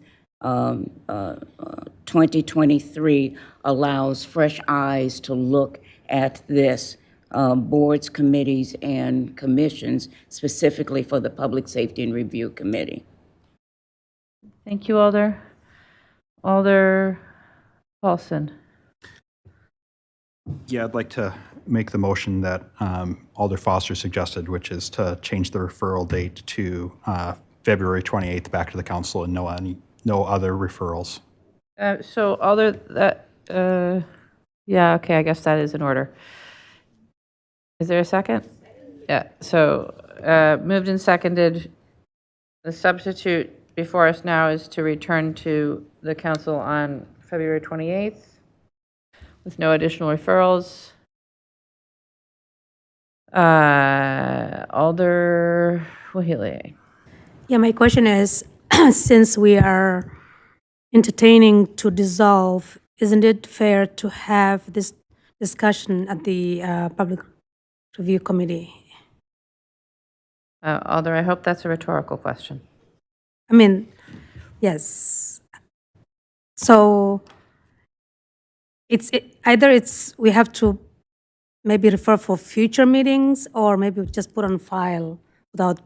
Wait, Alder, it's not possible to put it on file at this point in time. It's only on the agenda for introduction and referral. Okay. So the only options are to either just introduce it, or to introduce it and refer to either a specific date or additional committees. That's the only thing you can do at this point in time. Okay, sorry. Alder Heck. Thank you, Mayor. I have a question for the city attorney on this. In anticipation of this being referred to PSRC, I asked them to put it on their agenda. So it is on the agenda for tomorrow. If this motion were to pass with no referral to PSRC, how would we handle that at PSRC? The committee can, if they have it on the agenda, they can still discuss it. It's just not a formal referral at this time. And then it could be referred back later for a formal recommendation. Thank you. Alder, I have no other alders in the queue wishing to speak. So the first vote is on whether the motion should be to refer back to the council at 2:28. So an aye vote is for a February referral. A no vote will keep us discussing the April referral. Is there objection to recording a unanimous vote in favor of the February referral? Yes, okay, so all in favor of the February being the motion, aye. Those opposed, no. As your name is called, and the clerk will please call the roll. And Alder Vetter? Alder Vetter is excused. Alder Vetter is excused. Alder Verveer. Verveer, aye. Alder Vitiver. Vitiver, aye. Alder Wahelia. No. Alder Wahelia, no. Alder Benford. Aye. Alder Benford, aye. Alder Bennett. Alder Bennett, aye. Alder Carter. Alder Conklin. Yes. Alder Conklin, aye. Vice President Curry is excused. Alder Evers. Aye. Alder Evers, aye. Alder Figueroa Cole. Alder Figueroa Cole, aye. Alder Foster. Aye. Alder Foster, aye. Alder Furman. President Furman, aye. Alder Harrington McKinney. No. Alder Harrington McKinney, no. Alder Heck. Alder Heck, aye. Alder Madison. Aye. Alder Madison, aye. Alder Miadzi. Alder Miadzi, aye. Alder Paulson. Aye. Alder Paulson, aye. I think Alder. Was it no? Miadzi Thank was you. a no. Alder Miadzi, no. Yes. Thank you. Alder Fair. Alder Fair, aye. Alder Tischler. Alder Tischler, aye. And Alder Carter. Okay.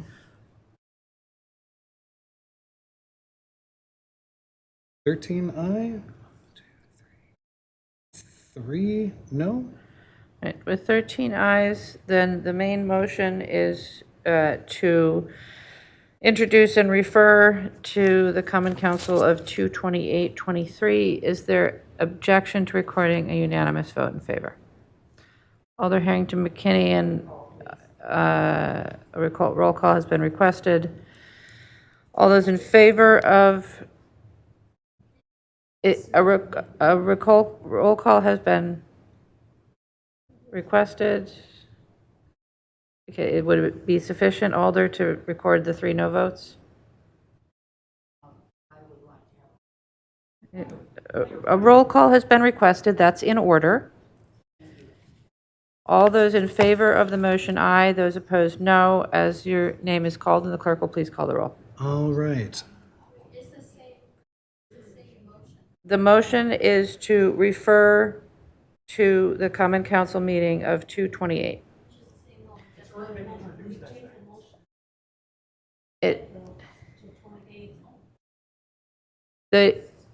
President Furman, your original motion was to April, so that's correct, but you need to make a motion for that to be true. So where we started was April. We had to substitute in February, and that's where we are to vote on that. Right, so all those in favor of February, aye. Those opposed, no, as your name is called. Clerk will please call the roll. Okay. Alder Vetter is excused. Alder Revere. Alder Revere, aye. Alder Vitiver. Alder Vitiver, aye. Alder Wahalia. No. Alder Wahalia, no. Alder Benford. Aye. Alder Benford, aye. Alder Bennett. Yes. Alder Bennett, aye. Alder Carter's out. Alder Conklin. Aye. Alder Conklin, aye. Vice President Curry is excused. Alder Evers. Aye.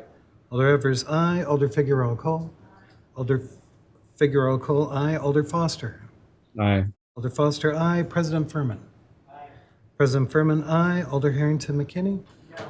Alder Harrington McKinney, no. Alder Heck. Alder Heck, aye. Alder Madison. Aye. Alder Madison, aye. Alder Miadzi. No. Alder Miadzi, no. Alder Paulson. Aye. Alder Paulson, aye. Alder Fair. Aye. Alder Fair, aye. Alder Tischler.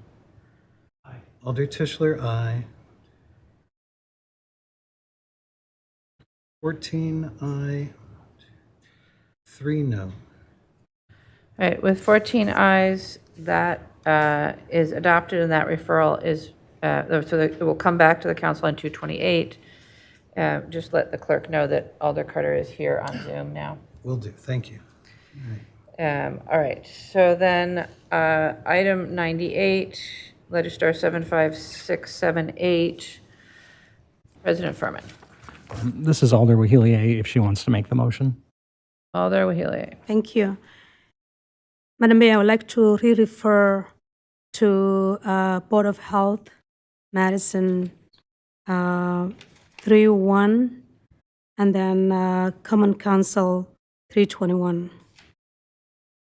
All right, so the motion before us is to refer to the Board of Health on March 1st, the Food Policy Committee on March 1st, the Plan Commission on March 13th, and the Common Council on March 21st. Is there a second?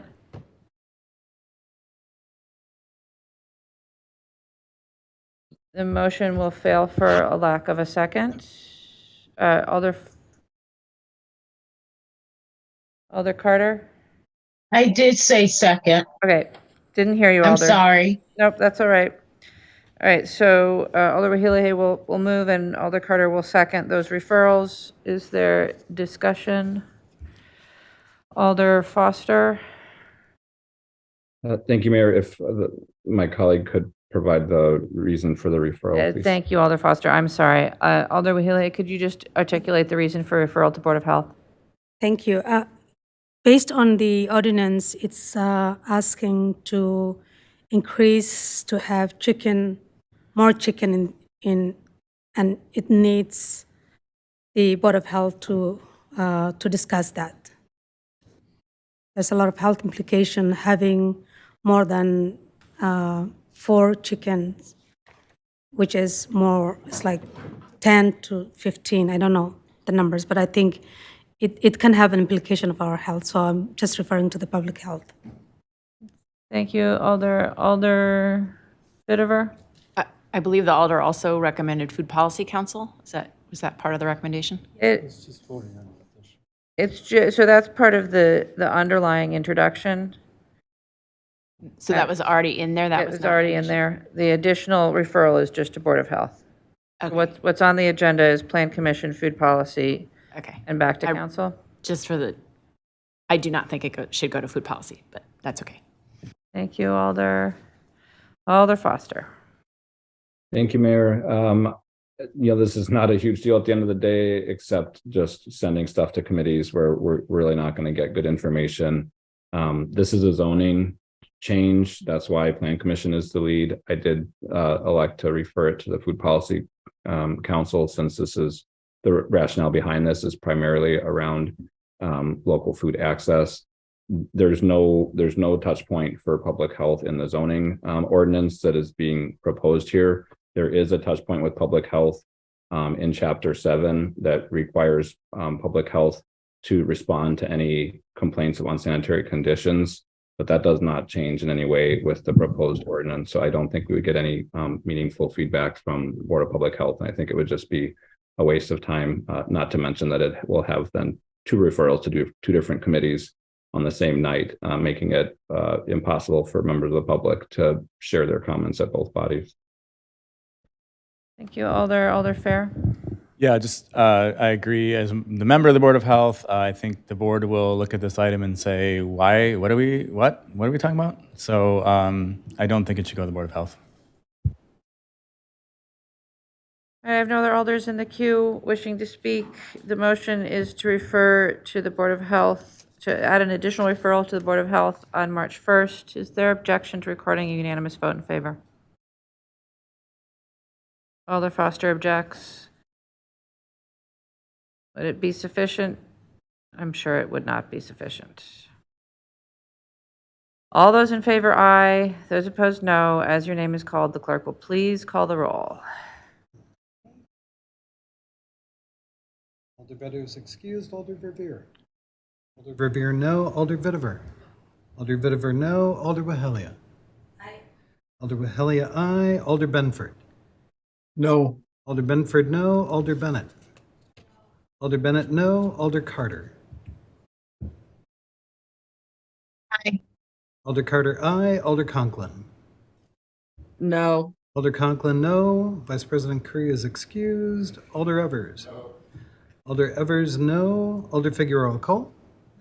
Alder Figueroa Cole, no. Alder Foster. No. Alder Foster, no. President Furman. No. President Furman, no. Alder Harrington McKinney.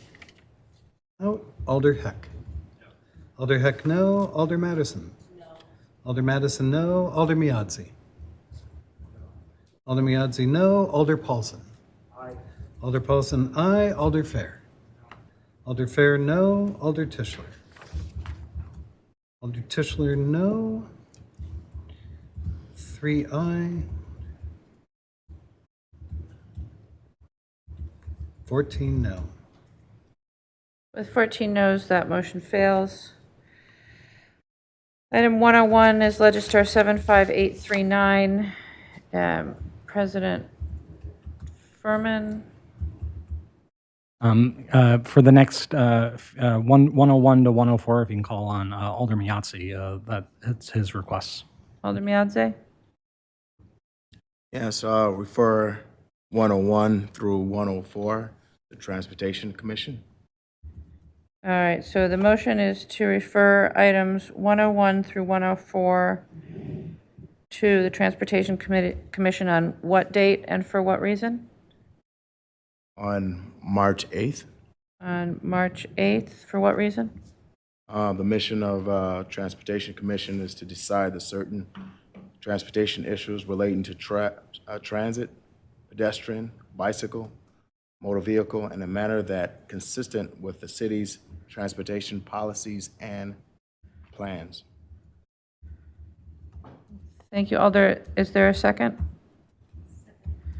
Second. Moved and seconded to refer items 101 through 104 to Transportation Commission on March 8th. Discussion, Alder Foster.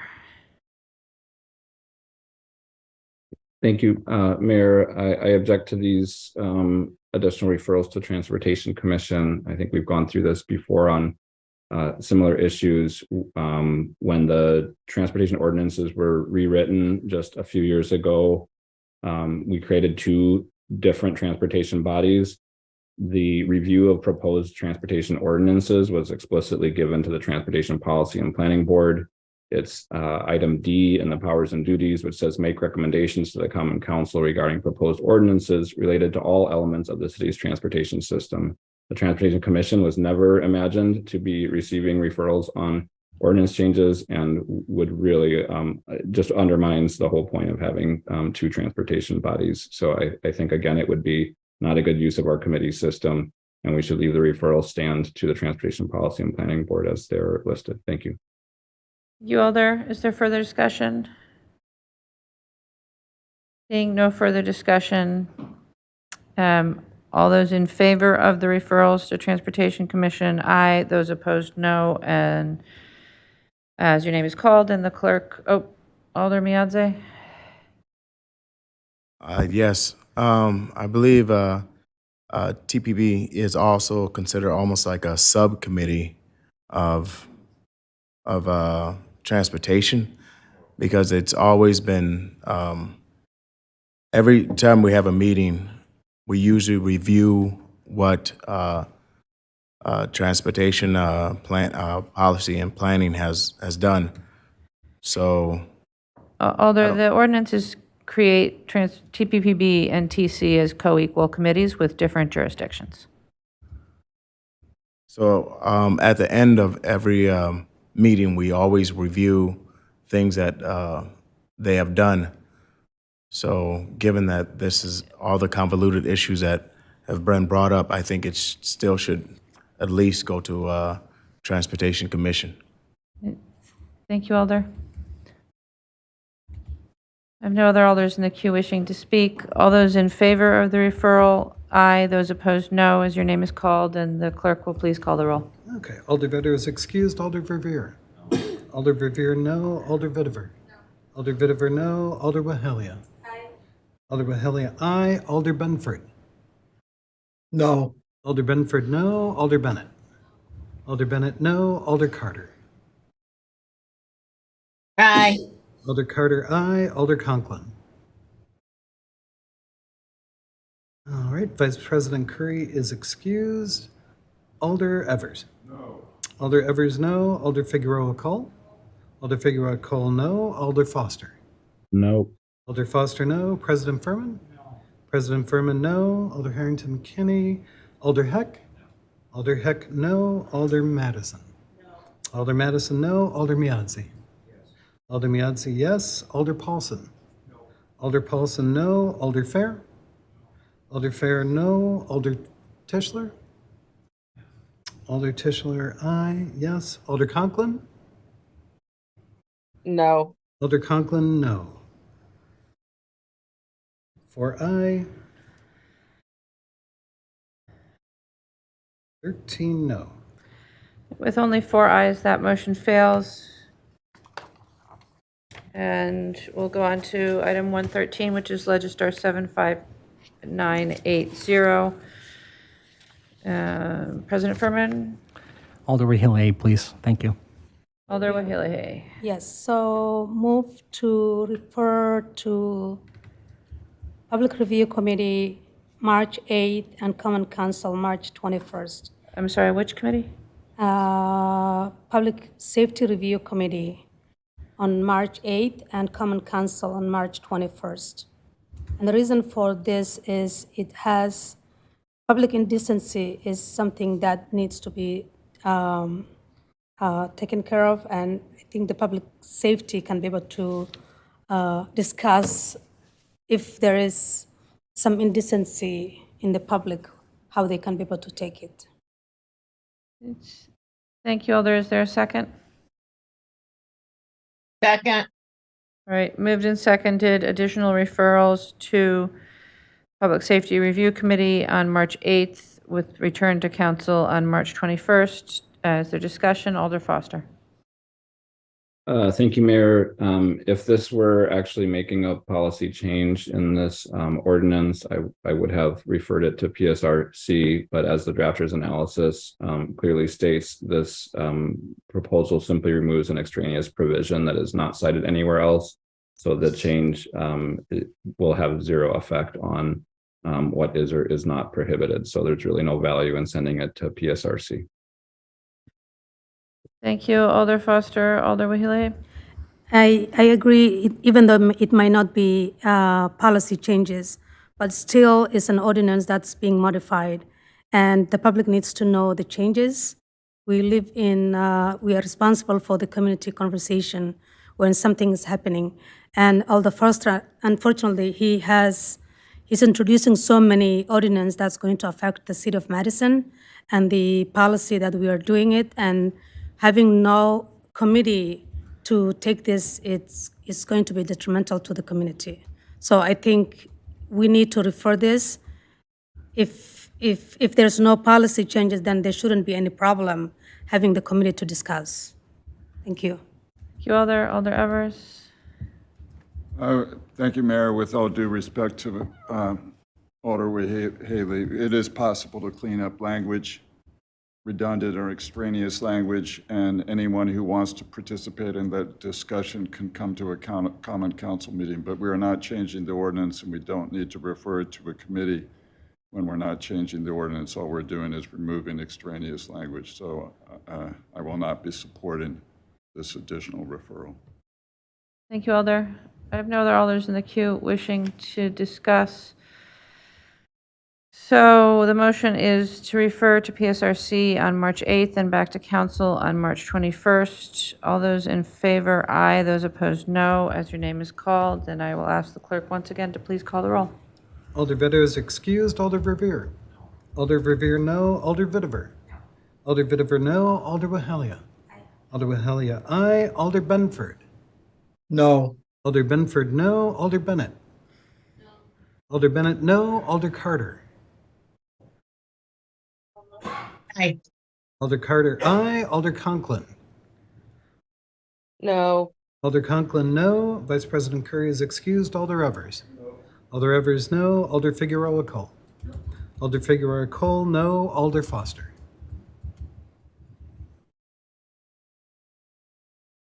And Alder Foster? No.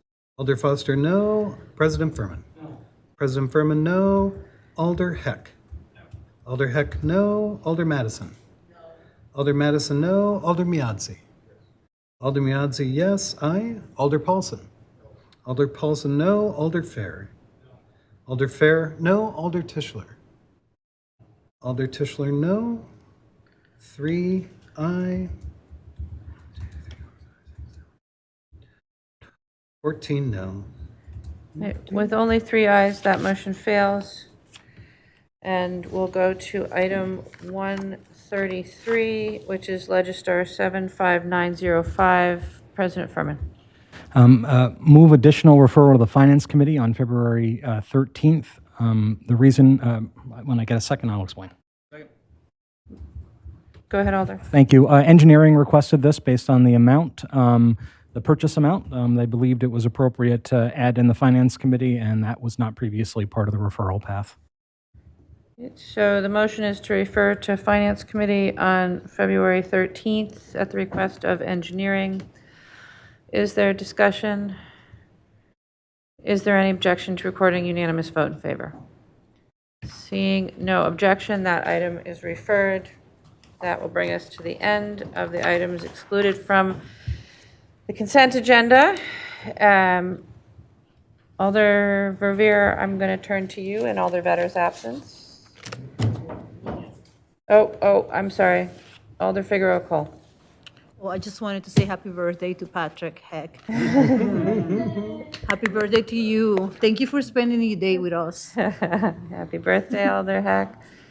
I did neglect that Alder Paulson has an introduction from the I floor. have a very quick introduction from the floor by title only.